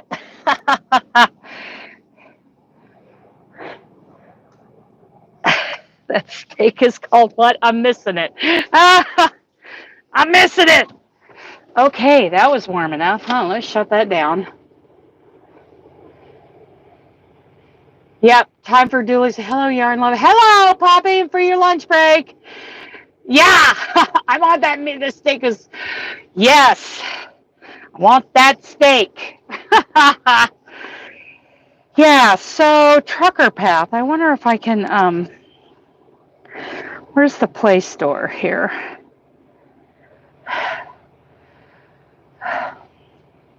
I wonder if I can download Trucker Path if I've got room. Not now. For my, I don't have a lot of room on my tablet. Trucker Path. But yeah, if I go up the 167 past Sumner, it's Sumner, Washington, where that mustard seed market and deli is. Okay, Trucker Path installed. May not let me. They did delete a lot of things off of here, so we'll see. Oh, looks like it's going. Yay!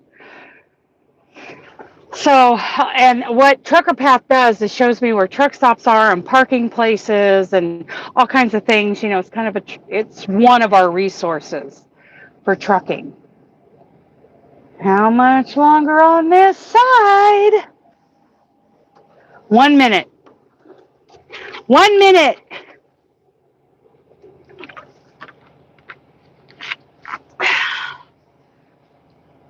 So it may or may not download here. 4% of 104 megabytes. We'll see. Okay, one side done. And where is my my meat thermometer? Let's take a look here. Ooh, that looks so good. It's still pretty rare, but oh my goodness, that looks good. Let's see.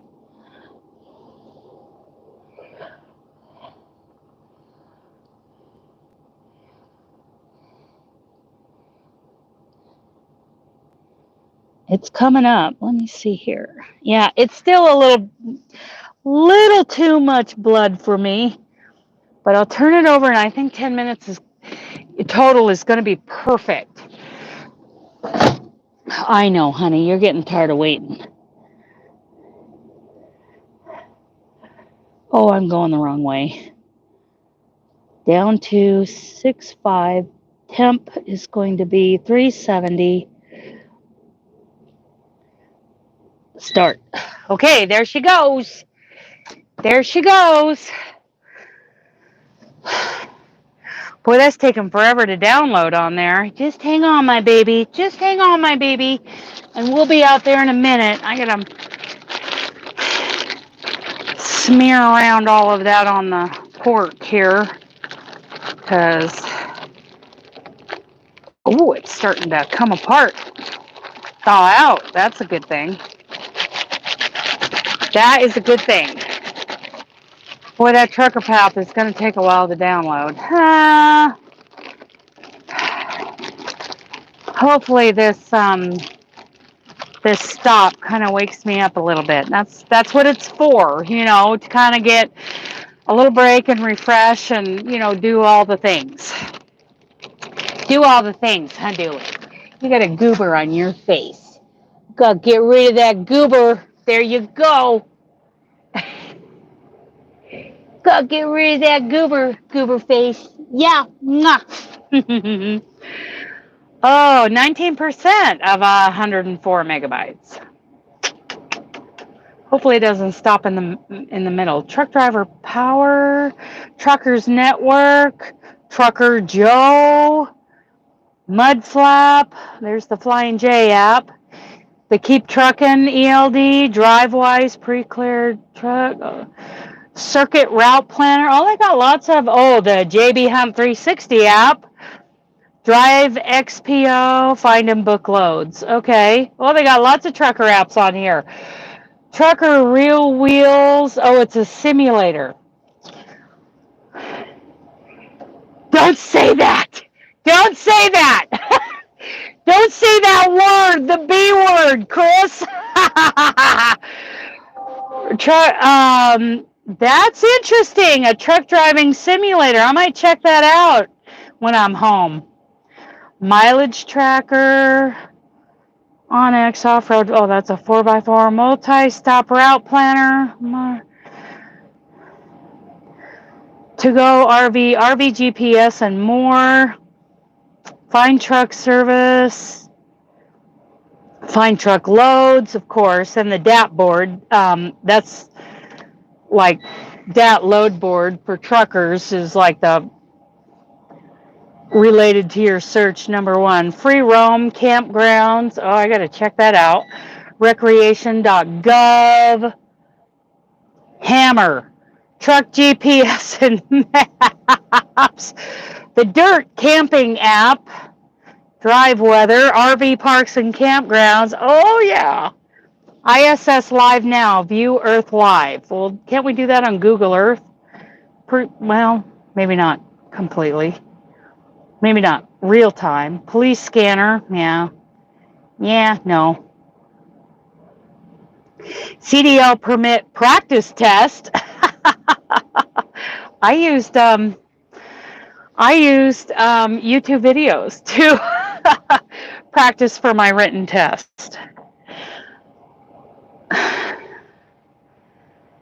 DriveWise, pre-clear, truck something, truck net, hammer, truck map. I have that downloaded because my my trucker GPS Rand McNally did not last. Truck and RV navigation. Oh my goodness. Of course, there's the Weigh My Truck app. I use that. Keep trucking. Big road trucking logbook. Park My Rig. Truck stops. Oh my goodness. Trucker's slide calculator. I doubt that's accurate. Wow. I'm going to have to explore some of these apps just for the fun of it. It's nice, Dana. Look what you got going on there. You need a shower. Okay.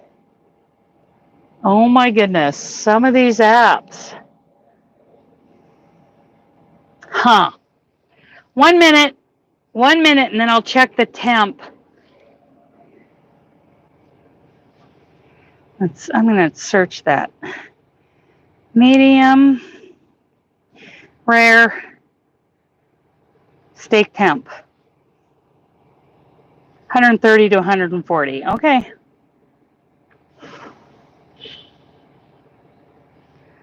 I would think 140 would be my happy spot. Let's see. Give it a shot here. What are we at?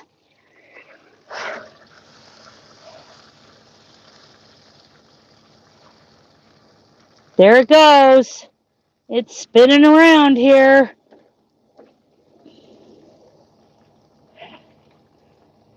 I'm not getting a good reading here.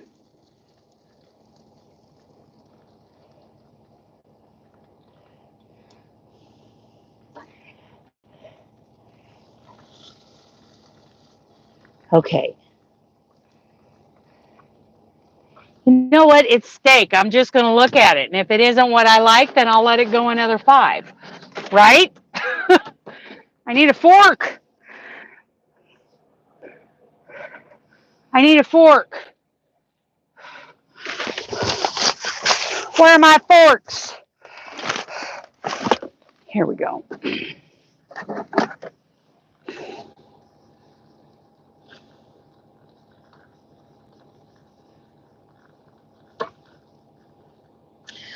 Looks good to me. Okay, so Julie and I are going to go for a walkie. Yes, we are. We're going to go for a walkie. Put that right there.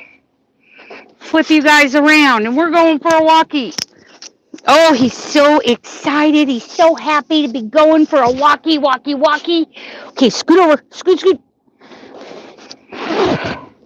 Oh, careful, baby. Don't. You're so clumsy. Yeah. Oh, that's it. You could hear it sizzle. Oh, hi, Freaky. Try a different book for a good reading. Yes, hello. Bye, Chris. Okay, so I'm going to turn you guys around. You can watch us, maybe kind of go for a walk. Okay, there we go. Off we go, puppy. Okay, come on. Here we go. Wait for Mama. Wait. Somebody lost their planner. Come here. Wait. Let me see. Okay, go. Run.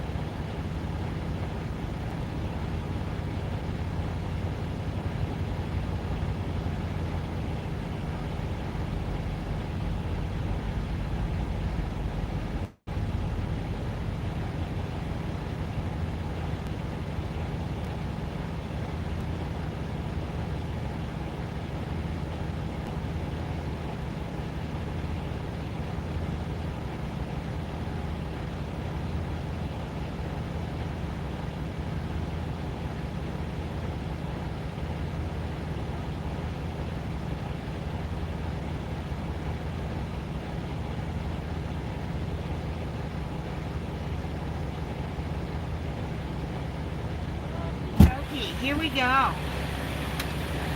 Come here, baby. Come on, let's let that other dog take a chance. Take his turn. Come on, everybody takes their turn. Yeah, come on. Oh, you're such a good boy. Look at you. Such a good boy. Yes, you are. Somebody lost their planner out there.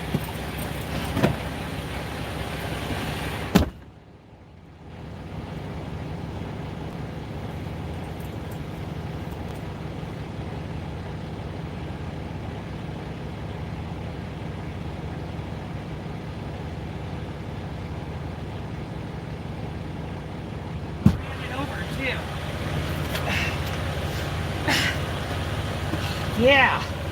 Yep, last year's planner.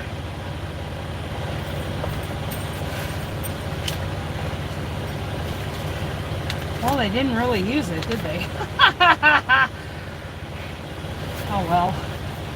Let's throw it away. Somebody lost it. Hi, Dooley. Yeah. It's from 2021. You know, unless somebody, oh, Amy, I'm sorry.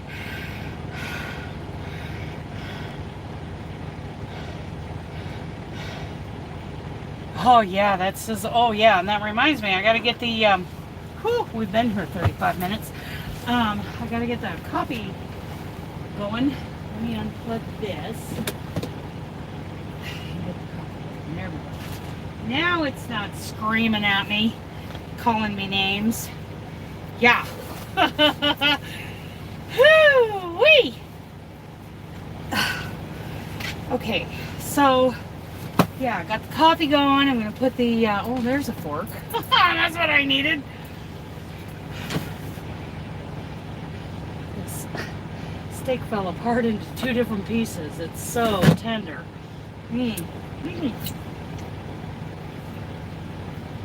Oh, yeah. Oh, that's good. Just the right amount of seasoning on it, too. That Creole seasoning is so good.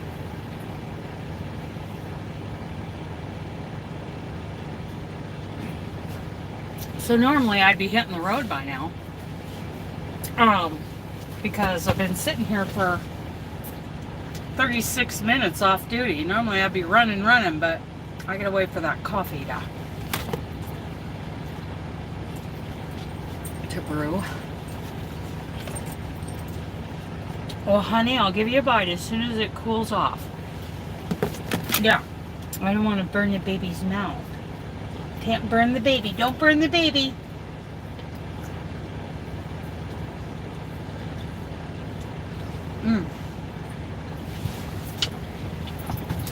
Yeah, so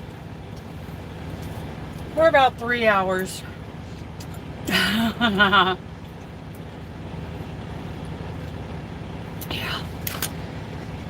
We're about 3 hours from our delivery. I should take a look at Snoqualmie.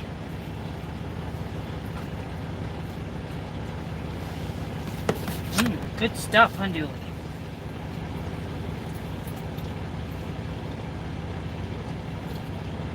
Five minutes on each side. I think I'll even drop it down to 365 next time. But that's good stuff, huh, Dooley?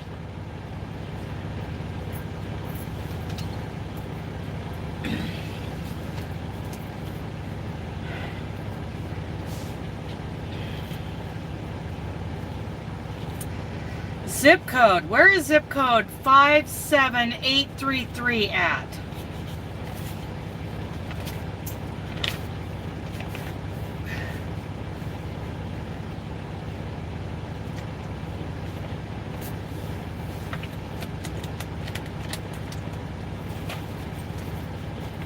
Paid company insurance with Stonemark Incorporated, $883.26. We paid the community off our house, and $600 confirmation number is paid company insurance Amtrust, $1,945.83. This is from a year ago.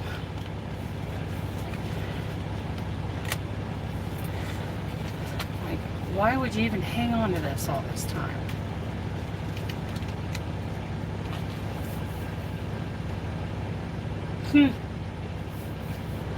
Some doodling. I'm throwing it away. In the garbage it goes. It's all dirty anyway from being ran over.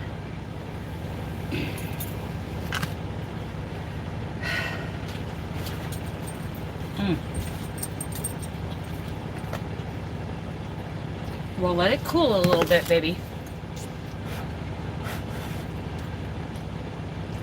Oh my goodness, that is so good. I love chuck eye steak. I do. I think it's fabulous. It's a fabulous cow.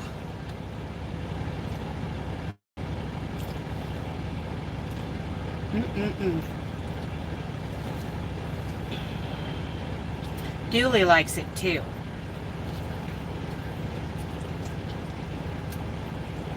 But he's even less picky than I am.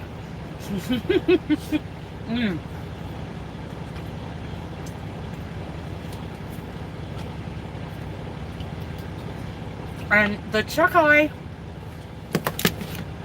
like a friend of mine was saying, is so underrated.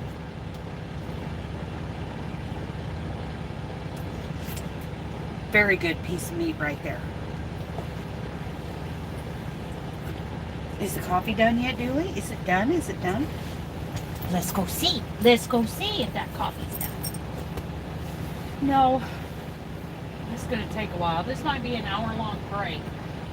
Which I didn't want to take an hour-long break, but I need some coffee. No, I want some coffee. Get it right, Dan. So about 3:30 to 4 o'clock, I'll be there. Yeah, there probably won't be any parking at the mustard seed. Which is too bad because I don't get up there to get that pork that they sell very often. But that stuff is so good. Let's see. How about what flavor are we going to do? Toffee nut? Maybe I'll do a little toffee nut. I haven't done that yet. What else do I have? I have coconut, salted caramel. What is this? Hazel, toffee nut. I got 2 of those toffee nuts. Okay. I may try that. They're all sugar-free syrups that I bought for my coffee. Torani. Yeah. Sugar-free toffee nut. Let's turn this around. Look up the orchards near Del Monte. That place? Yes, thank you.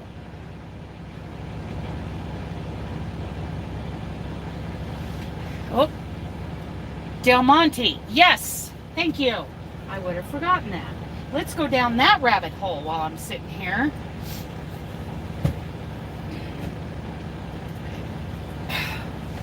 What's that say? Yeah, oh, thank you, Andrea. That's, yes. Someplace, just any place, really, around there to park. Okay. What was that? Oh, yeah. Oh, where's maps? Right there. Okay. There we go. So, Del Monte.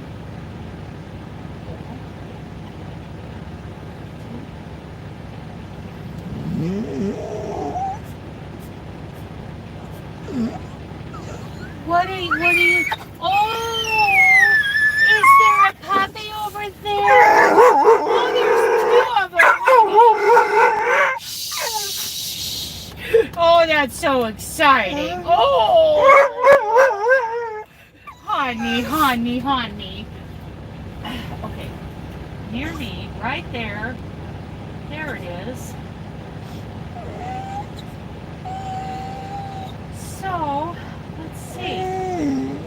Wampanoag Livestock Commission.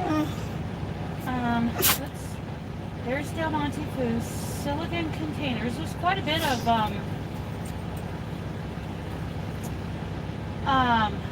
let's go to the satellite view. Quite a bit of light industrial right there. So where was I? I was on the 82. That is not what I was looking at.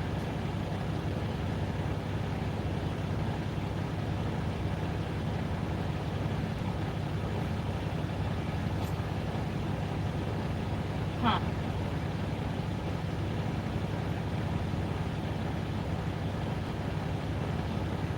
I hadn't even come up to... I was clear back there by Crosser, wasn't I? Search this area.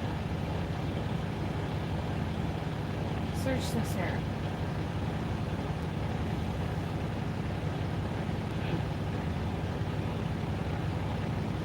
There's Richland. That's that whole area I went. They're not. It's not coming up where I was, because that was like. Search this area. There's a couple of different Del Monte's places, but they're on the wrong side of the freeway and not where I was. Well, maybe I can pick something out in the satellite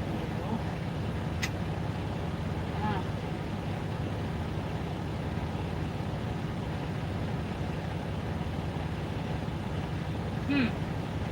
Having a little trouble.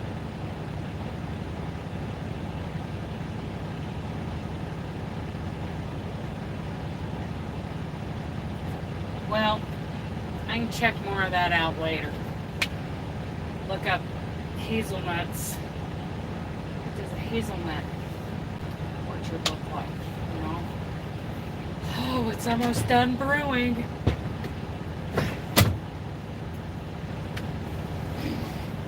Yeah, there were 2 of them over there. Mama, there were 2 of them. Yeah.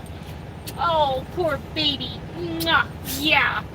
Poor baby. Well, see, we had to get back in the truck so other puppies could have a chance to take a walk.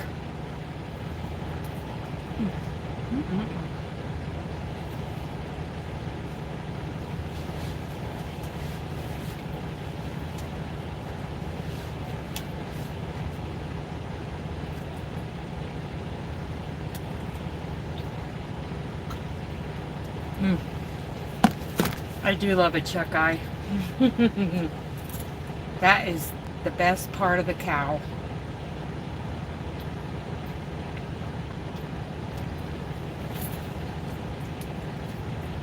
Got a little gristle there, baby. You like that.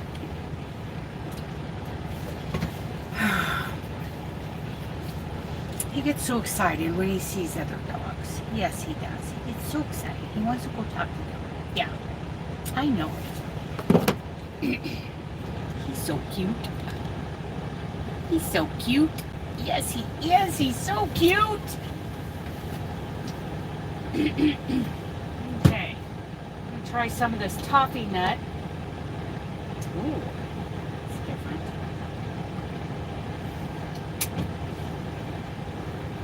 Try not to use a whole lot.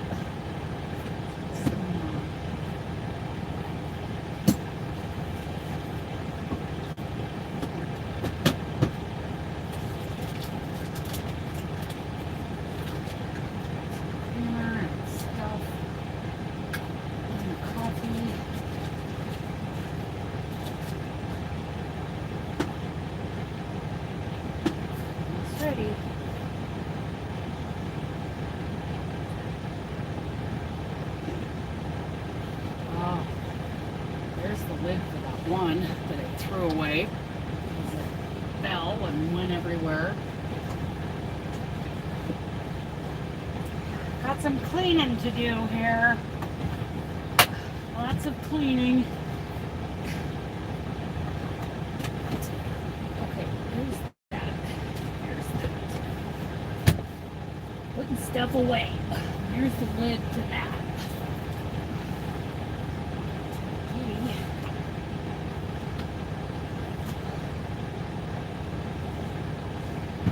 Okay.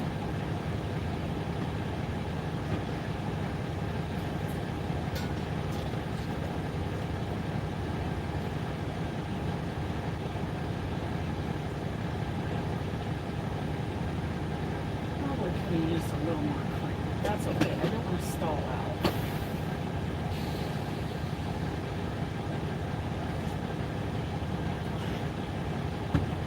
That's pretty good.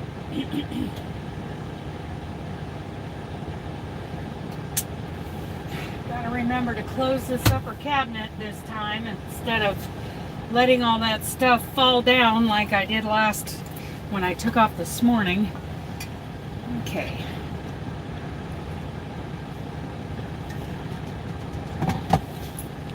Okay, coffee and steak. We're good. Time to roll, huh, Dooley? Time to go, time to go. Okay.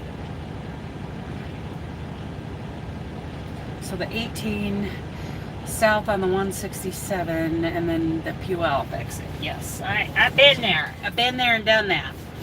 Okay, here we go. Here we go now, Dooley.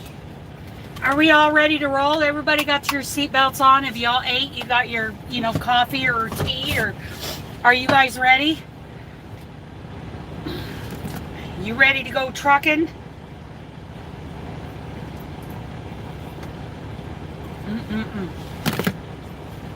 Let's go trucking. Let's go trucking. Tug test.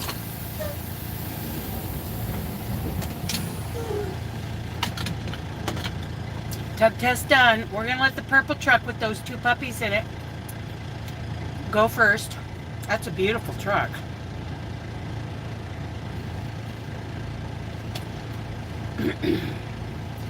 And beautiful puppies too, huh? Huh, Dooley? Yeah. You guys are all ready? Pilot to the co-pilot. Yes, he was really letting them know. Oh. There's a night refrigerated Kenworth. That's a 1,000,000-miler. Here we go now. Everybody hang on. Everybody grab a seatbelt.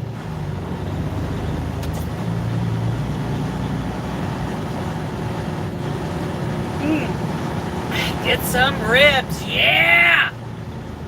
Get some! I see cows. I see cows out there on the frozen hills. I see cows out there and I see cow on my plate.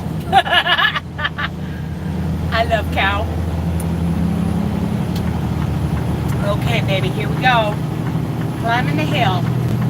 Come on, old girl, you can do it. Come on, Rhoda. Yeah, mule. Okay. We are headed for Western Washington, which is, oh, good. Everybody's ready. Tammy's already rolling. She's way ahead of us. Going into Western Oregon from Eastern Oregon, it really does feel like 2 different states. And so the same thing, holy cow! Yeah, the same thing, Eastern Washington to Western Washington, where we're going, it's like a whole different planet. So here we have this very agriculture, very rural, I've got cattle over there on the hillside. Now I'm heading into I'm headed to Puyallup. It's amazing what, the changes, just the changes in an hour and a half from right now, you guys are going to see, it's a different world. Then we're in that, like ski world, going over Snoqualmie. And there'll be a huge lake off to the left. And then, we get down into the Seattle area, get to Puyallup, city. How doing?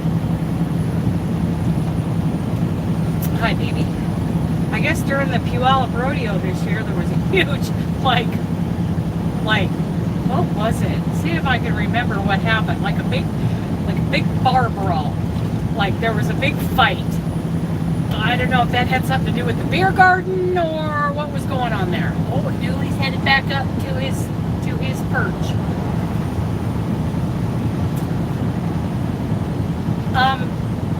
South Tanum Ridge, Tanum, I don't know. I have a friend, well, not a friend, but someone I know who calls Umatilla, Oregon, Umatilla, which that probably is what it looks like, you know, to someone who wasn't raised around here. Umatilla. Nothing wrong with that, really.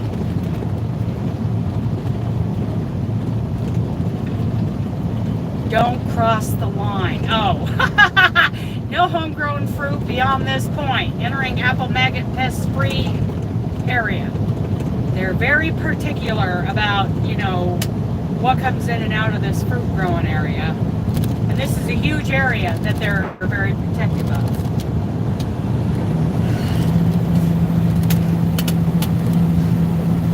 Got to get my armrest up. On the hook crochet, bulky winter, did that say bulky winter stripes? I like on the hook. I like Jeannie. She's great. And you know, I haven't watched Crystal, any of her videos for quite a while now. But it's like, the longer she is, I wonder what's going on here. The longer she is on YouTube, you know, the more time passes, she's grown. I mean, you know, she was always great, you know, when I watched her a year or two ago. She was great then too, but you can really tell she's really becoming even more confident, you know, and comfortable in front of the camera. I just, you know, think she's doing a great thing there. More power to her, you know.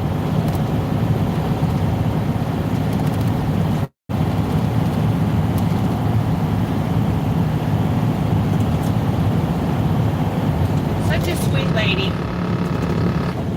And she, you know, she does this, you know, it's obvious. For the sheer joy of doing it. She gets she's delighted when she can bless somebody with a bunch of yarn or whatever, you know. She just gets so delighted. And how refreshing that is, you know, versus someone who is like, you know, I don't know, who makes it very much about their channel growth, you know. She's so refreshing. I think she's great, bottom line. You know, people like Ola Joe and so many of these great Crochet Chris, KB, you know, you can tell when you watch them, they're doing this out of the sheer joy of, you know, being a part of this community. And then, you know, there's others. Yes, see, all of you, and Andrea, you're a great example too, you know, that you're doing this out of the sheer joy of, you know, communicating and giving good content, you know, good information on our, you know, one of our favorite pastimes, which is crochet and yarn.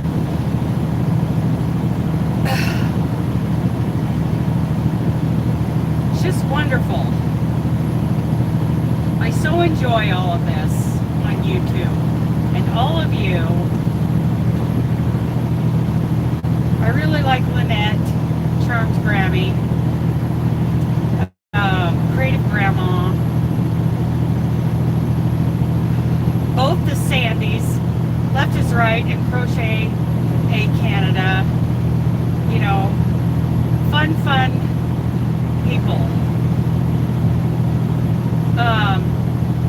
Kay, you know, I was on that live this morning. So fun.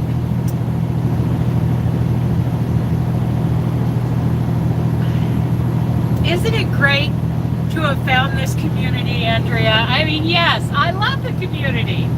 It is great. I love when, Sweet Tea popped in earlier, even though she is super sick today. She's very sick. I loved being in Granny D's live.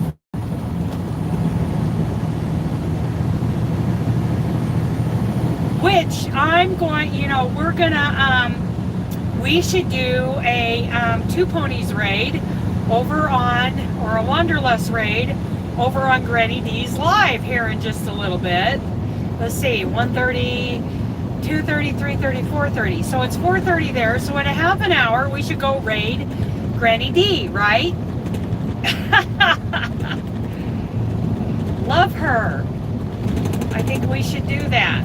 Oh, that coffee is just hitting the spot. So is that steak. That is just, that's what I needed to get me back on the road and feeling like I can, make it on into Puyallup today. Isn't it great, Kim? And Kim, it was so great to meet you in Ohio. It's one of my favorite memories. Meeting you, meeting Lynette, meeting Rosalie. That was such a great thing for me. It's one of the, she is live on Friday. Oh, is she not live today? Does she only do Monday, Wednesday, or Friday, or does she does every day? Okay, it's Thursday. Thank you for correcting me.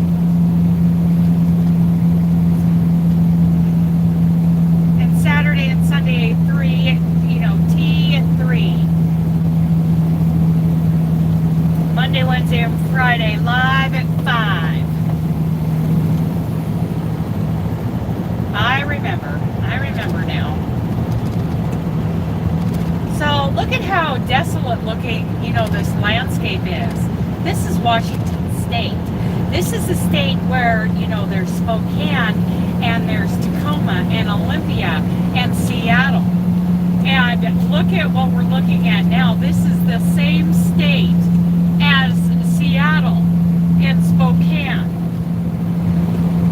And it looks so desolate out here, like you're in the middle of the New Mexico desert, But it's not. It's Washington State. And that's why I say, a lot of these states are really, they're so different on either side of them.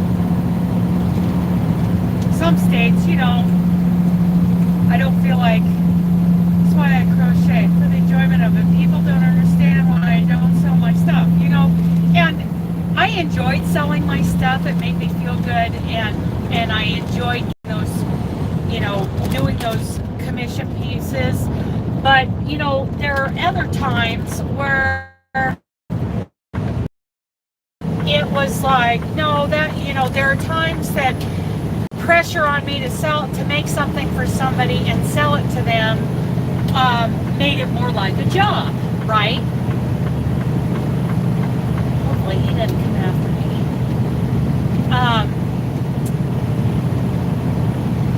Barely see over there. Don't come after me, dude. Yeah, sometimes that makes it like a job. On the small scale that I did it, it was fun. It was an enjoyable thing for me. But yeah, there are times where, it really did turn into a job. Like when I was making all those pot holders and dishcloth sets for the produce stand in Horseshoe Bend. It did kind of become a little bit like it. I mean, it didn't take all the joy out of it, because I really enjoyed, watching people come in on the days that I was working at the produce stand, and they're looking at these sets. They're like, "Wow, how was that done?" And the comments and the reaction. And I wouldn't say anything, that I made them. I loved sitting back and watching the reactions of people to those sets. And they bought them to give as gifts. And then occasionally I get like a color request, like somebody would call me from the produce stand and say, "Dana, can you make them in this color?" And I'm like, "Yeah, I'll have them done in a day or so." And that was fun, But, you know, trying to get so many of them, because it looks better when you got kind of a pile, kind of a, you know, a good display of the sets. Yeah, that kind of made it a job. But there are parts of selling the stuff I really enjoyed. And, like, I don't do commissions now, but this gal that my husband went to high school with, Terry Lynn, okay, you know, she was one of the people who was and has been and still is good to me, you know, after Wayne died. There are so many that you know, that were really against me. But she is one of the good people. And we have remained friends on Facebook, you know, and she found this moose head buffalo check blanket, and she really wants it. And I'm like, yes, you know, it'll take me a year to get going on it because of my list, but for her, you know, I'm happy to do that. That makes me happy to do something like that for her. She's very excited about it for her daughter. Okay, here we go again. Okay, I'm gonna get this back to where I had it. There we go. Get that over there. There, that's better. And then I can still reach my steak. There. So yeah, I didn't like the idea of turning it into a job, but I did need to supplement my income a little bit because I'm a horse trainer. But I tell you what, once I, you know, decided to go drive truck, now it's all for the joy of giving gifts, you know, and trying out new stitches and stuff that I see on YouTube, and, you know, giving yarn prizes to people. Now it's all for fun. Okay.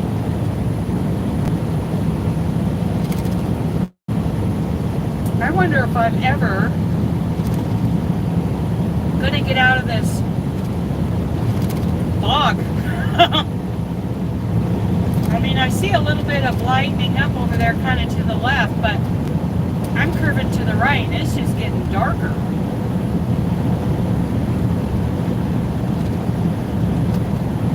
So, who knows what it's going to be like in Seattle. In Puyallup, actually. Puyallup is not Seattle. You know what? I don't like the way that feels. I'm going to kick off the cruise. Kick off the cruise. I just don't like the way that feels. I'm going to turn on the hazards, and it's 28 degrees. I don't like the way that looks.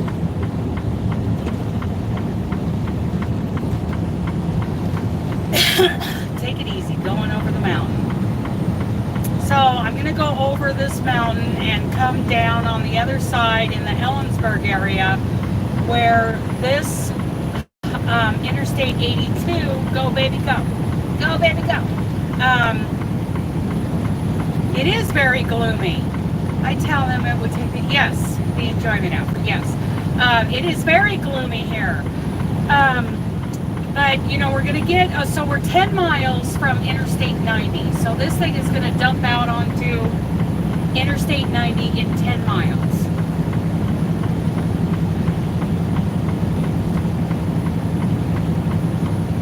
We'll see, and that's where, you know, we're going to start climbing up out of the Ellensburg area, Clay Ellum, you know, that kind of area, and go up over Snoqualmie Pass.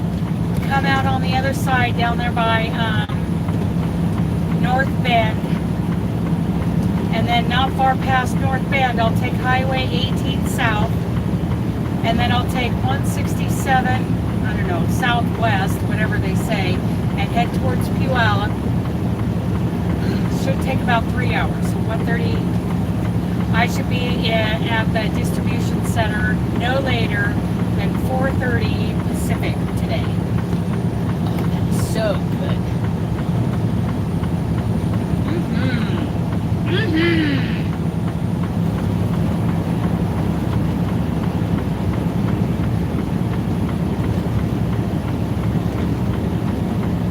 flash my lights at him.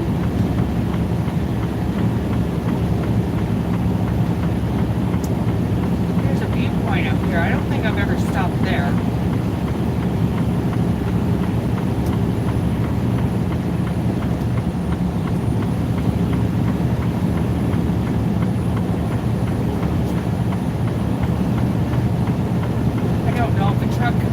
That viewpoint. It has been a long time since I've gone this route.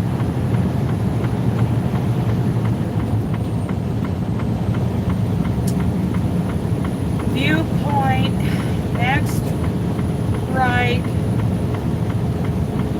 Oh, it says truck parking. Huh. It's probably on my trucker path.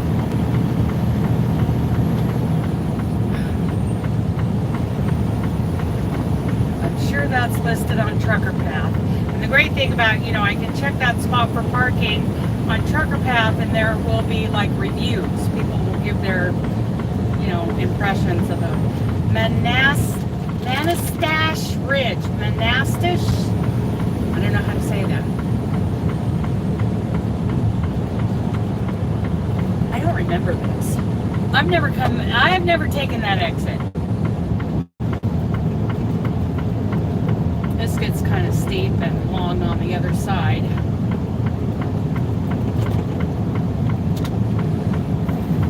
Oh, and there's the valley. Right there. This is the Ellensburg area. Very much a cowboy place. A lot of team ropers and, rodeo professionals over the years have come out of Ellensburg. Ellensburg has a pro rodeo every year. Oh yeah. There's a truck coming out of that viewpoint area. I bet that's beautiful on a clear day, that viewpoint. I guess I can kick off my hazards now, so everybody won't make fun of me on the CB.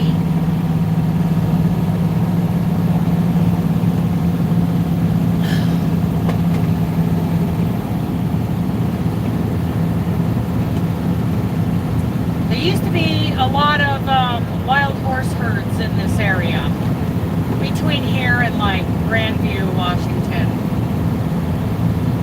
So there's an area down there that they call Horse Heaven Hills. They had so many wild horses around here. That's that truck in front of us. I believe that's a Walmart truck. I didn't really look at him when he passed.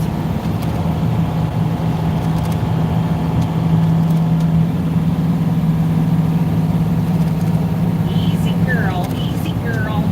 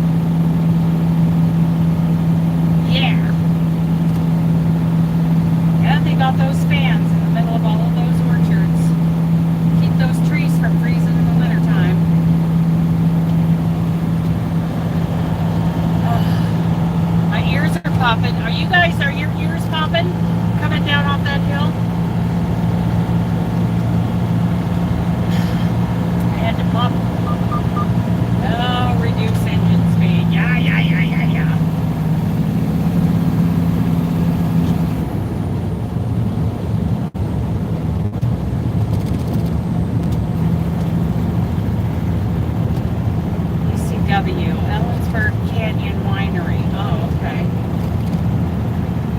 A lot of wineries popping up. Mile marker 6 on 82. Thank you, Andrea. Whoa.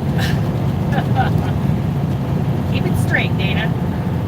Okay, that looks like a hayfield, though it's hard to tell underneath all that snow. You can't even see the mountain from here because it's so gloomy. Mile marker 6 on 82.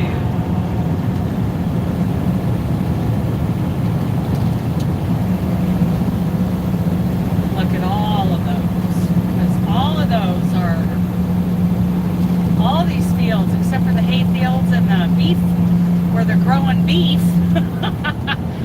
The cattle pastures. Here we go now. Here we go now.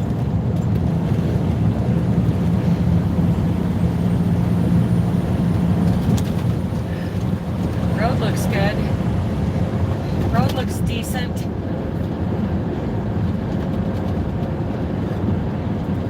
See, there's beef growing over there to the right. Beef growing over there to the left. They got Angus and Herefords in there. And Charolais. All kinds of beef.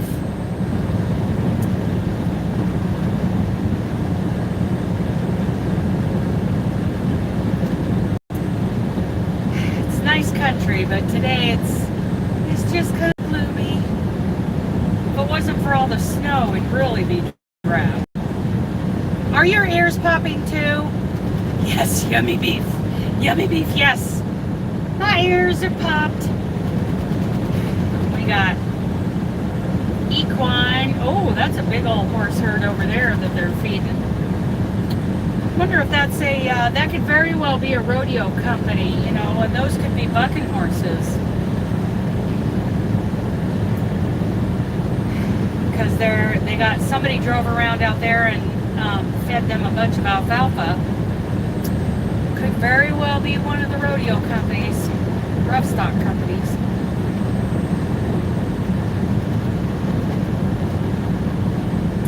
There's the sign for junction for Interstate 90, Seattle and Spokane, 1 mile. Whoop whoop, we made it, Dewey. We went from one end of the 82 all the way to the other.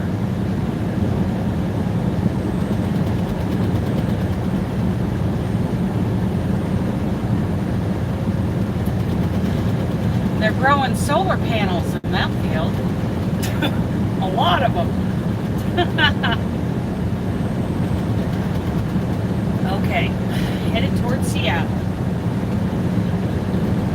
Either lane.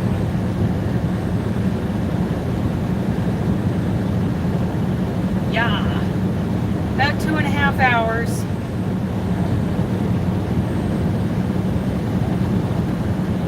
We'll make it. Just perfect for my clock.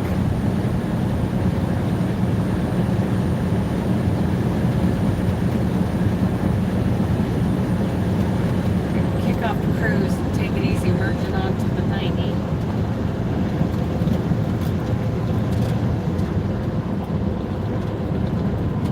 I'm going to turn on the defrost a little, maybe get those pork bellies to thaw out even more. Get these, my driver window and my passenger window are kind of fogged up, which makes it hard to see the mirrors. So, I'm going to get that going. Here we go now, here we go now. Yep, all the way from one end of 82 to the other.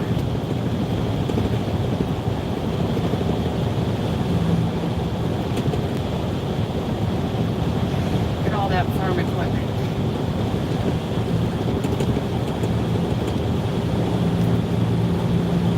Other parts of the country. Okay, Andrea, I wonder if your solar panels are worn out on the, well, you know, do solar panels wear out?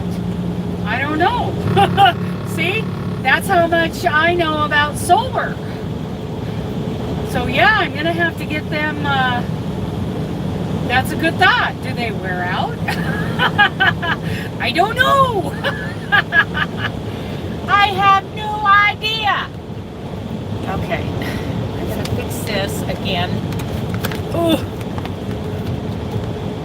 Come on, darn thing. There you go. There you go. Okay.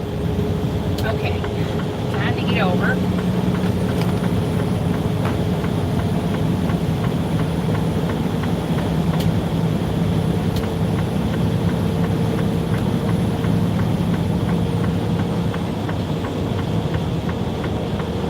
Are broken, maybe, all of that could be true. Come on, you darn thing. Oh, I hate this thing. Okay. There, okay. All of that could be true. I don't know. I mean, I've been up there, I looked at them, I didn't see any cracks in the glass, you know, plexiglass or whatever it is, but I'm no expert, that's for sure. We'll find out. Maybe old Dr. Jaffe even knows.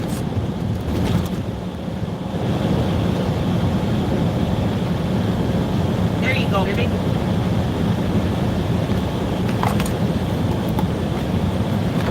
Oh, this thing is making me so mad.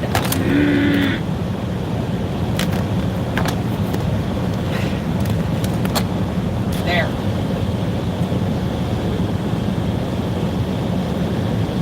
That should hold it. So now,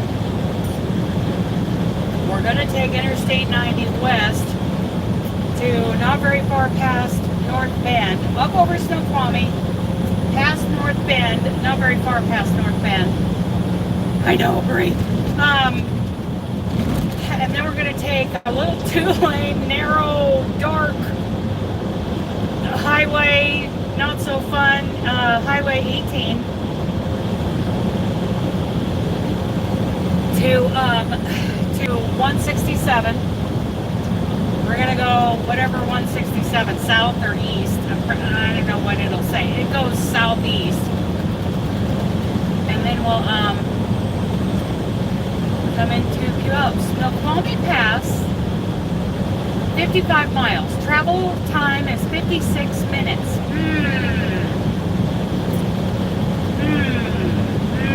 Something going on there.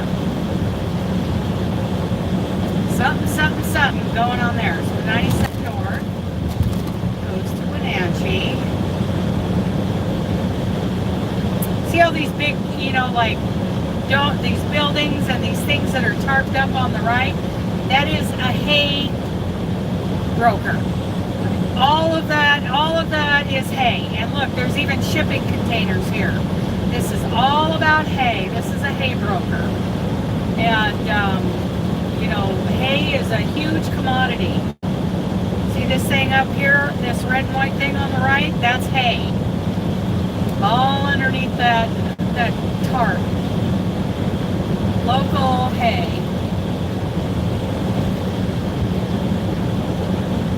Hay is a huge commodity.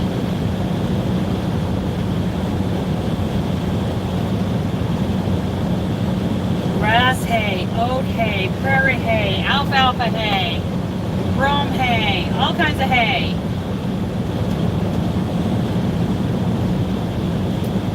They're making hay out here. There's the pilot here in Ellensburg. I've been there once.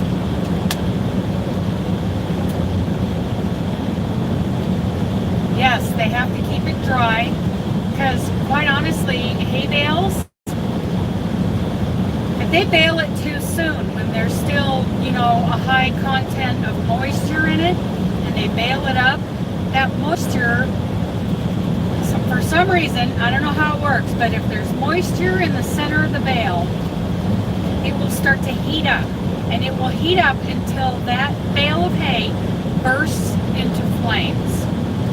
And I have seen whole hay barns, huge warehouses of hay burned to the ground because there was at least one bale in there that was baled probably a day too soon.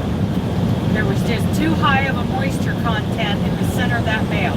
And it just sits there and it heats up and it cooks, starts cooking that bale until it bursts into flame.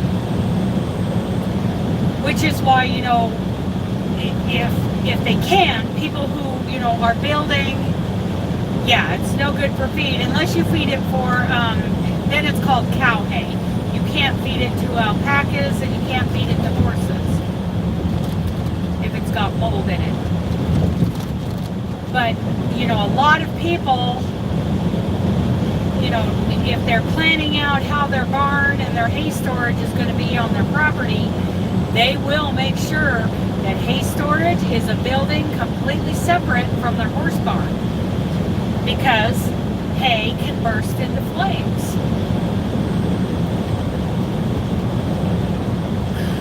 I don't know how it works. I'm not a scientist. I just know it has to do with too high of a moisture content. Yay! Sending the screenshot of my remark. Oh, thank you! Thank you, thank you! Yes! Andrea, you're so good. Okay. Real easy too. Yeah, now cows, you know, cattle can eat all kinds of moldy, dirty hay. You know, as long as there aren't like pieces of metal that got baled up in the hay, you know, that would be pretty rough on them. But cows have what? How many stomachs? 4 stomachs? How many stomachs does a cow have? Anyway, they are a lot tougher. You know, their internal organs are a lot tougher than a horse's or an alpaca's. So, you know, if it isn't good enough to be horse hay, we call it cow hay. So if it's got some mold in it, yeah, cow, 4 stomachs, yes. And they can, just like a, what was I saying? Oh, a caribou. I guess caribou has 4 stomachs. I did not know that until just the other day. I was watching the docu-series. It's called The Last Alaskans. Oh, there's a couple of does over there taking a nap.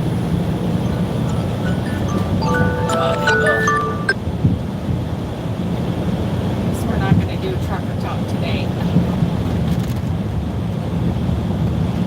Sometimes on Thursdays at 2 o'clock Pacific time, you know, we have like a phone-in conference call, you know, where there's like some company-wide updates and information, and, you know, drivers can call in and, you know, we can voice some concerns or ask some questions or whatever. There's also, yes, we do. There's also a Trucker Talk podcast on Facebook that is sponsored by Market Express. So that's like a video kind of thing. And last night they had my buddy Jesse on there with Roy Bain, the guy who hosts the Trucker Talk. You know, that's a video kind of podcast live thing that he does from the cab of his truck, that Roy Bain does. So that was cool. I was watching that replay this morning with Jesse on there, Vice President of Operations. He was my boss over at Night Transportation, so I was really shocked to see him, I don't know, 6 or 8 months ago. Got on the phone with him and he's like, Janet, you know, we were talking about this problem load out of Coors in Golden, Colorado.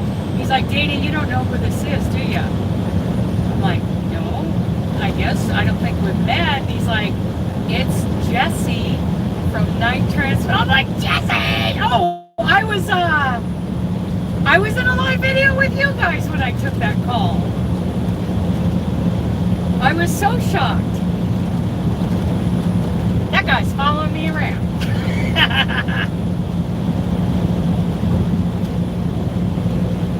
Very cool though, that Jesse, and there's another guy that came over from night, you know. My bosses are all following me around. Clay Elm, 15 miles, and Seattle is 100. Yeah. He's following me around. Well, I hope he's happy in this new job. I'm sure it's very challenging, but, because we're kind of short people, especially right now. With some of them are out with family things, some of them are out with COVID, and so the office is kind of bare. And so I guess they're, Jesse kind of steps in from his, higher position and comes in and helps with the dispatch. Rest area, 10 miles.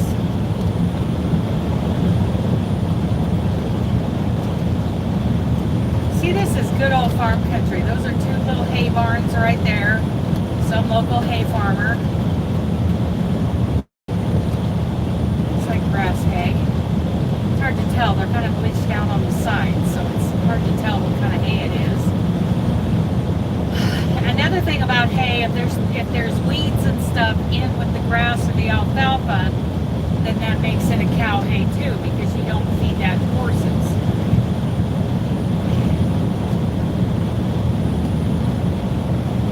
Springwood Ranch.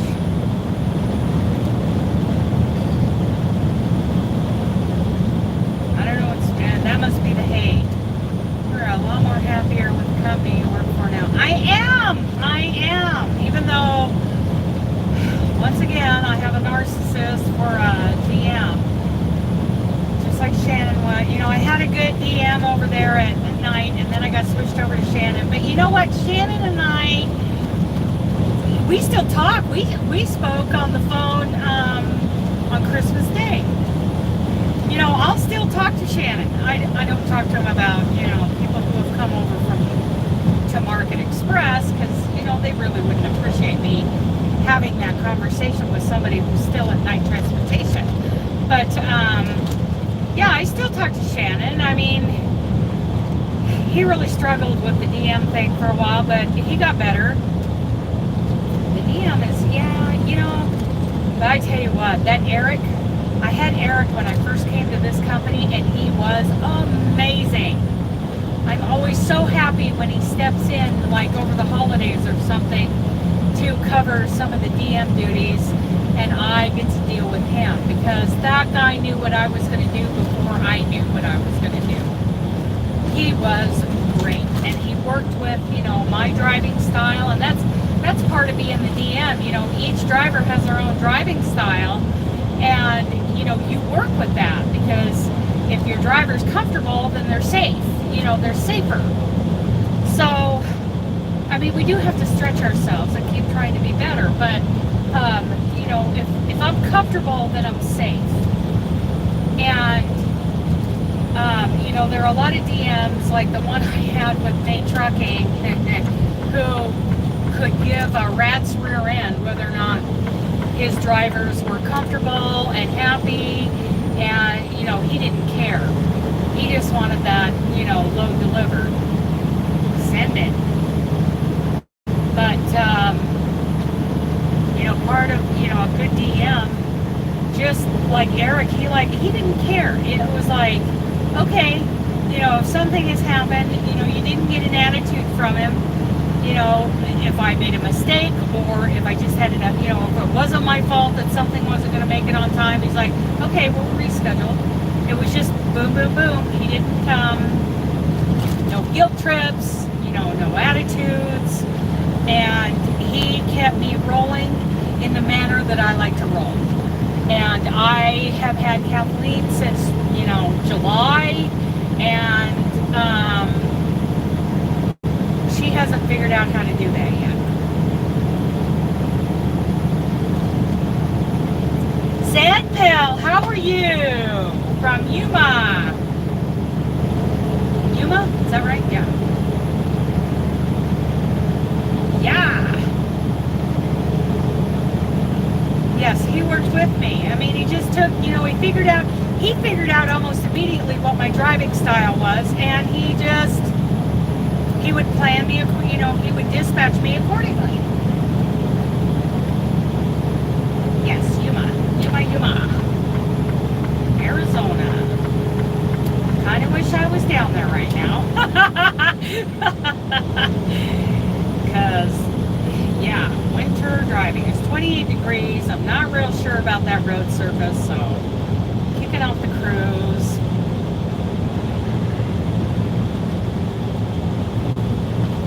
Who is that behind me? Is that an MX truck behind me? That looks like a Market Express behind me. Who is that? That looks like a Mart MX on the top of his cab. Maybe not. Maybe not. It's hard to tell when the truck's going down the road, the mirrors are vibrating. Boy, does that look like Market Express day cab pulling a something. I don't know what.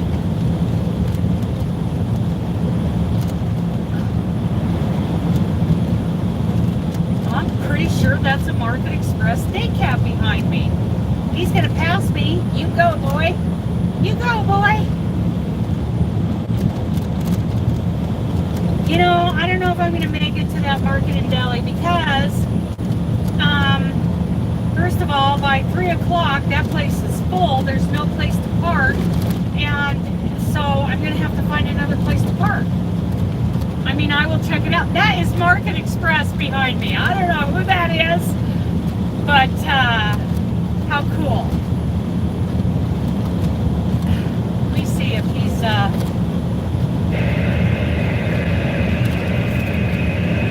Market Express. You got a copy.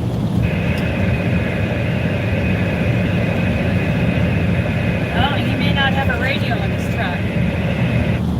Or if he does, he doesn't have it turned on.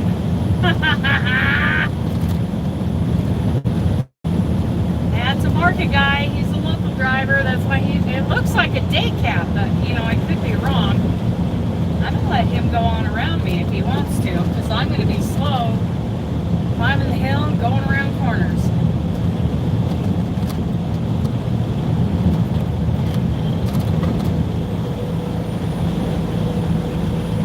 That is Market Express behind me pulling a Fred Meyer trailer. Oh, that might be it's a Freightliner like mine.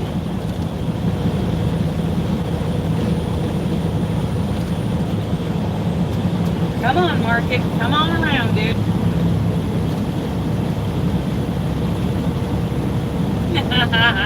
I just flashed my chicken lights at him. He just flashed his headlights at me. There he goes. Come on around, dude. I'm going to let him come on around.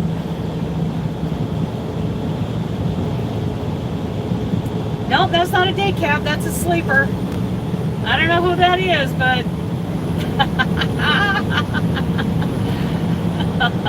he didn't even wave at me. Go ahead, dude.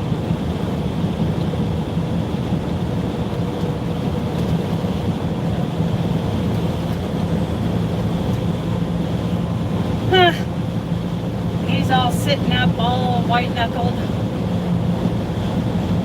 Oh well. He may not have known that I'm a Market Express driver because he wouldn't know that until he saw the cab. Well, he didn't even look over at the cab because this trailer is not a Market Express trailer. It's a KB Holdings Company, KBHC trailer. That I don't know the situation with these trailers. I just know that we pick them up a lot at the paper mill. But like this one got loaded with dog food, so I don't know how this KB Holding Company, how these trailers work. I'm pretty sure they're owned by Georgia Pacific. So why we're hauling Purina Fred Meyer loads in them, seems to me, I don't know. It's above my pay grade, right? Look how frosty those pine trees are. Woo-wee! Frosty pine trees. They're so pretty like that. Especially when the pavement is bare. I can enjoy the frosty pine trees if the pavement is bare.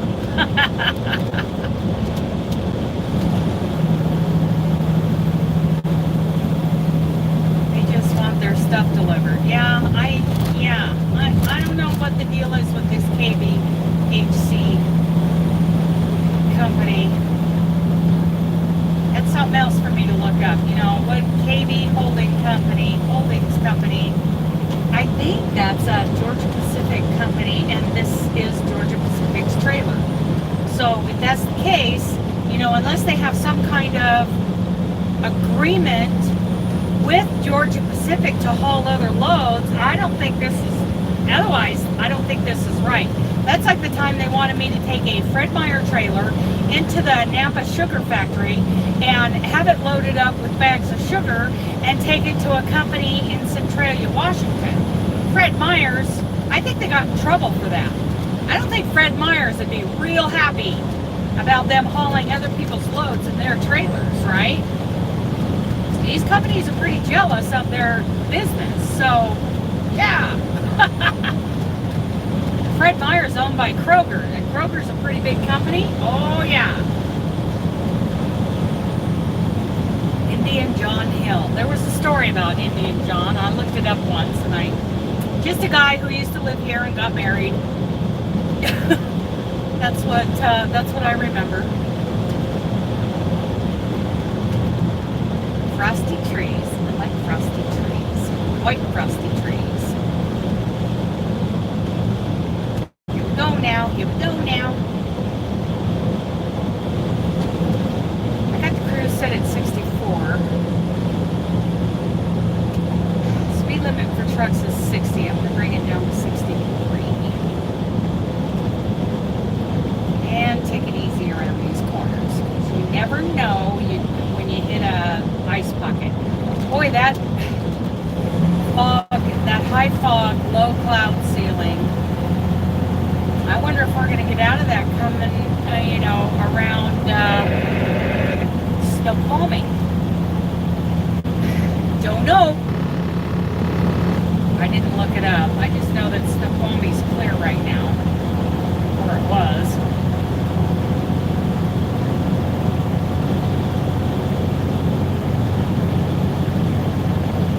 Pretty valley right here. Beautiful little valley.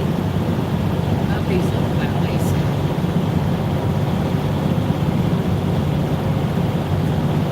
So a mile marker 88 means we are, 88 miles from Seattle. But we're going to Pueblo.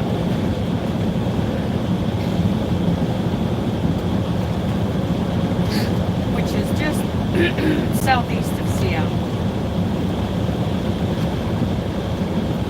Those trees over there that are in a line right there, a lot of places, there could be a ring, yes it is.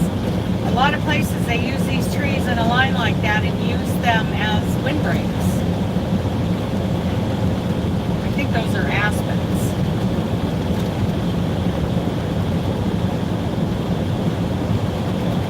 A lot of farmers use them for windbreaks.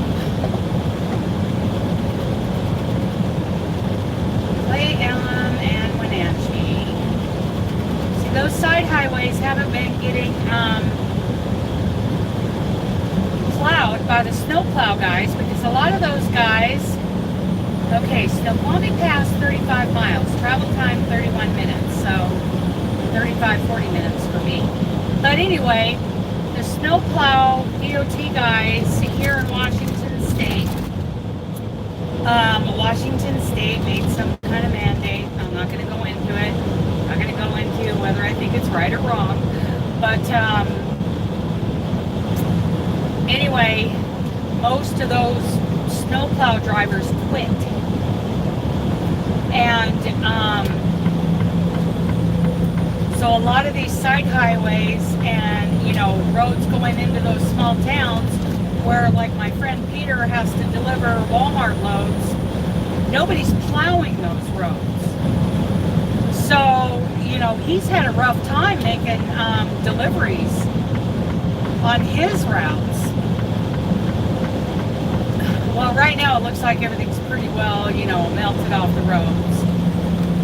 But yeah, during, some of these recent winter storms, he's had trouble. He's chained up and just plowed through himself with his Freightliner, but They have a real shortage of snowplow drivers right now in Washington State.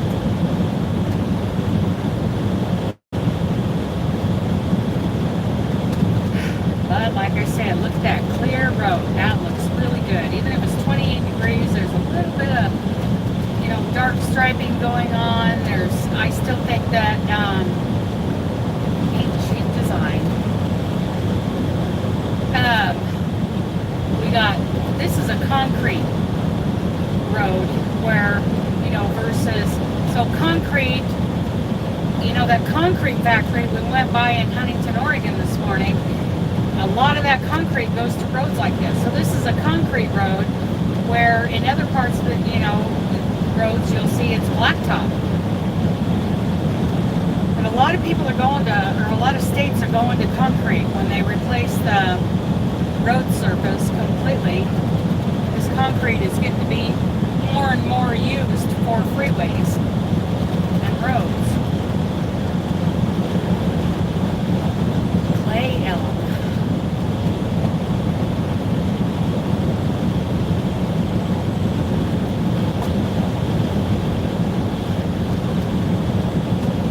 Looks like there's plenty of truck traffic coming off of the mountain. Plenty of trucks. So nothing's closed. It's all good. Do you think that's what it is? It's too expensive? Maybe that's it. Maybe you're right. Concrete is, I remember a guy he was my boyfriend at the time, years ago, who grew up in Huntington, Oregon, and so they all know about the lime factory, and he was telling me the finer points of, the reasons why concrete is better than blacktop. And maybe he did say that it's less expensive, something about, how long it lasts, I see some pretty good cracks in this concrete, but, it's on the side of the mountain, and mountains move. But I remember at one point he was telling me all the finer points of why concrete is better than blacktop. Boy, that was long years ago. Woo! So I may lose you guys here pretty quick because we're going into car comes inches from hitting me. Are going to concrete more durable? Yes, I think so. You're right. Western Express. You go, boy. You go, boy. Come on over, Tennessee.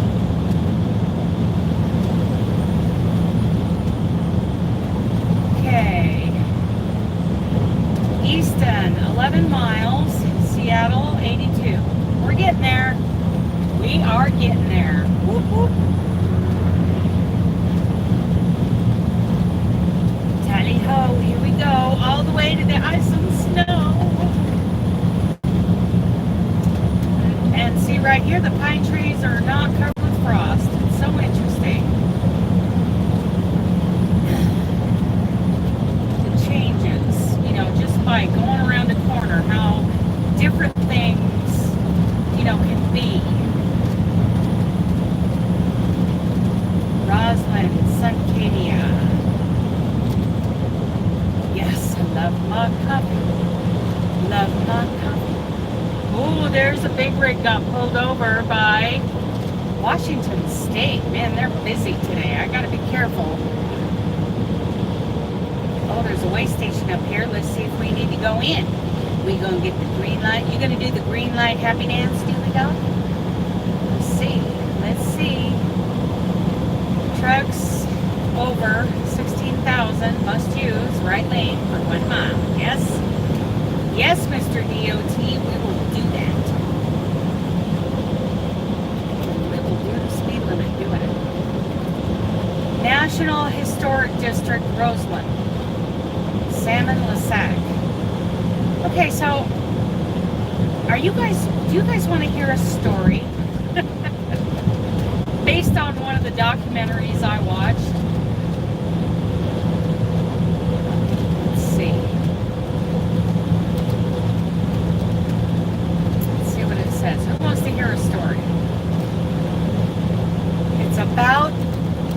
guys, yes, this is a truck bypass way station. Yay, we got the green light, we got the bypass sign. Yahoo! Well, since the way station's completely blocked off by orange cone or orange barrels. Okay, so some of you may have seen this, documentary on, I don't know, Netflix. But it was called Deathbed Confession. It was about the Alcatraz escapees. Okay, so this deathbed confession, this guy, he had an uncle, I think. I'm going to say an uncle. And they lived in the Seattle area during that time. And his uncle had some old, organized crime kind of, connections. And they had a boat. And what happened was, way back then, when the guys escaped from Alcatraz, were there 2 or were there 3 of them? I can't remember. Get over. Oh, now the right lane ends. Okay. Seems to me there were 2 of them. Anyway, 2 or 3 of them. So what happened was the guys escaped from Alcatraz, and this guy and his uncle got on his uncle's boat and went down the coast, the west coast, down there from Seattle to the San Francisco Bay, out into the, right at the mouth of the bay there. And here came these guys in that homemade raft, and, in the middle of the night, they picked them up at, at that one end of the bay, got them on the boat, and they went to Seattle. Okay, and what had happened is these, organized crime connections, were related to 1 or 2 of these guys that escaped. And they had set this whole thing up, and they had sent the uncle a bunch of money to give to those guys. And then they were supposed to, the nephew was supposed to take those guys up to the Canadian border where they had their contacts would get them. What happened with you needing to go to Cali? Sorry if you've already been. Are you still on your way to Idaho or just? Okay, so I am in Washington State. I made it through Idaho yesterday. I made it through the northeast corner of Oregon today. Now I'm in Washington State going to deliver this load, and then tomorrow morning I pick up the load that goes to Sacramento. 2 of them were brothers. Okay, so, the story, as I remember it from the deathbed confession of this nephew and another guy, so the guys escape, they get on the uncle's boat, the uncle and the nephew bring them to Seattle. They're sitting at the uncle's house with the nephew and another guy it's going to be the nephew and the other guy who drive these guys up to the Canadian border. So the uncle gives the escapees, the Alcatraz escapees, their money. They got their money, and they hopped in this little pickup, and they started heading out of Seattle, heading east on this freeway, on Interstate 90. And somewhere close to North Bend, somewhere in there, they pulled over, saying, hey, bathroom break, right? And the other guy, not the nephew, but the other guy, killed the escapees so that they could keep the money. And they buried those guys there at that spot. And then went back and pretended like they took them to the Canadian border. And this guy, so he confessed all this to a, I think you'd call her like a hospice nurse. Of course, this was, I don't know, 20 years ago, maybe, that this happened. And she wrote down everything he said. and she sent, like the FBI this letter that, documented everything this guy told her, when the nephew died. And there were like horseshoes pounded into the trees to mark the spot for some reason. Like, why would you mark the spot? I don't know. But isn't that amazing? Isn't that a great story? I mean, I don't know how true it is. No clue how true that is. But yeah, the uncle and the nephew, according to the nephew, they took the uncle's boat down to the San Francisco Bay and picked up those guys when they escaped from Alcatraz. Which, would account for why their bodies were never found. Yeah, I think that's interesting. And I like, every once in a while I'll go find that. Yeah, I love this story too. Every once in a while I'll go find that documentary wherever it's at and watch it again. But yeah, it was somewhere just east of Seattle, like around North Bend. Somewhere on the other side of Snoqualmie. Of course, things have changed since then. The landscape has changed, the road has changed, the median, all that kind of stuff. It's all different. Ruh-roh. Come on, man. What are you going to do? I need to get over. Make up your mind. I need to get over. Come on. Because there's a pickup on the side of the road. Some people really don't get it. They don't get it. We need to get over when somebody's on the side of the road. Oh, wow. He's going to have to walk. Oh, I feel bad. No passengers allowed. No, I feel bad. They found the trees, and it seems like they found horseshoe nails. So, I think if you go on to Netflix, if you have somebody don't pay attention at all, I know. But it seems like it was Netflix. So you could go search Netflix or whatever and put in the search bar deathbed confession Alcatraz. And I bet you'd find it.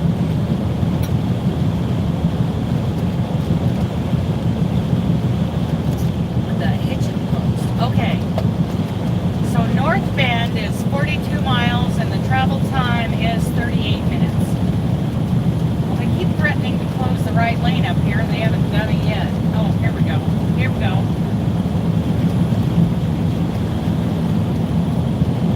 I don't need to do 67 miles an hour in a 60 mile an hour zone. There we go. Slow it down, Dana.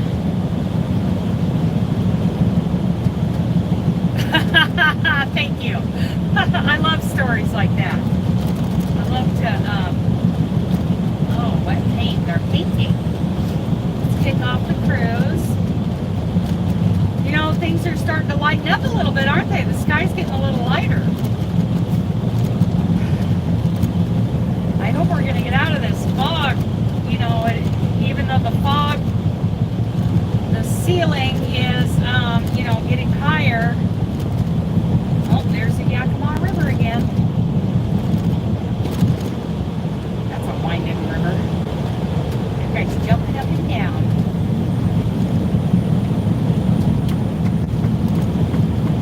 Off we go.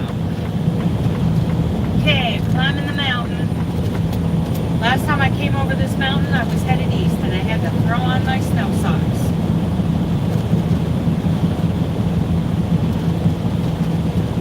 That's a good thing with the sky. Yeah, it's starting to lighten up.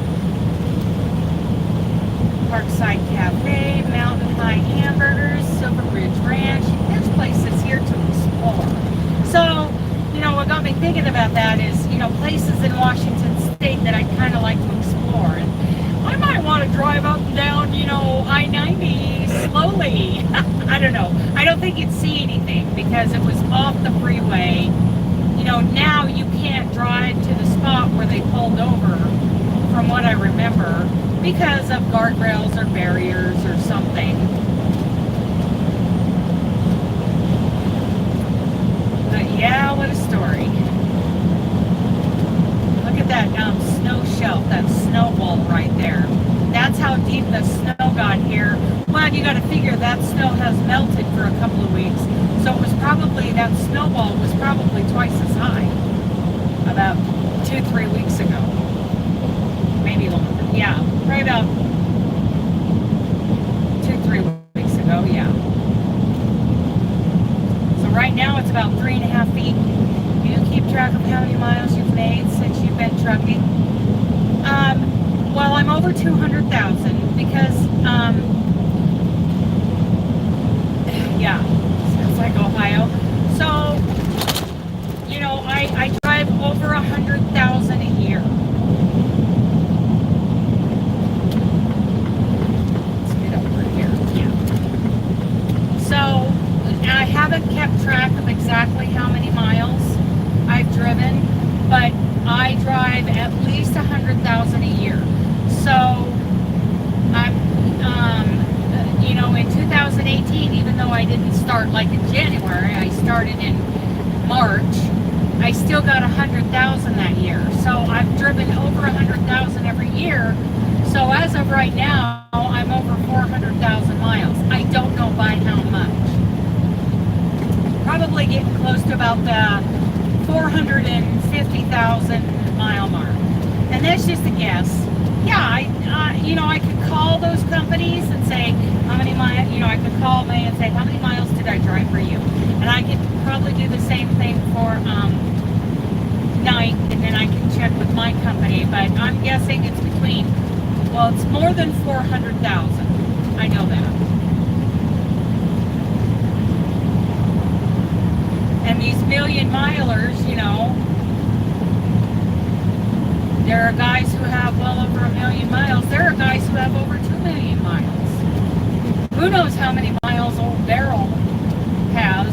You know, Sandra and Daryl let me park the yarn bus on their place. Daryl has been Daryl drove truck before he went to Vietnam. And then he gets out of Vietnam and he's been driving truck ever since. So that guy's got at least a couple million miles under his belt. Been so 30, 40, 50. He's been driving truck for, you know, over 50, maybe 60 years. And he's in his 80s. He's been a truck driver all of his life, except for the time he was in Vietnam being a soldier. Oh, I better turn on my hazards. Climbing a hill, going slow, 40 miles an hour. Go, baby, go. Go, baby, go. See, he's a lot lighter than me, so he can climb these hills. Okay, little motorhome, please let me over because the lane ends.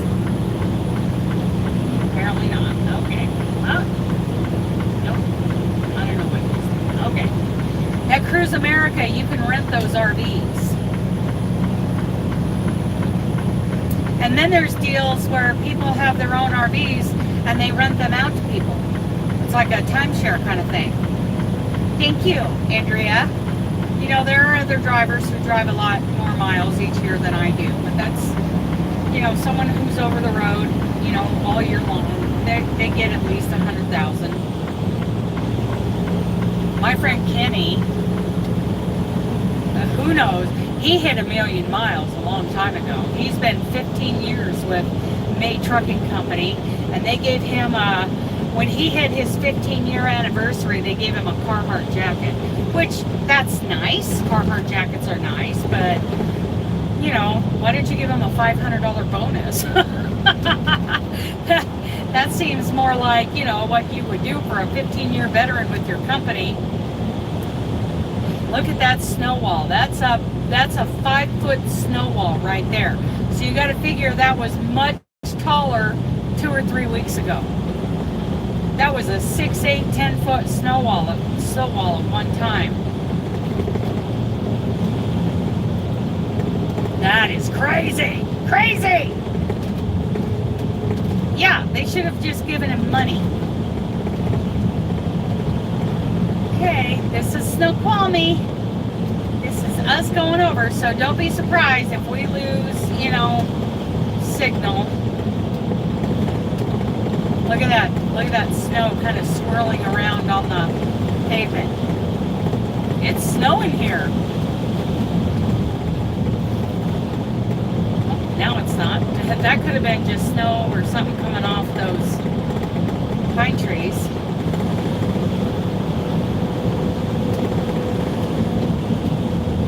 I see blue sky up ahead of me. How nice is that? I see sunshine over my shoulder here. I sound like John Denver.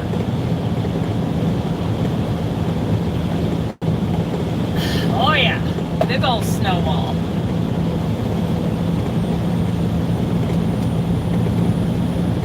Yeah, this was shut down 2 or 3 weeks ago for I don't know how long. They just flat closed it.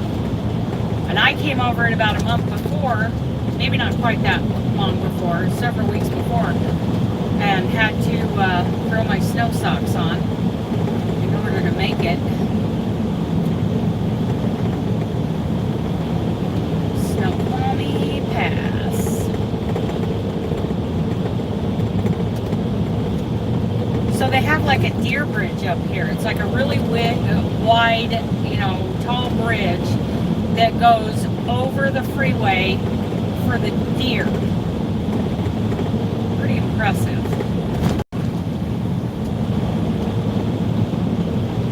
Oh, I see blue sky. Woo! I like that.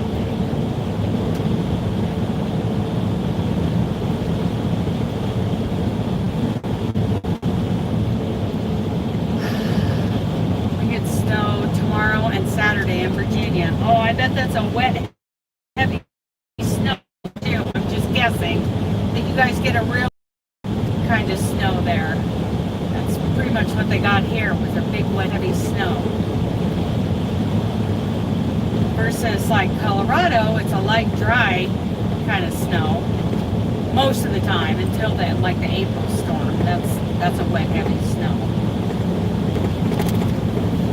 Cabot Creek Road. Hello, baby. I hear my baby shaking his head. I hear my baby. Yeah. What's my baby doing? Keeping an eye on his mama. Let's see. Yep, there he is. Keeping an eye on his mama. He's watching. He's watching. Making sure I don't mess up. Mess up. Oh, he's down and out. He's done. He checked.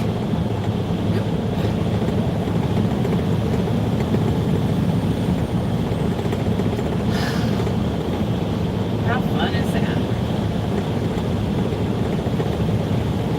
Blue sky and sunshine, and there's no frost on the trees. Of course, now, it's funny, on one side of the Cascade Mountains, over on that other side that we just came through, those were pine trees. Now we're getting on to the other side, the west side, which is their fir trees.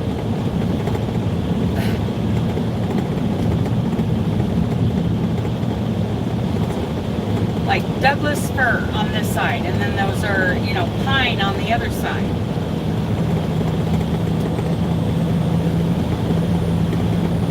Probably about an hour away, a little over an hour away from Puyallup. Oh, I would really like to spend the night at Mustard Seed. Oh, that would be so good.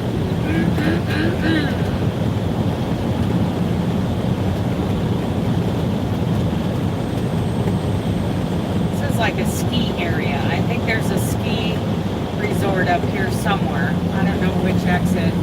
Pretty sure. I'm not positive.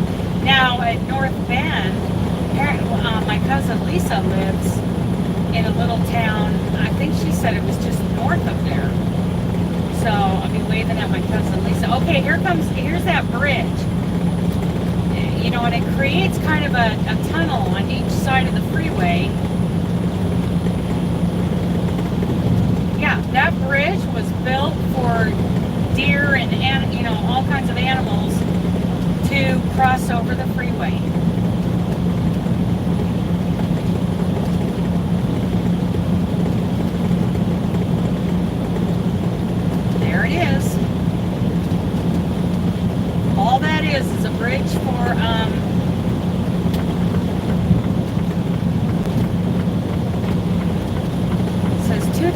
2018 on it. So that was the year it was completed. Yeah, that bridge is for deer to cross the freeway. Which, you know, there are cheaper ways to do that, and they do that in Wyoming. They have, you know, cheaper ways to do that. You know, there's a lot of money spent on that, but it's pretty and it's kind of cool.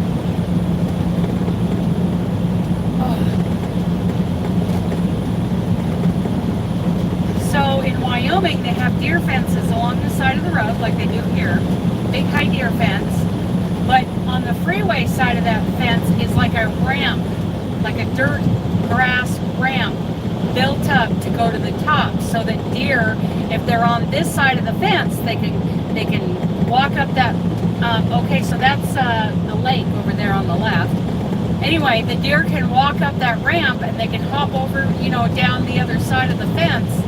But the fence is theoretically too tall for them to jump it to come back over on the freeway side. There's a lot of places like that in Wyoming. She's talking to me. I hear ya, and I'm going to shut you up again.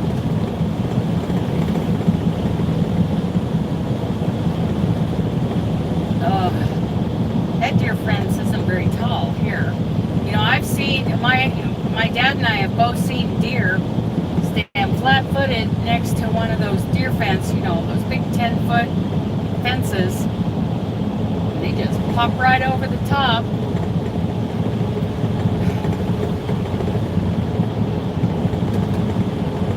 You know, I slowed down for you, and then you slowed down, and yeah. And the guy in, you know, the United Van Lines, he's like screaming by both of us. Snoqualmie Pass Recreation Area. So I don't know if that's a ski resort or, you know, you just go up there to do some snow tubing and sledding. I don't know. Never taken the exit, so I don't know.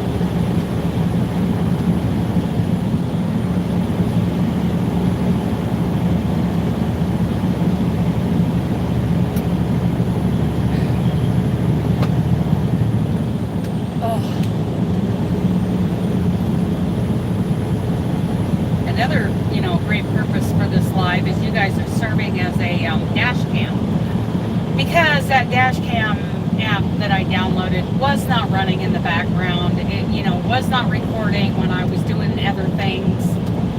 Oh, that lake is frozen, frozen.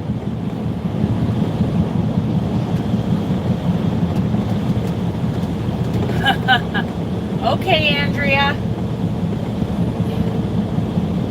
Yep, I'm breathing.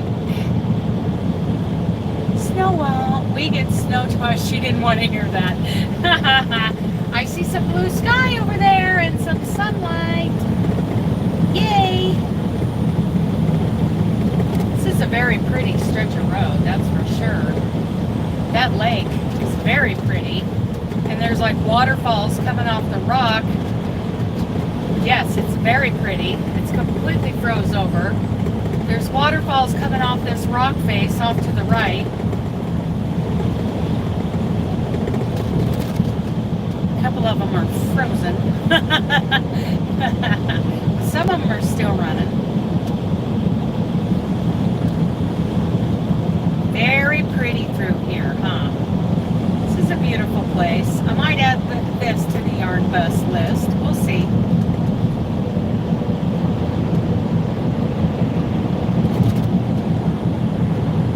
Okay.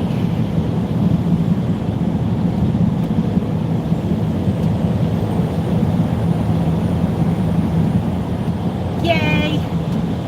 We're getting there. Pretty sky, pretty lake, pretty mountain, pretty trees, even though they're fir trees. I prefer the pine forest to the fir forest. The fir forest is very thick and dark, and the pine forest, you know, as a general rule, you can see further in. You you can see if something's coming after you. Where the fir forest is, yeah, not so much. They're thick and brushy underneath and dark. Very dark.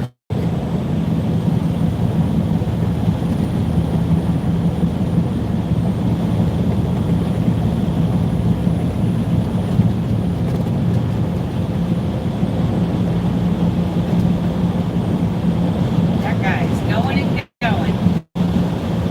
Pretty sure that's not an automatic. That guy's driving up.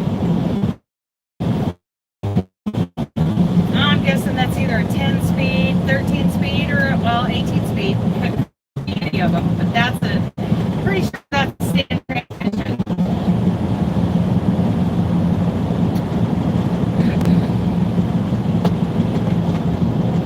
Exit 54, 906 West. Oh, yeah. Huh. I've never taken any of these exits through here.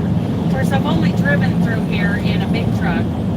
So, I'm driving through here to get someplace and get a load delivered.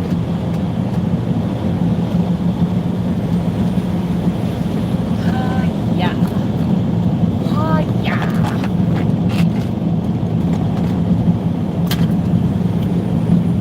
These babies.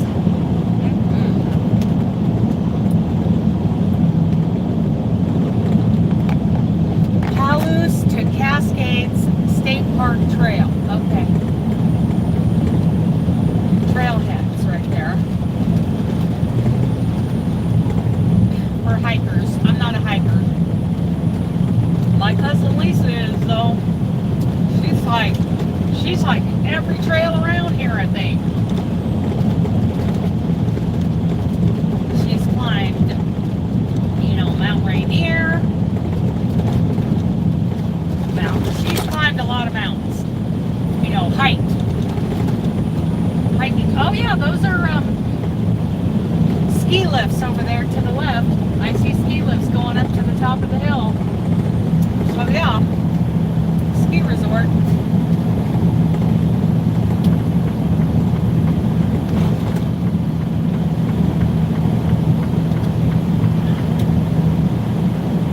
Keep going now. Well, you guys are still with me.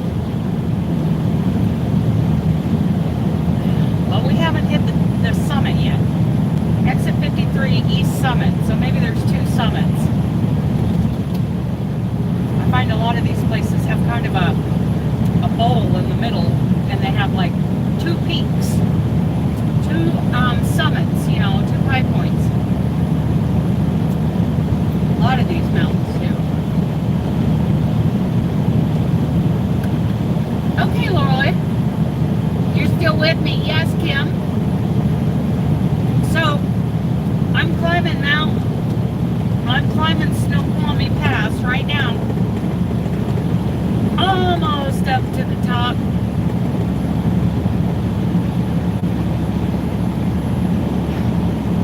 Oh yeah. We're getting there. So far so good. There's ski slopes up here. Snoqualmie Pass. Recreation area. Oh, there's a ski and snowboard museum. That's kind of interesting. Sorry, dude. I kind of leaned on one side of my lane. Got it. So there's so that sign was not flashing.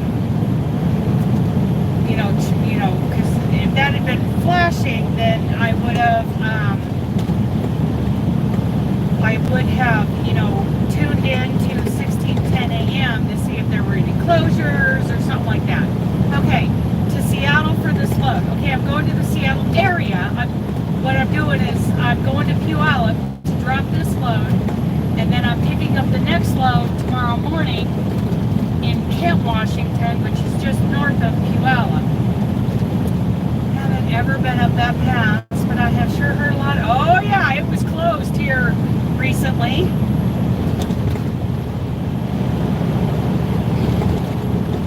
Just 2-3 weeks ago, this was completely shut down for several days. I mean, look at how high the snow wall is on the other side of that barrier. I will, Amy.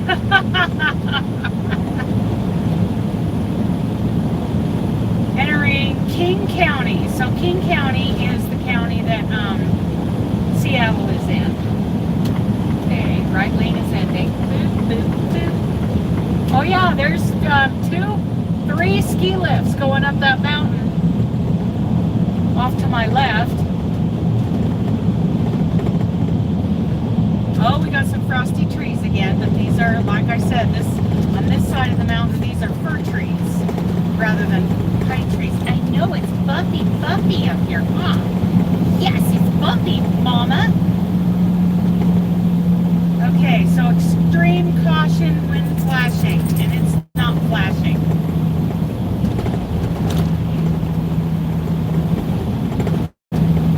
Look at how high that snow wall is to the right.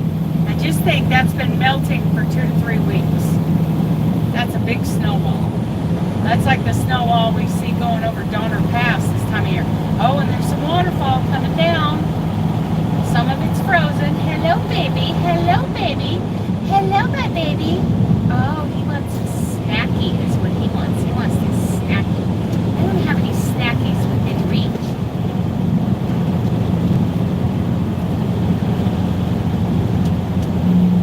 Yeah, they're very tall. I have no idea how they would know to cross there, really, at that bridge. Yep, they did. They had to have the rotary hook up. No clue. What I think is that there's a high, like a deer fence, that will funnel them into that bridge. So the animals, yeah, they're kind of funneled into it. So there's a deer fence going along each side of the freeway that comes into that bridge. Does that make sense? You know, the opening in the front, the fence, takes them over that bridge to cross the freeway. Oh, look at the icicles coming off that rock face on the right. All that ice coming down on the side of that, on that rock face.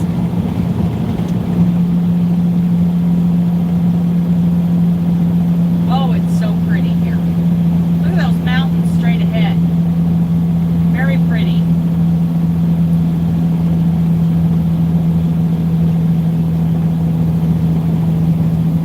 And those icicles coming off that rock wall on the right.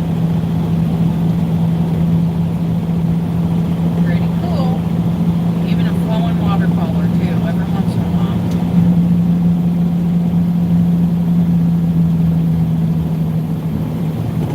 They are beautiful. This is all part of the Cascade Mountain Range. Cascades run north and south through Oregon and Washington. Oh, I'm blind! Oh my goodness! The sun just came out! And it's only 28 degrees.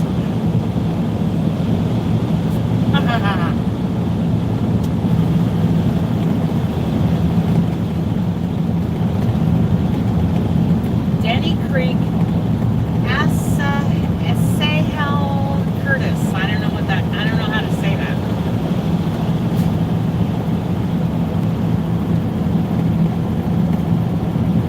No more frost on the trees. That's a good thing. We're getting down on the other side. Yeah, that sun. Oh my goodness, that's blinding. I haven't seen the sun since Meacham, Oregon.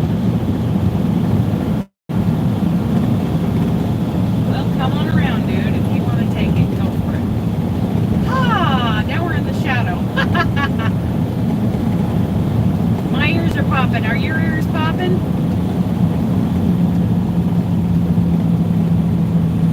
I don't know what the elevation is up there. I think it's like, I don't know, 4,000 feet or so. I used to live at 6,500 feet when I lived out east of Colorado Springs, in the Bijou Basin.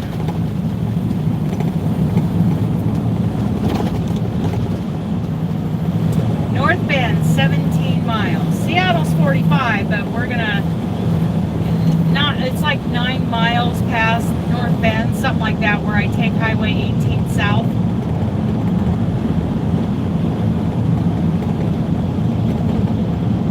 How you doing, puppy? Oh, I need some coffee. Yeah.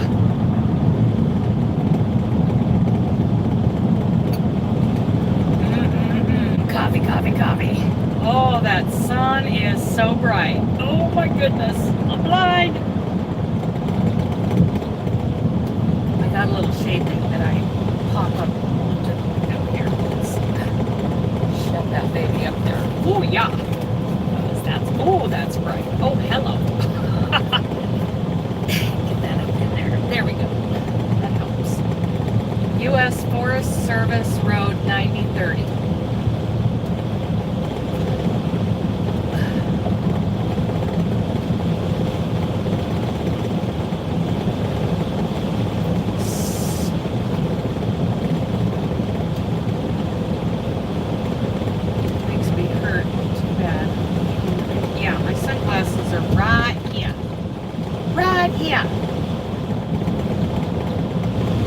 Got him on. Woo, that's better. Oh, she's talking to me again. Okay.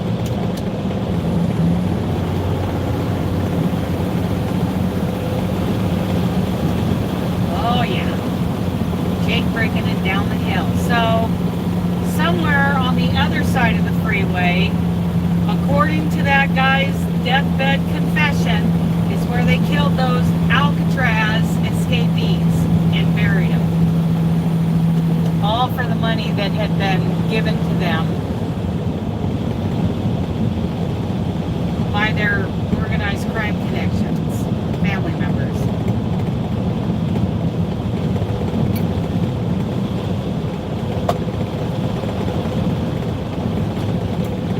Whoa.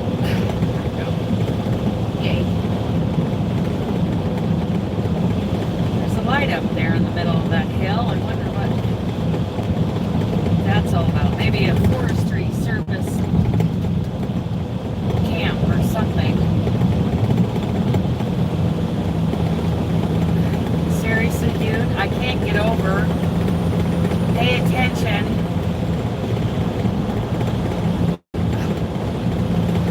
People do not know how to merge. I couldn't have gotten over. I had that Dodge pickup on my left side.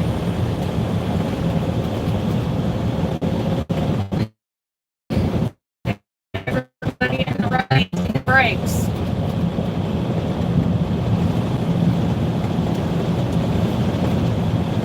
Okay. Woo-wee. Glad to be behind that mountain. Even with the sunglasses on. It's pretty bright.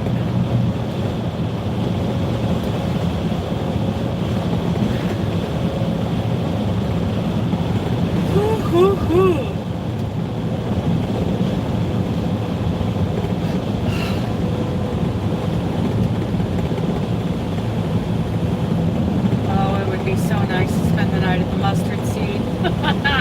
I so like it there. There's some great trails that I walk dually on, and oh, that pork is so good. Oh my goodness.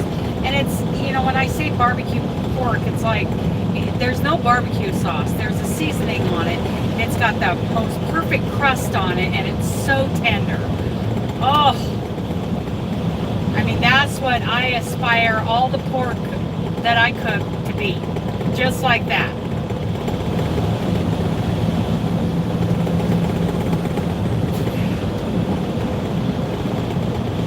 Road. Something's rattling over there. What's rattling over there, Dooley? Is that your stairs?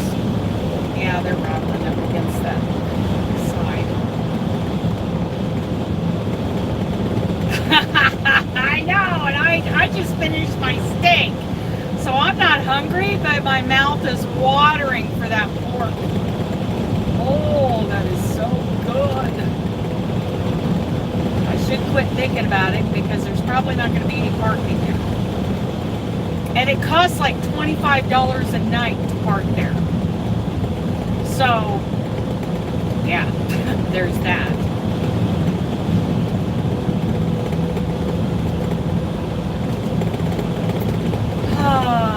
Yeah.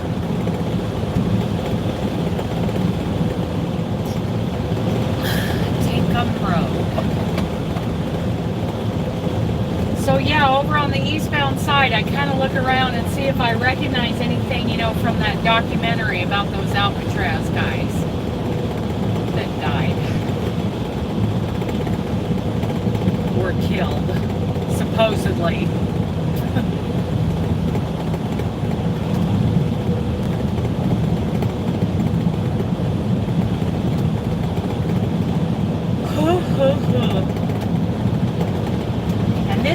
And this area is where there's a lot of like Bigfoot hunters.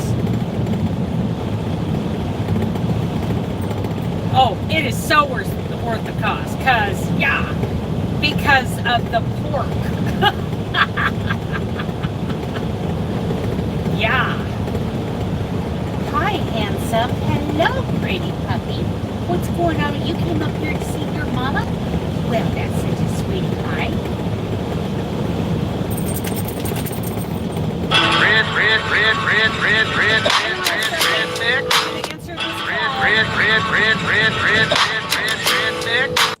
And we're back.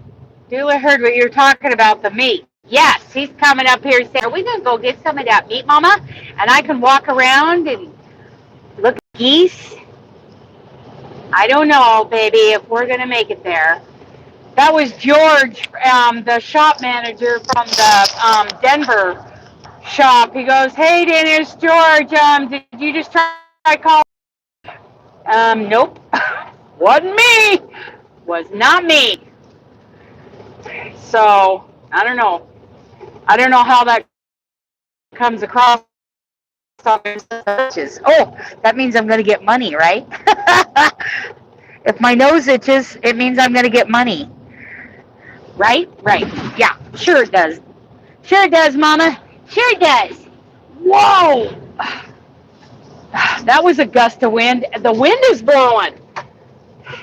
The wind almost blew me into the middle lane. Woo-wee! Oh, yeah, now I see the trees are really moving. They're dancing. Dancing trees. Oh, there's wind. Good thing I got a heavy load. Holy cow. Dude, don't hang out next to my trailer. Get around. People don't understand the danger of being next to a trailer. You got to go. Get it, you know, if you're passing a truck, get on by it. Don't just cruise, you know, leave your cruise control on and creep up the side of a trailer. Anything can happen with that trailer. Like, you know, I just got hit by a gust of wind. And I almost went completely into that middle lane. So, yeah, don't do that. Don't hang out there. That's not a safe spot.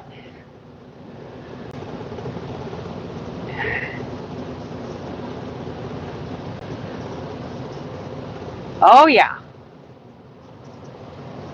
Yeah, I think it does. I think it does.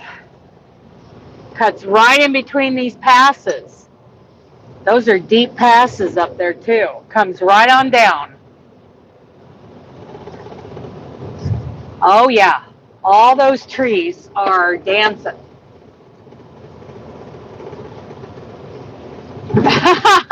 Really? Oh, thank you. I like to tell stories. Always get by really fast just because of that reason. Have you ever known anyone clip someone that much? You know, I've heard about it happening. Knock on wood. Thank you, God. Thank you, Jesus.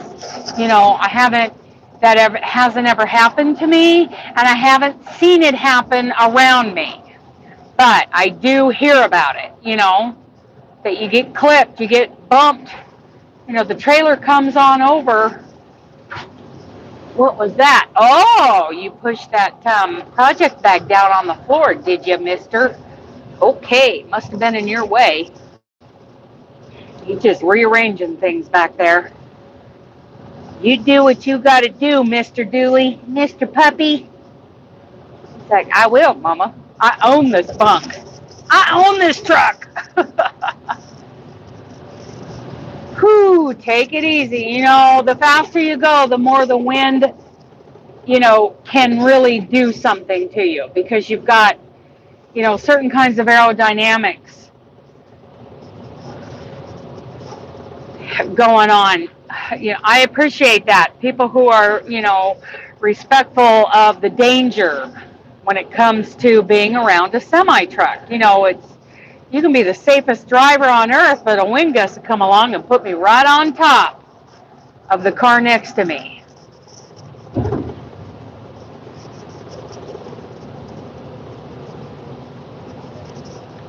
Okay, leaving Mount Baker Snoqualmie National Forest.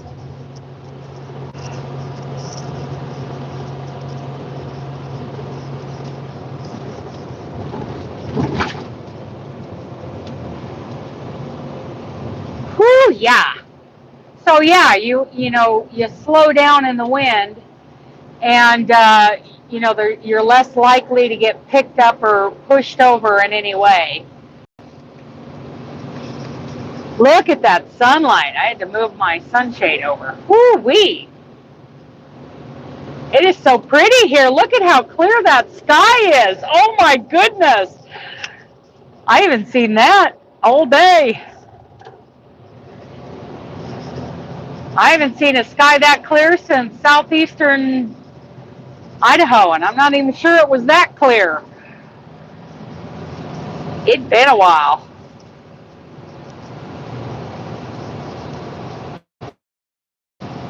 Oh yeah, camping next, right? Hello. Bus.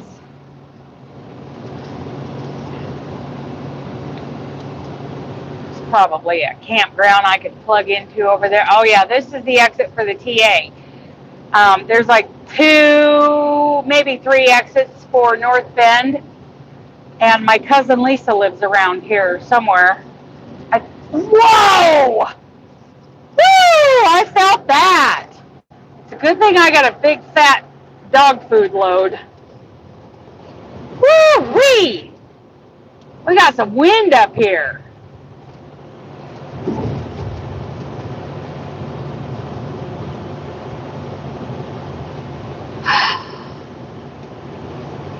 Exit 34, that's where we go to the TA when we park there.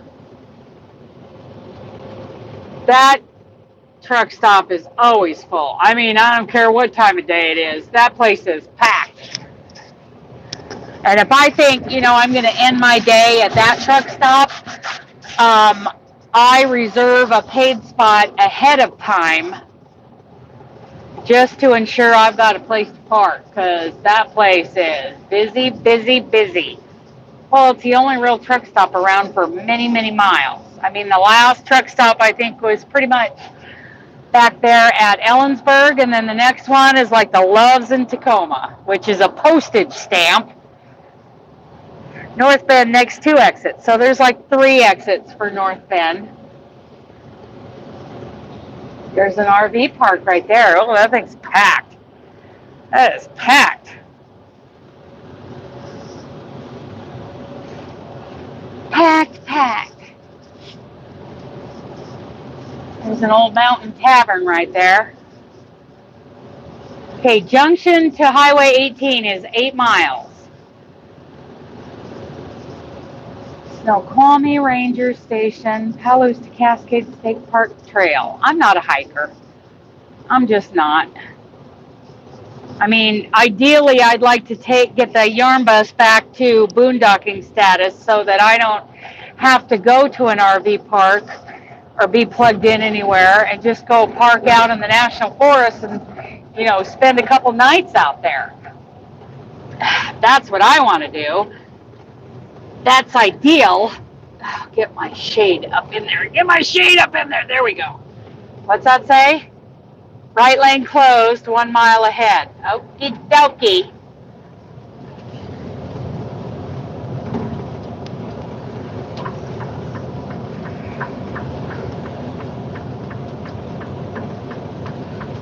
Boy, that wind is blowing. Holy cow.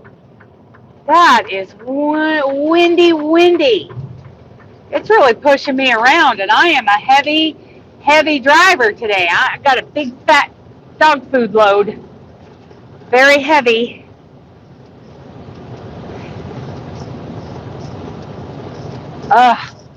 This lane has got grooves in it, so it's very bumpy. Do I have enough fuel? Yeah, I got enough fuel. A little under a half tank. So what'll happen is I'll go to Puyallup, drop off, spend the night somewhere, go to Kent, pick up, and then when I head south on I-5, I'll get fuel at exit 99. Thank you for making me check that, because otherwise I'll be splashing some fuel somewhere.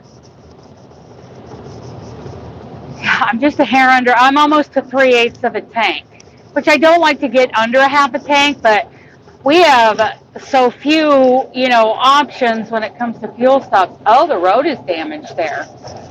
Probably from all the snow and ice and water. There we go. Here we go now. Here we go now. North Bend Bar and Grill. I bet they got good food there. She's back. Yay, she's back. So we made it to North Bend. Next, I'm going to take maybe, a little over 5 miles up. We're going to take Highway 18 south. Then it'll curve around and we'll take the 167 to Puyallup. So we're within an hour of our destination.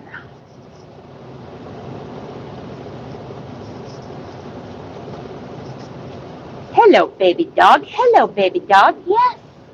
Hi, pretty puppy. He's like, I'm ready to take one of those WALKs again. Yes, I am.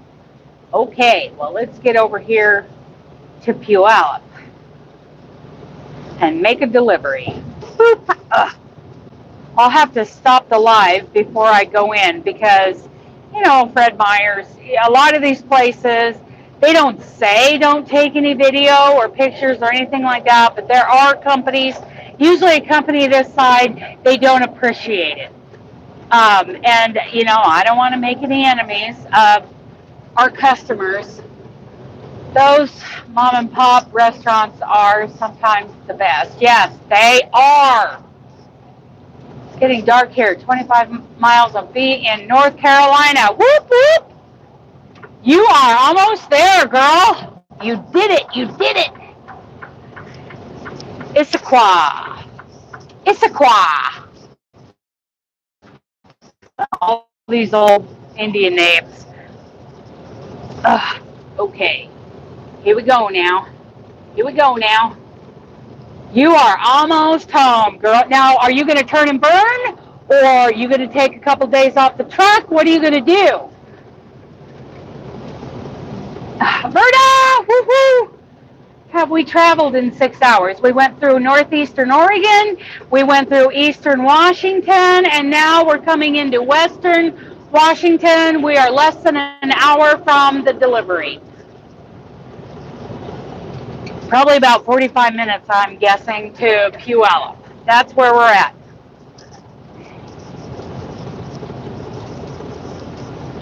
Highway 18 coming up.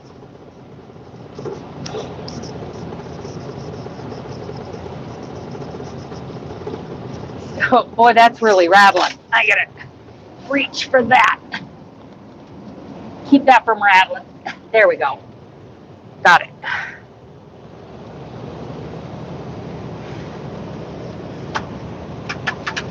Oops, that's 4. 1, 2, 3. There.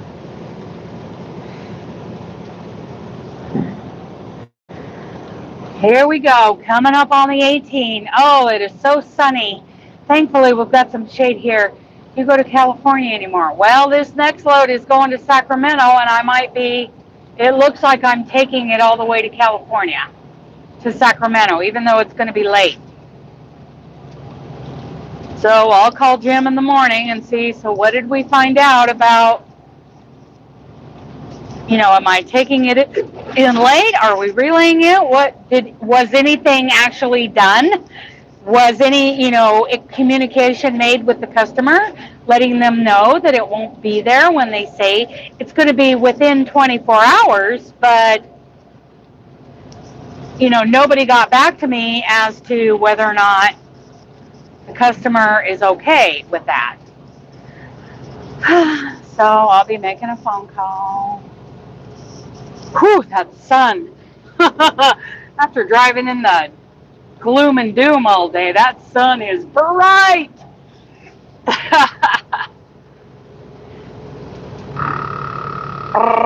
There it goes again. Oh.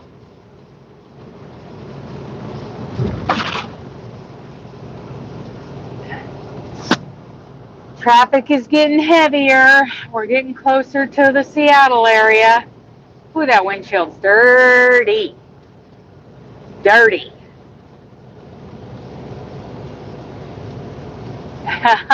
Too bright. Okay, here is the 18. 18 west, that's what we're doing. Till we get to the 167, and then we're going south to Puyallup. And it's just a few miles south. It's not very far. Snoqualmie Parkway, Snoqualmie Historic District. See, those are things that, I would be interested in exploring. Of course, mostly I want to explore the old Western, trading posts and military ports.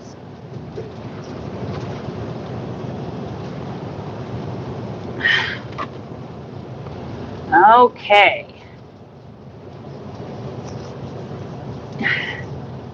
Made it to the 18. Here we go. Here we go. And you'll see this is a narrow, windy road. Some of the hills have like a truck lane to get over in, but not all of them. Yep, this heads to Auburn. May Trucking Company has a yard in Auburn. It was a tiny little thing, but yeah, that's where we used to park. I've spent the night there a couple of times.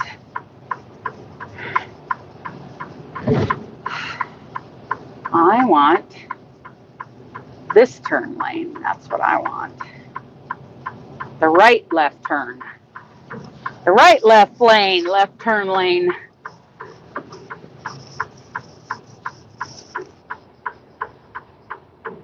Here we go now. Here we go now.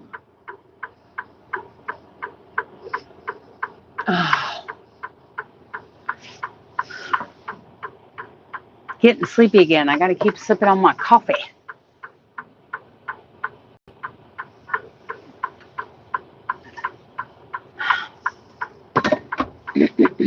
Illinois. That guy's got Illinois plates on that trailer.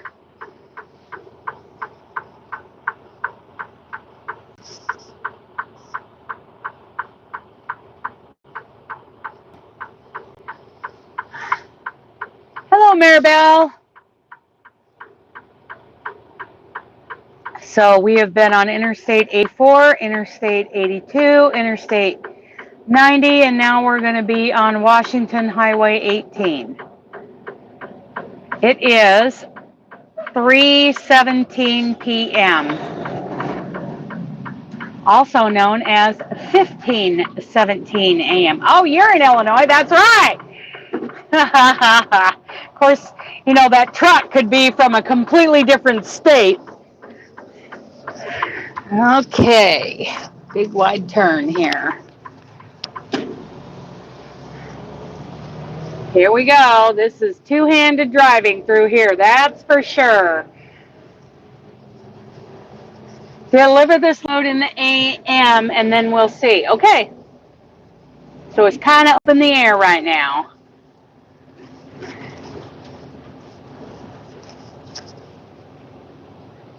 Might have been from the Chicago area. Some of you guys are so pushy. This is not the road to get pushy on.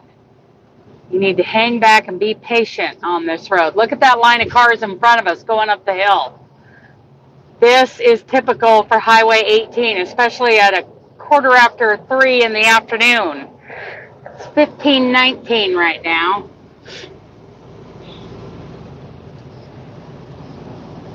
Down next to Charlotte. Hello, puppy. Hello, puppy.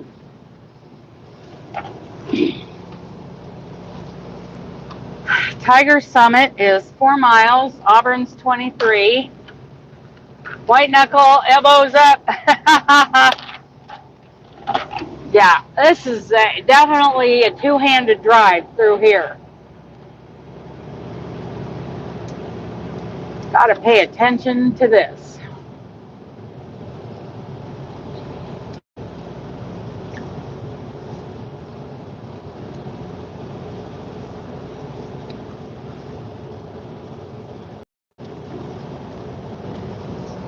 And that guy behind me, he's being pushy. Should be patient, dude. Okay, so there's one of those trucks right there on the left. See that? See how big that cab was? That's a big camper truck. The inside is like, you know, an RV. It's a big one. They have a longer wheelbase too, so it's harder for them to get into some of those tight docks.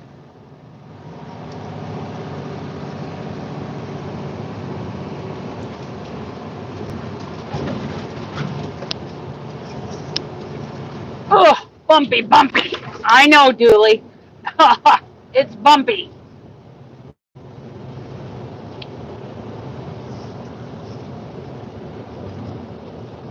We'll be crossing the Green River. And you know how the Green River got famous.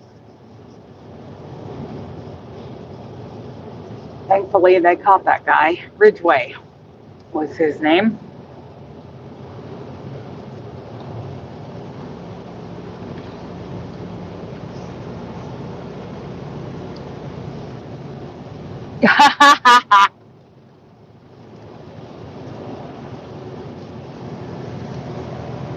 Ugh. Ooh, that's bright. Yep, going around me there. Pushy, pushy. Boy, that's hard to see. There we go.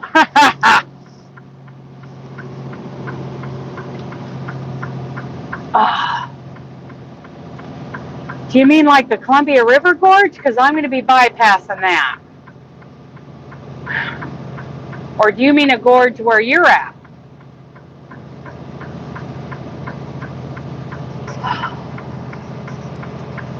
I'm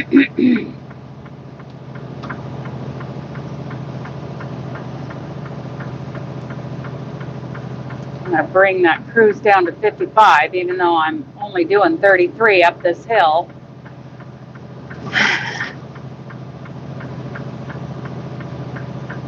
Boy, that sun is bright. Oh, look at that. A tree came down, and I bet you that thing was right in the road, and they cut it. Because it is right there to the white line. Oh, maybe it broke off right there. I don't know. But you got to watch out for fallen trees through here, too, because the ground gets saturated, and the roots won't hold on these side hills, and trees will come down on the road. Mudslides are a problem around here. In northwest Washington and western Oregon. When I went through the gorge about a month or so ago, there was a big mudslide right behind me that closed both sides of the freeway. Well, come on, dude. Come on around. I'm not going that fast. Come on, girl, you can do it. Yeah, mule. Oh, yeah, he's a Amazon Prime driver. He has to be in front of everybody else.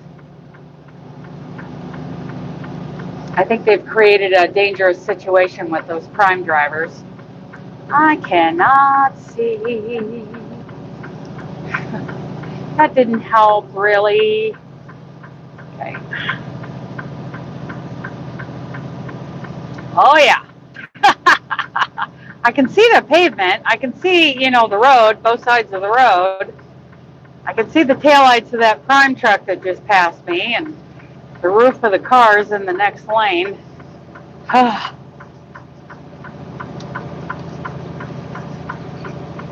There. That's better. I can see.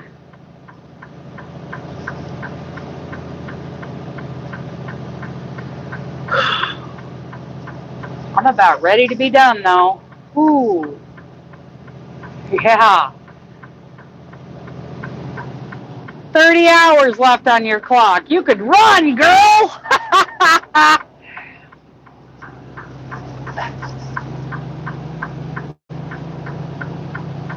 Tiger Mountain State Forest. Right lane ends. So, we're going to have to get over, people. You're going to have to let us over.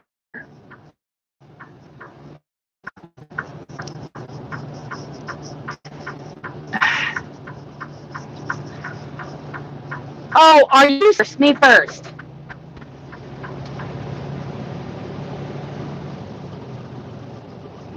People, I swear. The right lane was ending, so I turned on my left turn signal, and he floored it. He was way back there. I had plenty of room. No, hang back and be safe, and not be a jerk. Go straight to the highway. Don't get pushy. My ears are popping again.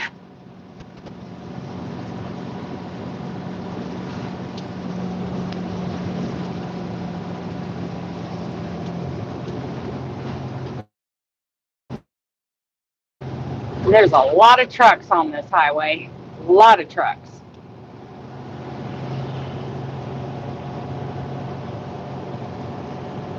Then it kind of opens up once we get down to the bottom.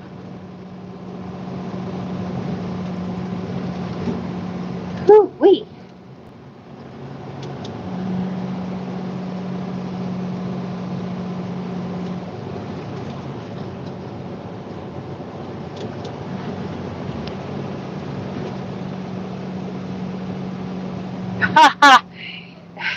It's almost like Braille.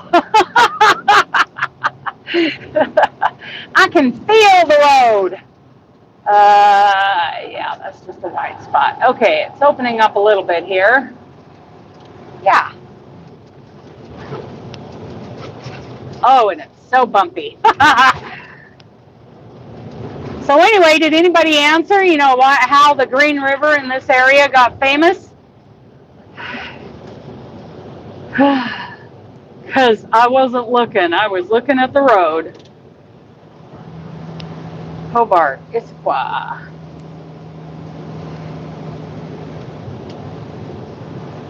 No need to go that fast through here, that's for sure. We got side-by-side trucks coming up the hill. Take it easy going down. Let me see.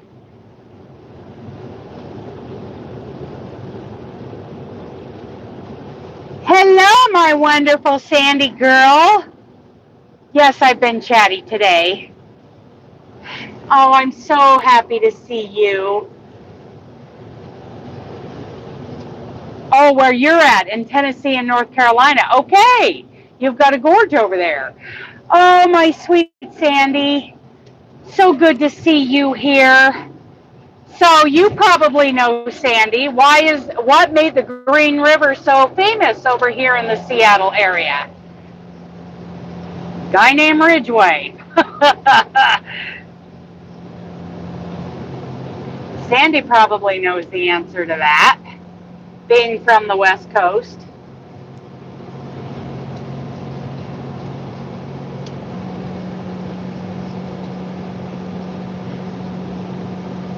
Sandy's here. Sandy's here.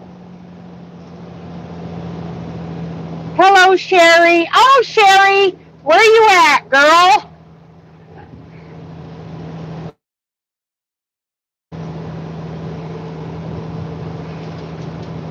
Probably down south, somewhere off the 40 or the 20 or the 10, huh?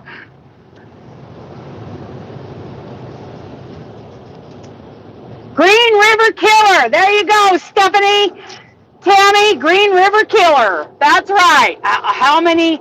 I don't think they ever did actually come up with a total number of women that he killed. Yes, Green River Killer. Green Soapstone. What? Green Soapstone. Effingham, Illinois. Well, our girl Wanda, who's here in the chat with us, she went through Illinois, and she's headed to North Carolina today.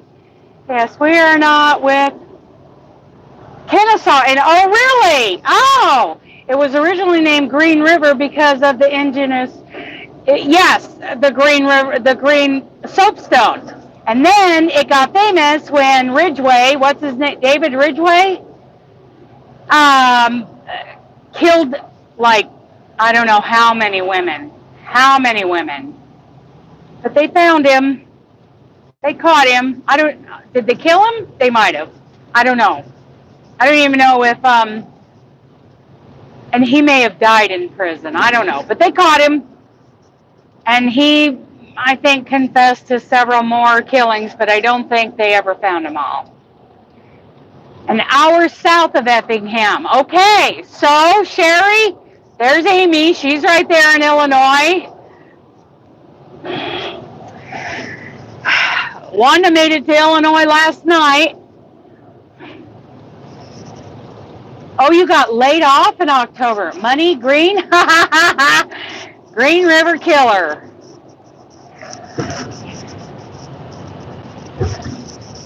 Those are, you know, several like movies and documentaries that I've watched on that guy. Cray, 5150. Somebody call the popo. Sorry, JB Hunt. I'm not going that fast on this road.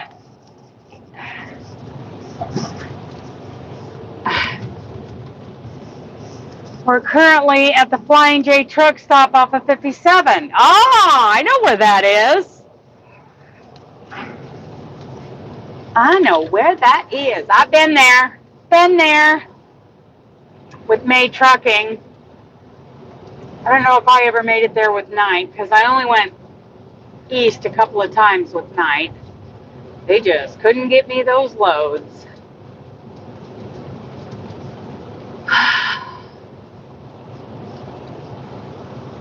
Yep, we're almost to our Gary Ridgway. Oh, Gary Ridgway, yes.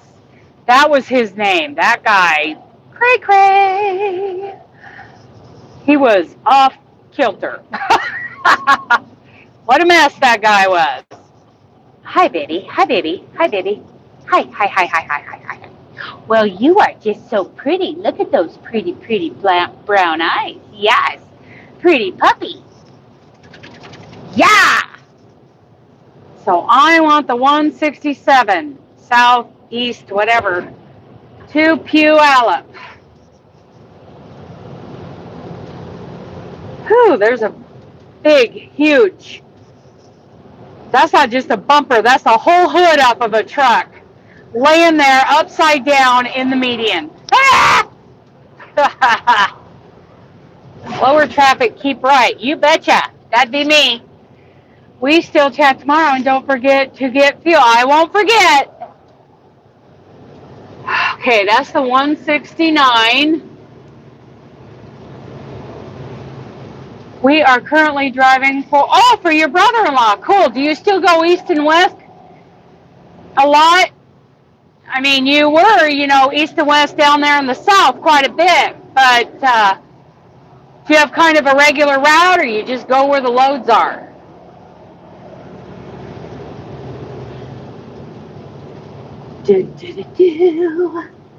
Whew, Mama needs a 5-second break. That's faux show. Okay, my lane ends, Mister. Are you gonna let me over? No. Thanks for nothing, lady. Okay.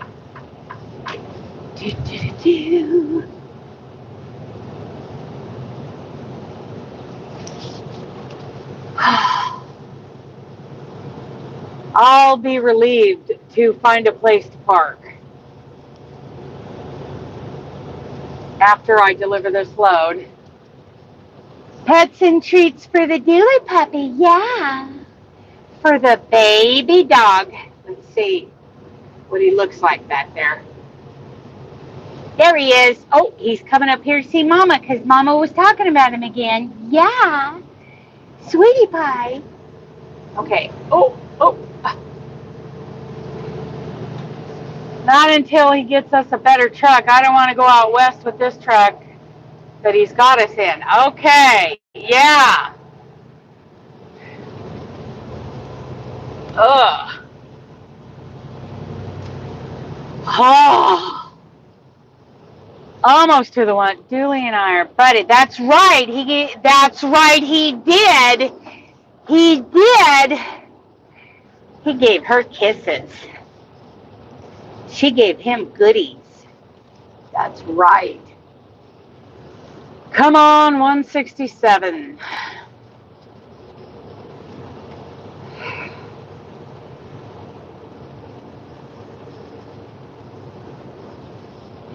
Come on, truck. Climb that hill. Just cross the state line. Woodwood, North Carolina. She made it.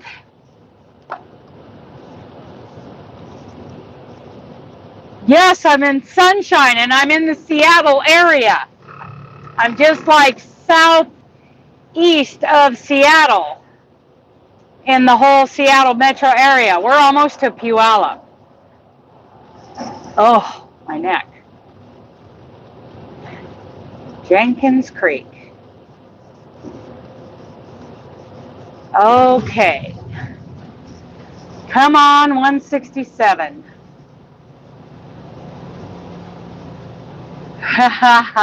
Yeah, Wanda's almost there.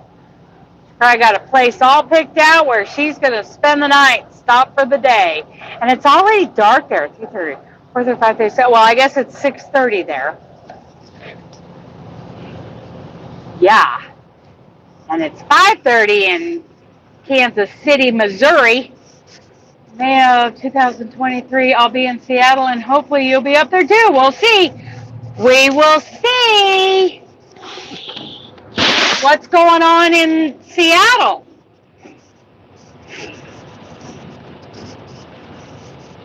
Oh, boy, the wind is still, it's not blowing as bad as it was up on Snoqualmie. That was really pushing me around, but it's still blowing.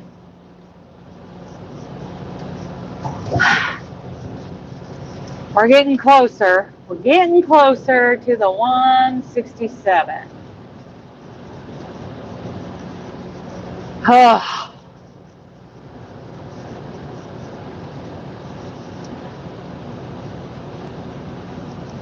Let's see. We'll be on a cruise. Our 20. Oh, that's wonderful. 25 years. My goodness. My goodness. I could meet Mr. Right. Yes, I could. Well, we'll see. We'll see where I'm at in a little over a year. Okay. Oh, my truck is talking to me again. I know, baby. I know, my pretty puppy. Pretty puppy, pretty puppy.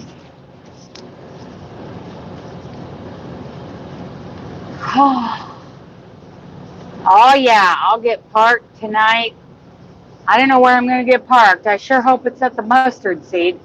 That would be perfect. And I could get something to eat from that deli. Oh, my goodness.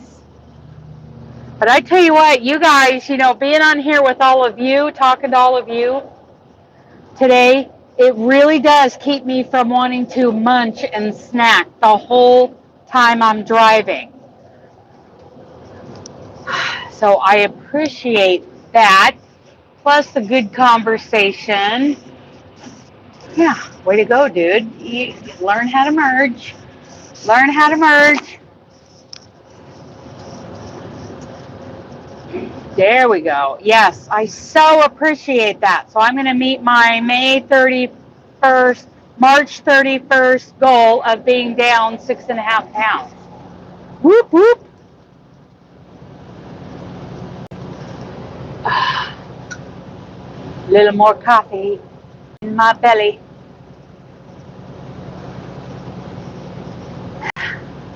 A half a peanut butter sandwich and 6 crackers. Whoop, whoop.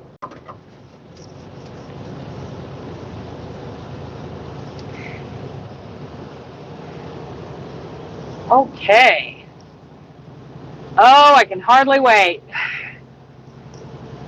to see if I can lose 6 pounds in 3 months, 2.5 months. That'll be fun. That will be fun to see everybody's progress. I just think that it, help people be more successful, these small increments over, 3 months.